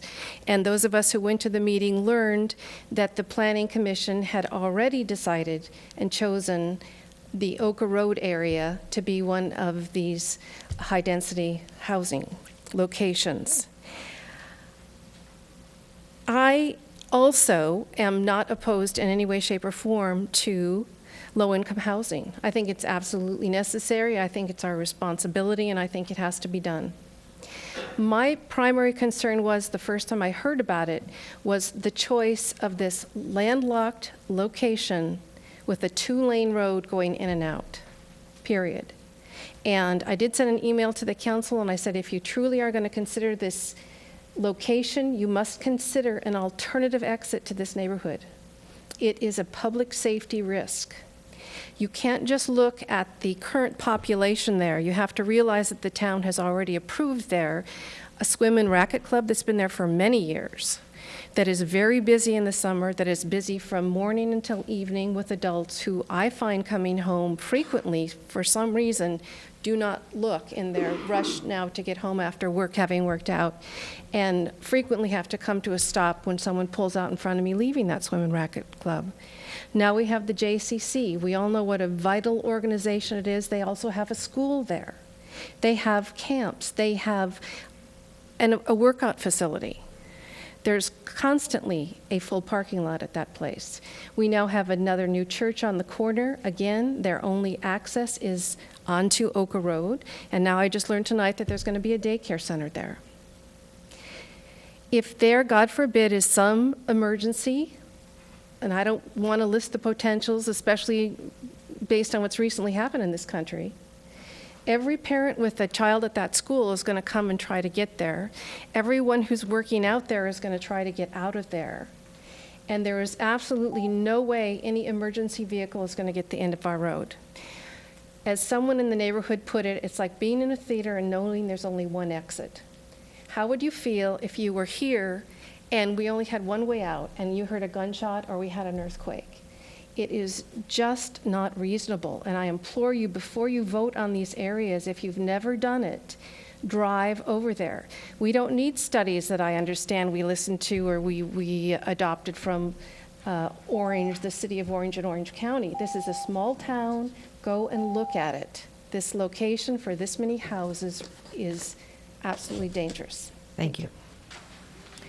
Last card, Janice Molina. Hello, I'm a resident on Oka. I've been there for about 7 years. Oh, sorry. I am on Oka. You can pull it up. There you Sorry, go. I'm not very good at this. I am a resident on Oka, and I do have some concerns. I did learn about it, but I don't think there's been enough time that the people in the community should, come and communicate, because I know that I couldn't even get to one of the meetings, and I know that as more people find out about it, they will want to participate in their community. I do want to say that we should preserve the area. The meeting that I did come to, which we never got to this topic, we talked extensively about preserving the community and how it looks and the details associated with the movie theater. And I think that there's a feel to that Oka neighborhood that you need to experience. I think you should, like the other lady suggested, come see. We've already had one death on the corner of that street of a man and with his daughter. We also have lived through the nuisances that have come with this kind of population growth. We've lived through the JCC and the construction time that they've had there, and how much traffic and how much danger there has been associated with any kind of large construction projects like that. And you have a lot of people now that will be living in these kind of areas with all this construction potentially going on. The traffic is definitely unbelievable compared to what it was when I moved in just 7 years ago. And so I'd like you to consider that. And I also think that the fair housing needs to be distributed within the community. Thank you. Thank you. That was the last card I have. Is there anybody else who wants to speak and who has given the clerk a card? All right, seeing no one coming forward, I'm now going to close the, if you want to speak, please submit a card to the clerk.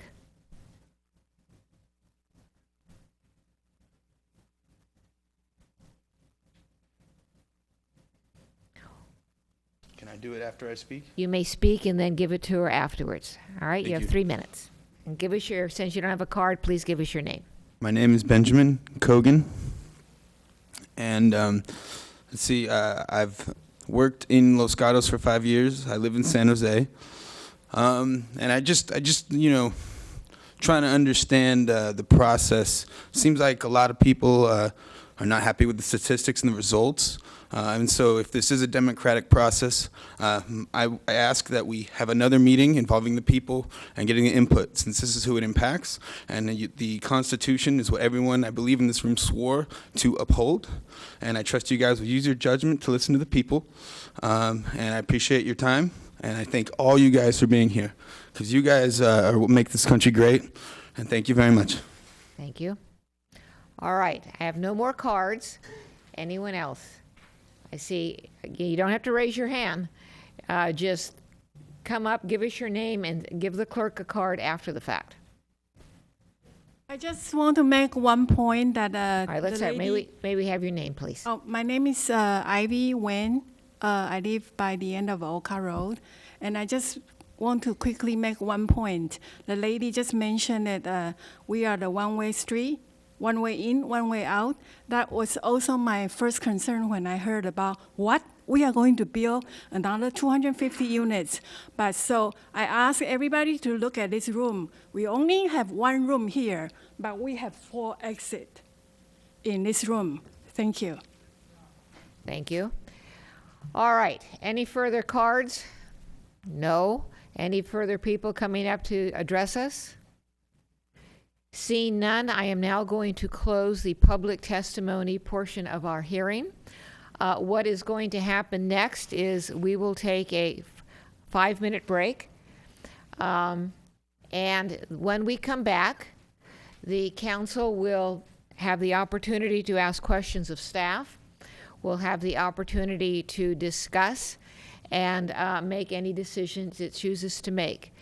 I will ask, first of all, I just want to say, I want to commend all of you on the quality of your presentation and your ability to cooperate with the council and with one another. It was actually superlative. And so I would ask that when the council begins its work, its deliberations, its discussion, that you continue on with the professionalism that you have demonstrated so far. Thank you, and we'll now have a 5-minute break.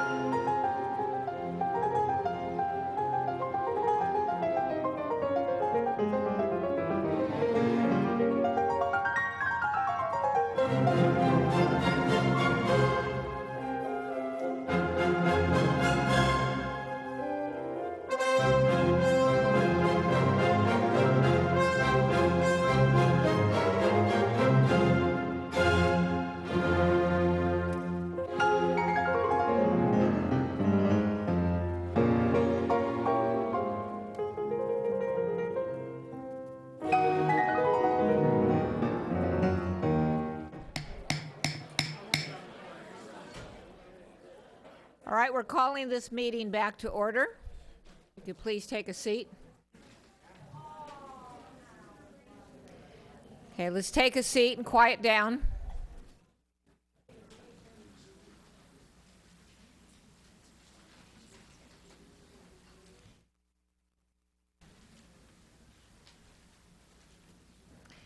Thank you all. As I said before we took our break, this is now, the hearing is over. I will now turn to the council.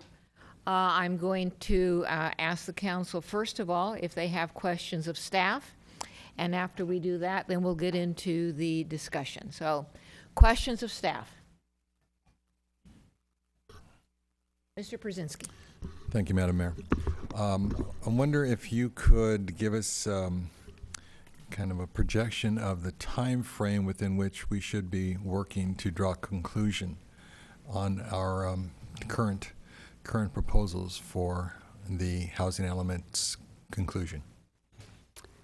I'm sorry, I'm not sure if I understand. How long does it take us, or how long do we have before we are at some risk of violating the state expectations? Well, we're actually running into the next cycle. The next cycle starts in 2014, and we are in 2013.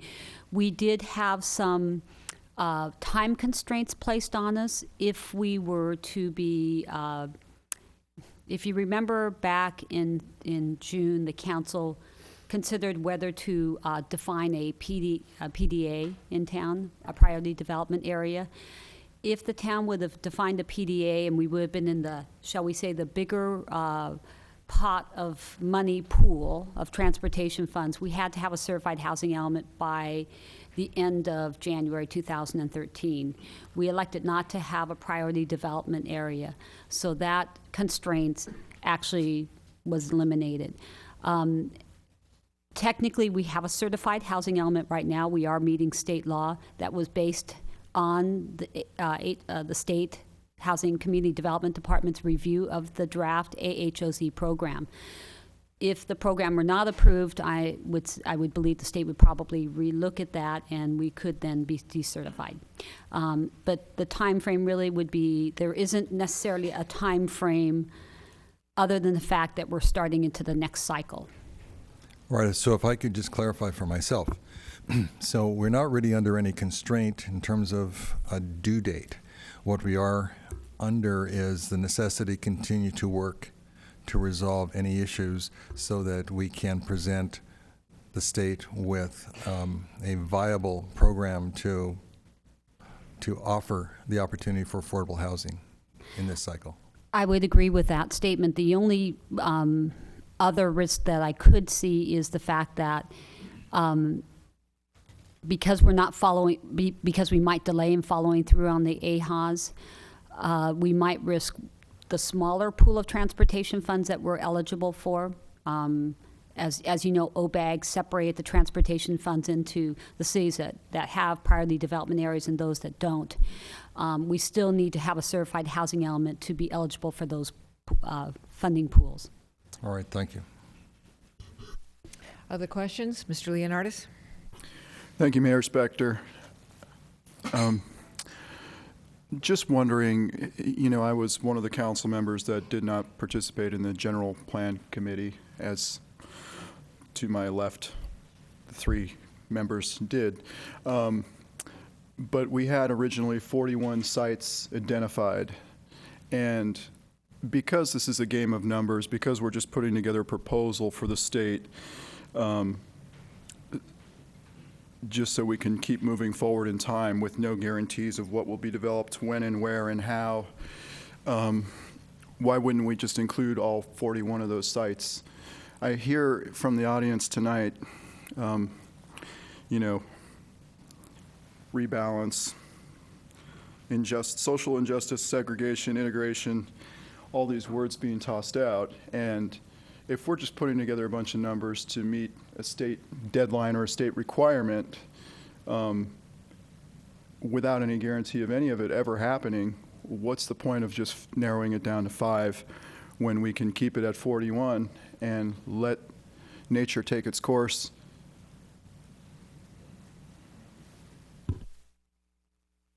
I'm sorry, I do have a clarification to my comment to Councilmember Brzezinski. We do have a time constraint. There is the AHAS needs to be adopted per the housing element within 1 year of approval of the housing element. And the council approved that in March of 2012. So technically we need to adopt the AHAS by March 2013. Thank you for that. And I have a follow-up question for that, but first, if we could go to the Vice Mayor's question. And I'm not sure if I understood, other than the fact, maybe you could restate that. I think the question was, why have we, what was the process we used, or why did we eliminate the other 36 sites? I'll repeat. Originally, we had 41 sites. And here we have a situation where we've narrowed it down to 5. And I know that staff put a lot of work into this, and I know the General Plan Committee put a lot of work into this. And I don't want to discount the amount of work that was put in, or the process and the logic and all the discussions, deliberations behind all that. But at the same time, I'm hearing from the community at large here that, segregation, we need more integration, we need to rebalance. Here we are, we're putting together a bunch of numbers to satisfy a requirement at a point in time. And this requirement we know will change, and maybe the whole law will change by the time anything's built, for all we know. But why would we exclude the other 36 at all if, in fact, it doesn't really make a difference? Why not just keep it all in the mix, let nature take its course, and the housing may go where it may, if it goes. All 41 properties were looked at with the same criteria in terms of suitability for development, other town policies and goals for that particular area or properties, whether the sites were developed or undeveloped, whether they were developed but maybe had a use that wasn't at its highest and best use. For instance, on the South Bay site, when we first started looking at that, it had about a 40% vacancy rate. It now is about 100% occupied. Many of the 41 sites were eliminated from consideration at this round because of factors such as we had strong policies for Los Gatos Boulevard to be able to redevelop with predominantly commercial, with some mixed use, but predominantly commercial in the old auto dealership or former auto dealership sites. Some of the sites have developed already that were under consideration. Some of the sites are developed. For instance, there was a lot of discussion about, and I should pull out my list, the apartments that are on Oak Rim and north of Blossom Hill. They're all developed with apartments for the most part, so it's really trying to go in and further densify that location. These sites represented, they met the best objectives for what we were trying to do. The Oka Road sites were vacant, and they were, in fact, if the council has noticed, on the 41 original sites, 10 of those were on Oka Road. And that's predominantly because they're vacant sites. And even though further down Oka you may be far removed from services, on the, shall I say, the more southern half of Oka, you're really fairly close to services, and you're close to transit that's on Lark and on Los Gatos Boulevard. So those sites were considered, they met the criteria for that. I think the General Plan Committee was very, very cognizant of the fact that Oka does function as a cul-de-sac because there's a secondary access to it. Therefore, the General Plan Committee did not recommend a density bonus for those sites, whereas they did on the other two sites. To leave all 41 sites, well, some of those sites have developed, and some of the sites are really impractical for that. It would not really make sense to leave all 41 sites. If the council want to narrow it down to less than, or send it back to the General Plan Committee, have them look at some additional sites, that would be appropriate. But to leave all 41 sites, especially when some are developed, it probably wouldn't make the most sense for us. Further questions? Go ahead. I understand process of elimination, and we don't want the process to be too burdensome. But because you mentioned the South Bay site as being a potential at one point in time because it was underutilized or not at its highest and best use, one could make that argument for almost any piece of property that goes on in years or is older. As I think about the downtown, as I think about Carlton Avenue or Oak Rim Way or the Los Gatos Lodge, to me, that seems like there are plenty of other locations that would be at least, if not entirely suitable, for the purposes of meeting the state requirement, areas that we can identify as being potentials. And that is what the whole purpose of this exercise is, as far as I understand.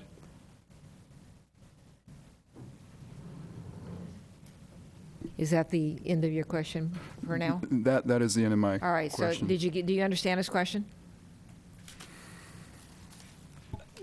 I'm sorry I interrupted Ms. Rooney. What I was looking for was the housing element, because I think the council-approved housing element in the general plan that HCD has certified does give the town the authority to transfer out sites. And in fact, if any of the AHAS sites are not approved and we drop beneath the minimum number, we're required Yes, one of the to policies. submit an alternative site. Yes. So I think what you've suggested, and that's what I was looking for the documentation to verify, is allowed, that if the council were to, let's say, eliminate all 3 Oka Road sites, and it would drop us beneath the RENA number, we would then be required by the approved housing element to submit an alternative site.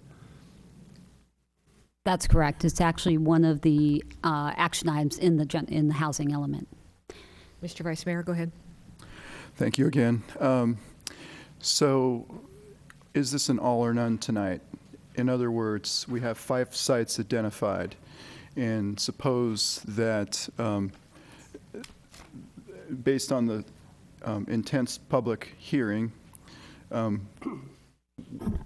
there is inequity in this proposal, or there are other alternatives that could be identified. Where does, if we don't accept this whole proposal, can we accept part of the proposal and put that in an overlay zone? Or is it like we have to throw out the whole thing and just accept all or none? No, I think that the council has a number of options. In addition to the proposal as submitted to you, we've laid out 2 additional alternatives for you to look at that were presented tonight. I think the council could direct, if you wanted to bifurcate some of the sites, that's possible, and then direct staff and the General Plan Committee to look at additional sites. We can go back to that list of 41 sites. I don't think there was really any viable sites beyond the 41 sites. So I think there's a lot of different options here. If the council feels that 1 or 2 or 3 or some of the sites are still viable for the AHAS, then we should get that direction. But if the council believes that we should go back and relook at all the sites again, then we need that direction.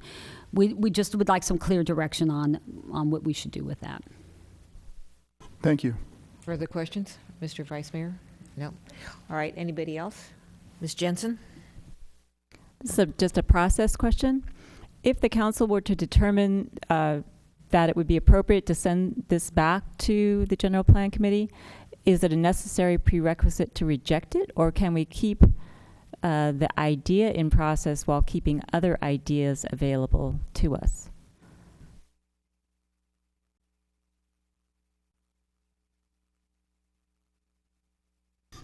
You have a range of options this evening, as Mr. Larson and Ms. Rooney pointed out, that you could accept some of the sites, you could reject some of the sites, you could make partial decisions and refer other pieces and parts back to the General Plan Committee for further consideration. So, and still leave some of the sites on the table, delay the decision until you get more information or more studies back from the General Plan Committee, if I understood your question. Mr. Larson?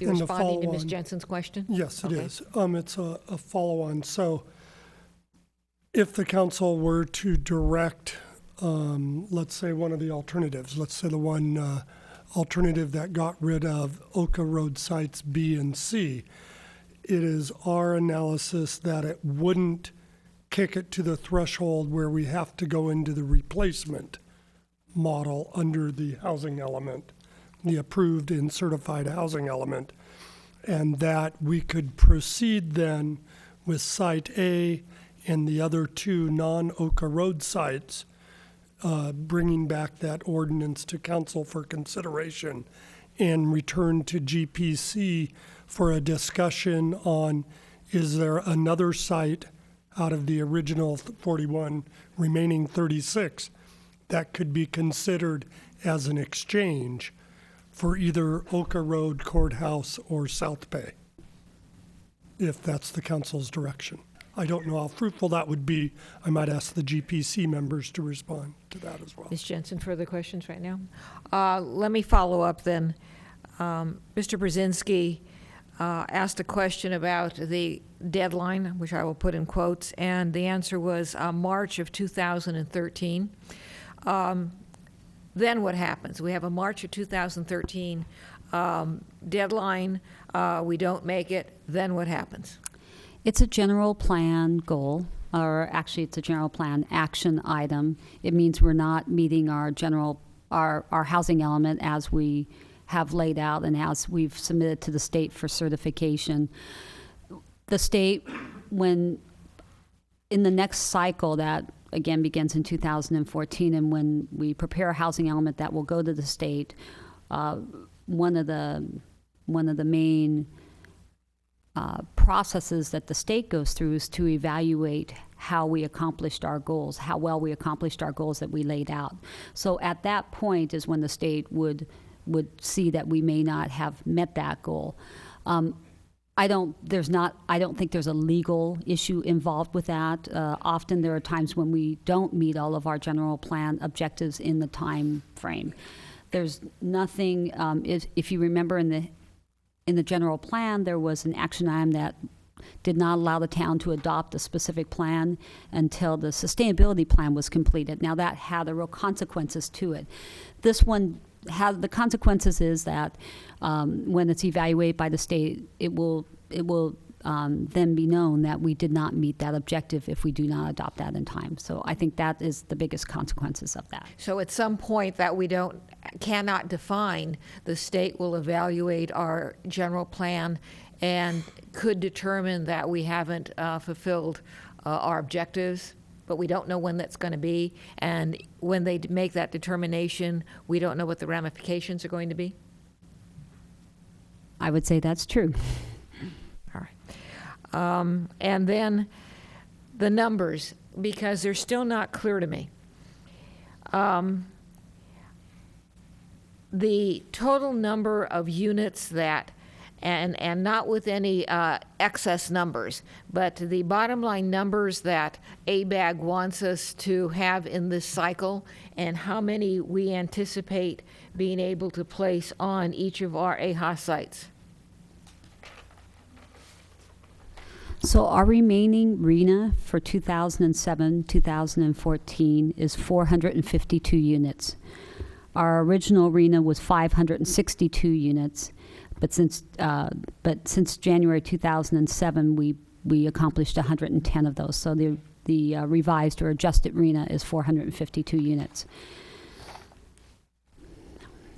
As currently proposed let me just add it up very quickly, is currently proposed, if all sites developed at full density, the 5 sites would yield 600, with full density bonuses on the courthouse and the South Bay sites, that would yield 629 units.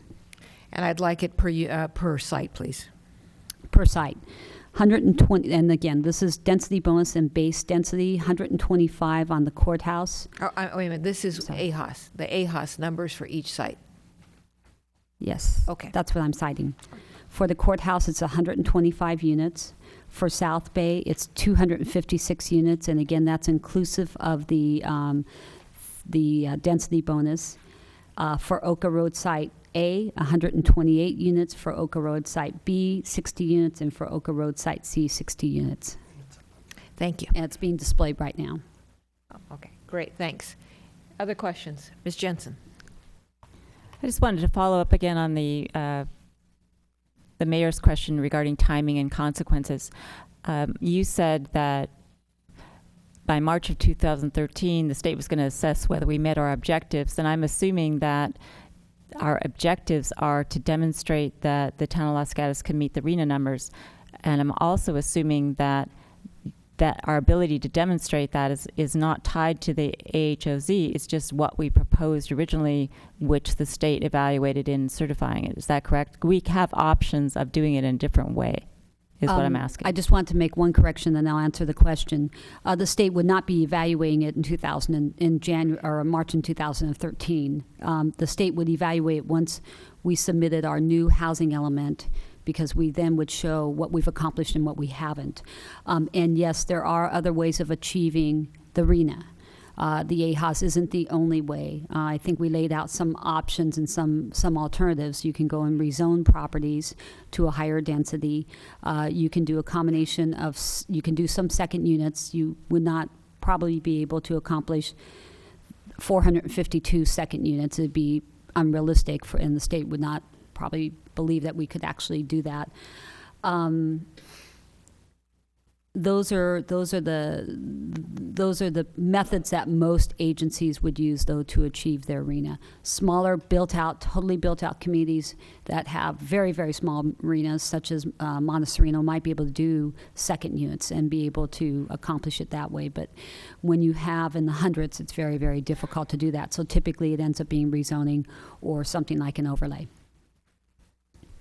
I'm going to follow up on Ms. Jensen's question, and then we'll get to Ms. McNutt. I'm still confused. So the state's taking us to task for not having the overlay zones would not occur until we do our next general plan housing element? I think the town would have the responsibility to tell the state that we did not adopt the affordable housing overlay zone. I think that the town has the responsibility to inform the state of that. They've certified the housing element predominantly based upon that. However, the state would not normally, in a normal course of action, evaluate how you achieved your objectives until the next housing element is submitted. But I think the state would be under its responsibility. I mean, the town would be, its responsibility would be to report to the state that we did not adopt the affordable housing overlay zone. The state, and I'll ask Ms. Rooney or Ms. Prop to correct if what I'm about to say is wrong, but my understanding is the state has certified the town's housing element as approved by the council last March, conditioned on reviewing a draft of the AHOZ ordinance that they thought met the specifications they had called for and reviewed in the housing element. So we have what I would argue is a conditional certification based on a review of the draft AHOZ. If we will need to separately ascertain what proactive obligation the town would have to notify the state if we were not to take action on that AHOZ. Separate from that, however, is at any point in time, the state could ask for the final ordinance, not just the draft, and or a nonprofit housing provider or advocacy group could initiate action through the state that would start the review process on have we fulfilled the housing element commitments affirmed by the town last March. Thank you. Ms. McNutt. Thank you, Mayor. My question or comment is very much along the same lines. And what I'm wondering about is that our housing element, we did way at the end of when we should have done it this last time. Now we have a fresh one about to start in 11 and a half months. So could we not say to the state,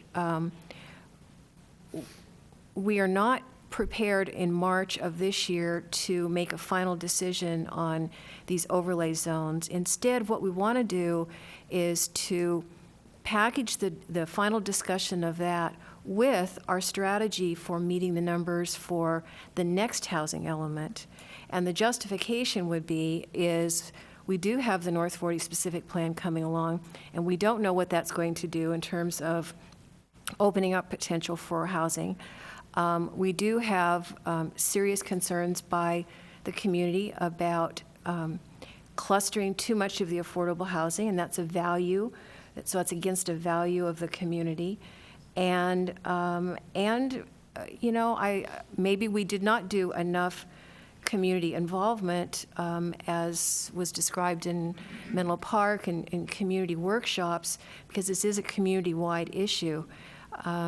So if we presented the state with a proposal that way, or not a proposal, a statement and a justification as to here's why we're taking these actions, what's the worst thing that could happen? I think there's a couple of things. First off, the state, we would be then responsible for having to plan for somewhere around 1,070 units, because they would add the existing cycle onto the next cycle, because we didn't plan for the 452. Excuse me, Mayor, can I interrupt you right there? Because I don't understand that number, because we just heard earlier that the next number was like 600 and some, and so if we approved these, then we'd only have to come up with another 100 some. So how did we all of a sudden we jump to 1,070? Because we would not be planning for the 452 we have in this cycle remaining that we haven't planned. The AHAS covers the 452 in the existing cycle. Our next cycle is for 617 units. If we do not accomplish our planning for the 452 units, that's going to be added to the next cycle for us that we'd have to plan for. I don't understand how it adds to, but it doesn't subtract. I'm not. Because you may not be able to explain Sacramento to me. In essence, the state gives us numbers in a given period of time that we have to plan for. If we found that we could not plan for those numbers, which is what I think is one of the alternatives that's being considered. In other words, if we put the AHAs off, and if we don't do anything else, go in and rezone, second units, however else we want to do it, technically we never planned for those 452 units, correct? Because we never adopted any programs. We never adopted a program to plan for those 452. Those units then would be added to the next RENA cycle, which is 617 units. We would then have to plan to accommodate for both of those. We would get credit for any actual affordable units built, as we've already gotten credit for the 100 that took us from 552 correct down to 452.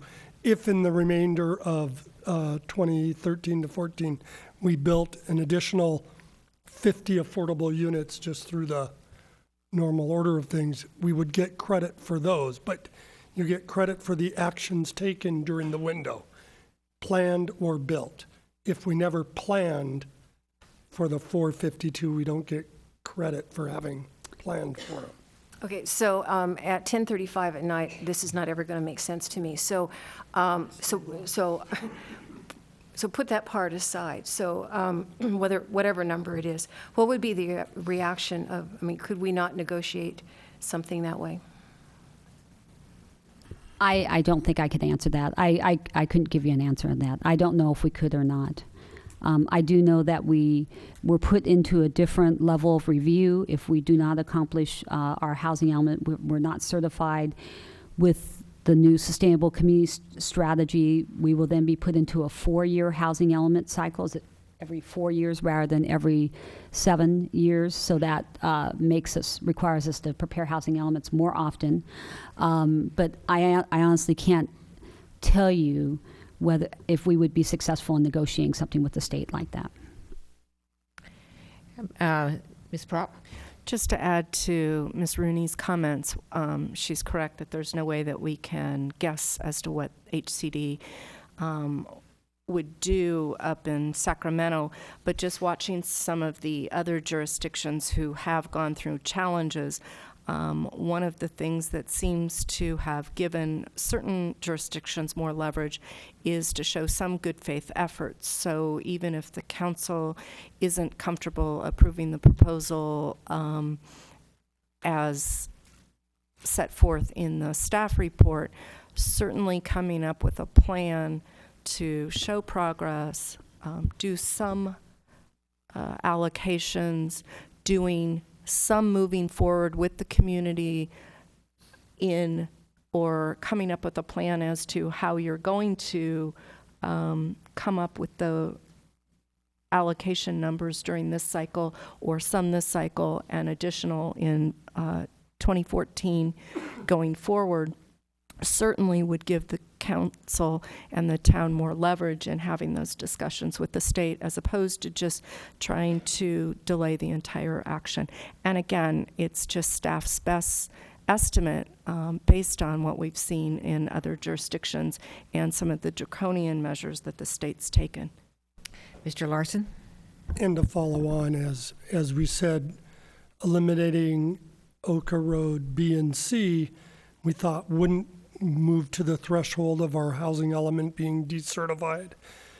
Moving to eliminate all of the Oka Road, for example, but approving Knowles and South Bay, the state, it'd give us more negotiating room with the state than in denying all the overlay zones. So those are the issues before the council. It's an ambiguous negotiating structure with an entity that we don't have much influence over. Ms. McNutt, anything else at this point? At 10:35? All right, further questions? All right, no further questions of staff. I will now look to the council for discussion and direction. Ms. Jensen. Discussion or direction, would you also entertain a motion? Or would you like discussion and direction first? Well, if you're good for a motion, go for it. Okay. I would move based upon, and I'd also like to echo the mayor's comments. Your presentations tonight were excellent and done in a very respectful manner, so thank you very much for the input.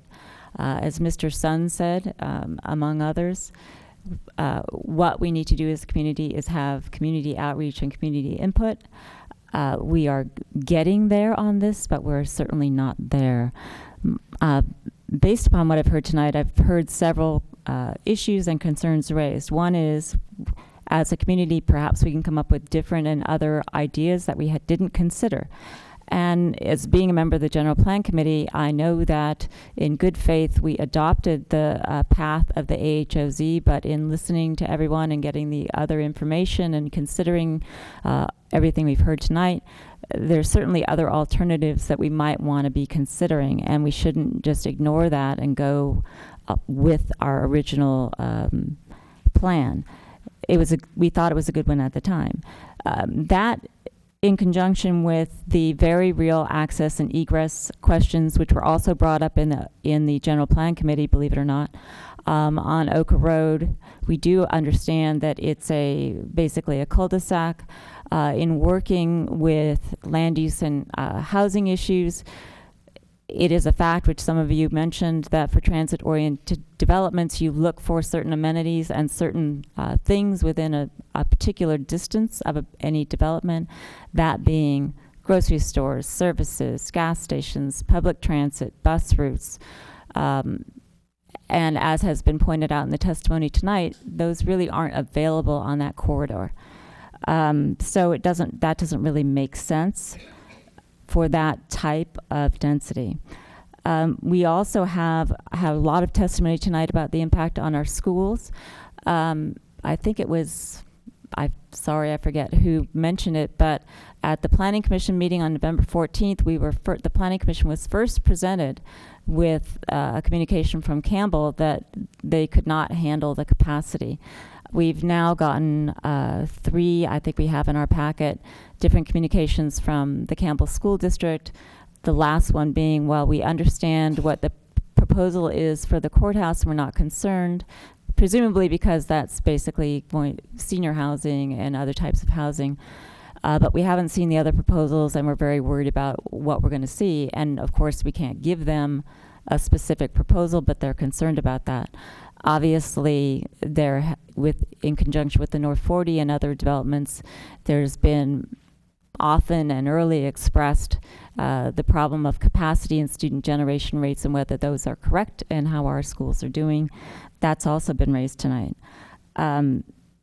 We have other ways, other alternatives to demonstrate to the state that we can meet our RENA numbers. And given that we're entering a new evaluation period with new numbers and we're starting that now, this seems an ideal time to examine all of the alternatives rather than to now say yay or nay to a proposal that we have on the table, which may not be the best. I think, though I didn't ask, and certainly this can be corrected, but when the state was presented with our plan for the AHOZ, I don't think we presented alternatives. We presented the AHOZ. So in my mind, I'm thinking, well, if you're going to negotiate with the state and want to show good faith and progress, what we would say is we are now actively engaging with our community to figure out what the proper alternatives are, but we're working toward meeting those numbers. We have other properties developing, as was pointed out, the North 40, Albright, various properties on Los Gatos Boulevard. So in my mind, as I listened tonight, my motion is that we should continue this matter. I don't think we should abandon altogether the notion of the AHOZ zones. I think they have a lot of value. I think we should consider whether divorcing our multi-unit residential design guidelines that we worked so hard on from the AHOZ is a good idea, so that we have those in place if we go forward with something different. We should be actively figuring out how to notice, and I know that this is a difficult proposition, but how to notice as much as we can what we're doing. I know that way back when, for the Los Gatos Boulevard plan, we had several meetings with input from members of the community. I know that we did that for general plan, but this was a general plan as a large concept, but we haven't done this particularly with this idea. So given the factors that I've raised, I think I would move and ask my fellow commissioners hopefully to support a motion to continue this matter, to return it to staff and the General Plan Committee to consider alternatives, including rezoning, redistribution of sites in the AHOZ, and different ways to approach our RENA numbers, particularly since we're going through a new cycle, and update as much as possible what's been mentioned tonight on our school impacts, our traffic impacts, especially in conjunction with the other developments that are in the works or being proposed nearby. So my motion is to continue this matter and return it to the General Plan Committee. I'll second that. All right, we have a motion and a second. Discussion? Well, we'll start with the Vice Mayor. Thank you, Mayor Spector. I will be supporting the motion. First of all, I want to say thank you to everybody who came out and spoke and wrote us letters and participated in the public process. And I heard a recurring theme in here this evening, and that theme was most of you weren't notified, and you had to hear it from a friend. And in order to fully vet something like this scale, we need to hear from everybody, and I think we heard from a lot of you tonight, so thank you for that. I don't think Los Gatos wants to be known as a community of social injustice or segregation or any of those things that your signs say. And I think this council heard you loud and clear tonight. As I think about North Los Gatos and the availability of land out there, it seems like it's the final frontier in Los Gatos, and everything is aimed at you. When Los Gatos needs office space, it seems as though that's a great place for it. When we need a affordable housing, it seems as though that's a great place for it. And maybe it is, and maybe it isn't. But to make a long story short, most of development that we, since I've been on council, have heard about is aimed at North Los Gatos. And I like to think of us not just trying to meet numbers to satisfy some requirement that was cooked up in Sacramento for the sake of satisfying a requirement to meet a deadline. I like to think of us as designing a community, the community that we want, with a master plan, thinking of all of North Los Gatos, whether it's Albright and the Affordable Housing Overlay Zone and the North 40, all inclusive, designing something that includes all those things, and then applying the rules that the state throws at us and seeing if we can meet those requirements. So I agree with the motion. I will be supporting the motion, and thanks again for coming out and participating tonight. Ms. McNutt? Thank you, Mayor. I also want to give my appreciation for all of your comments tonight. They were very thoughtful. They were polite. I was very pleased to hear almost universally an acknowledgement that we do want and need affordable housing in our community. It is a value of the town of Los Gatos. It is a value that's in our general plan. The question is where and how and when. One thing that I talk about a lot is emergency egress. In fact, just in the study session we did earlier tonight, we were talking about that problem. Usually I think of it in terms of Hillside, because we have so many streets that start downtown, they go up, they loop around, all those folks have no way to get out. I hadn't actually put it together that you have that same problem on Oka. And no matter what happens, I think that is something that we need to address in terms of figuring out a worst-case emergency exit strategy for the Oka people, because I think any street that has that many residences on it and only one way in or out is problematic. But putting that aside and back on this this situation, I think this is the right thing to do. My concern with just sending it back to the General Plan Committee is whether or not they're going to have enough direction from council to know what to do with it, because I think we need to not start at ground zero, but to, again, think very strategically, not only about what we want to do about revisiting what's currently proposed, but again, we have in just a year the next round of that. So it seems to me that all that needs to be packaged together into one conversation, one set of community workshops, one set of solutions to come up with 400, 600, 1,028, whatever that number is at any given moment, so that we don't frustrate the committee where they do a lot of work and we come back and then we're stuck in this same process again.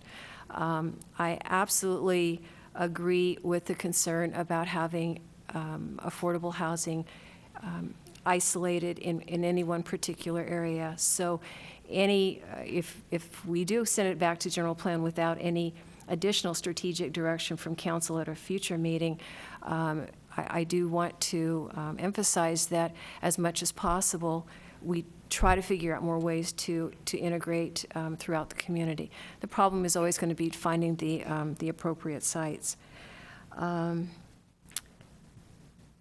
And that's all for right now. All right, further discussion, Mr. Brzezinski. Thank you, Mr. Mayor.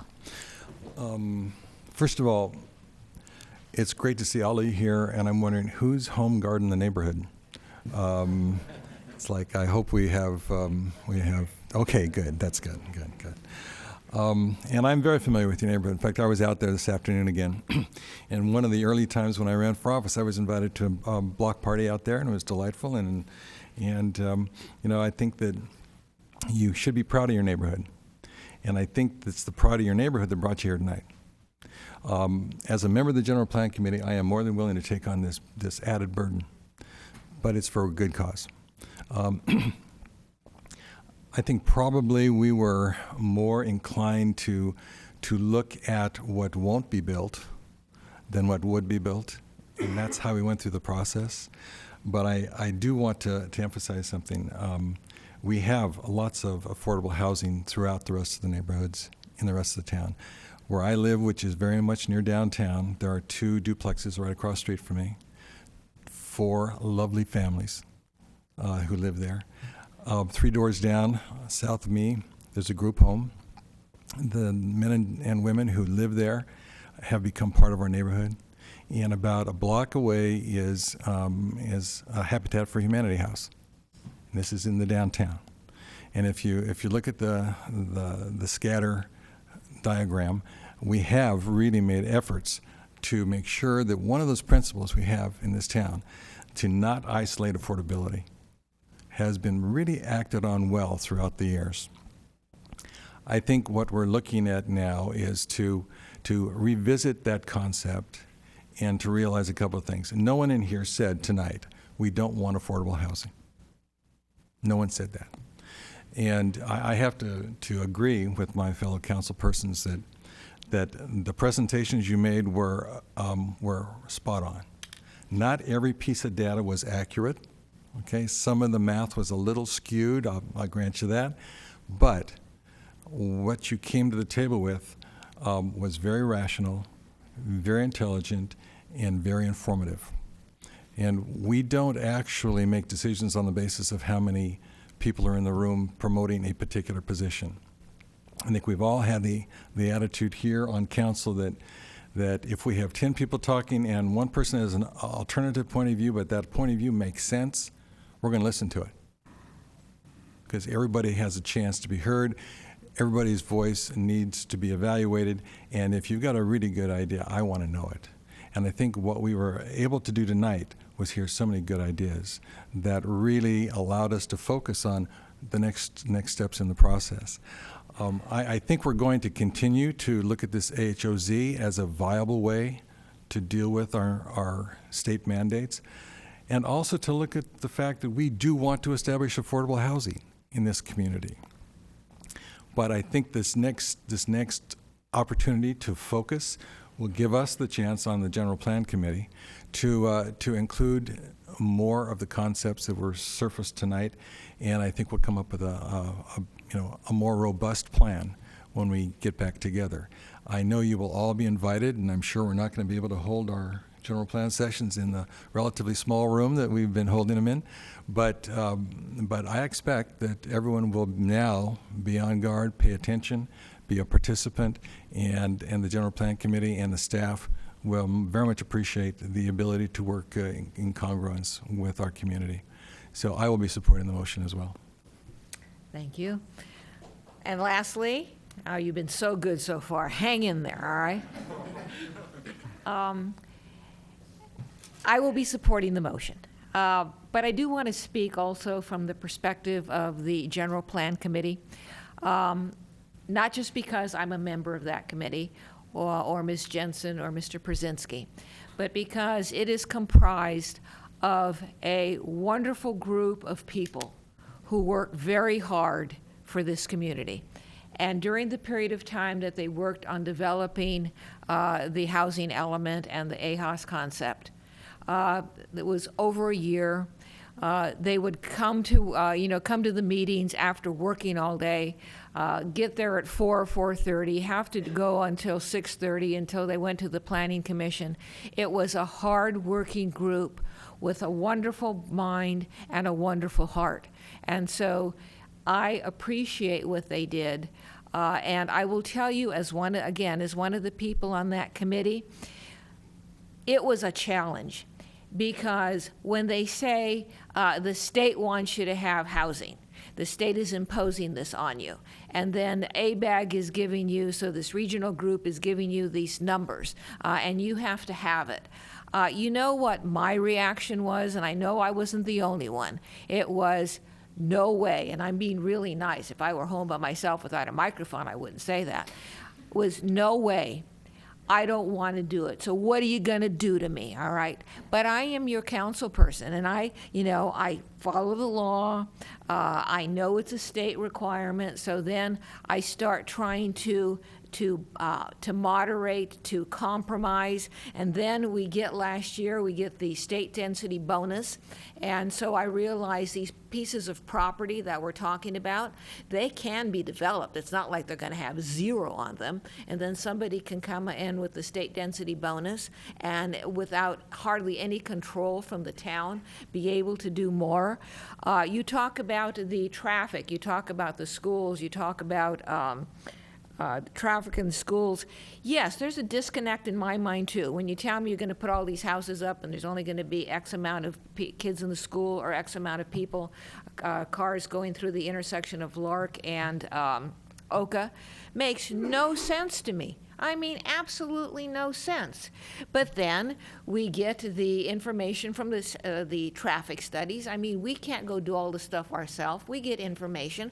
I mean, I have to tell you, I have talked to the school district, heads of the school districts. They participated in this process. And they're not here today saying that what staff said was wrong, okay?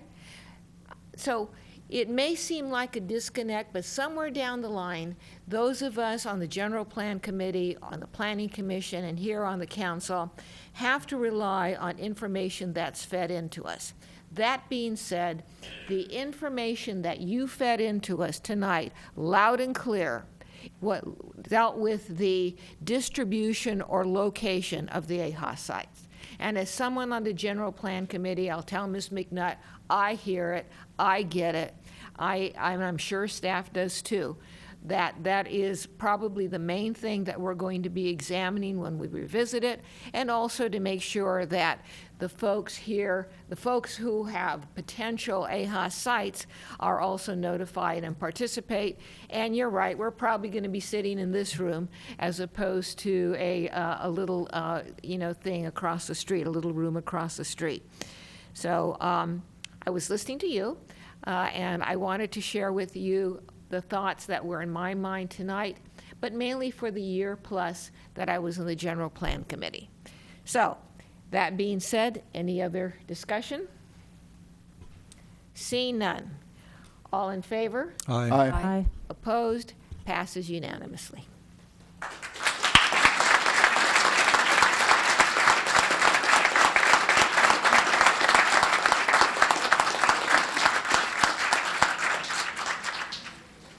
Okay, what did I say about clapping? I know, you were so good. Staff, anything else? All right, meeting's adjourned.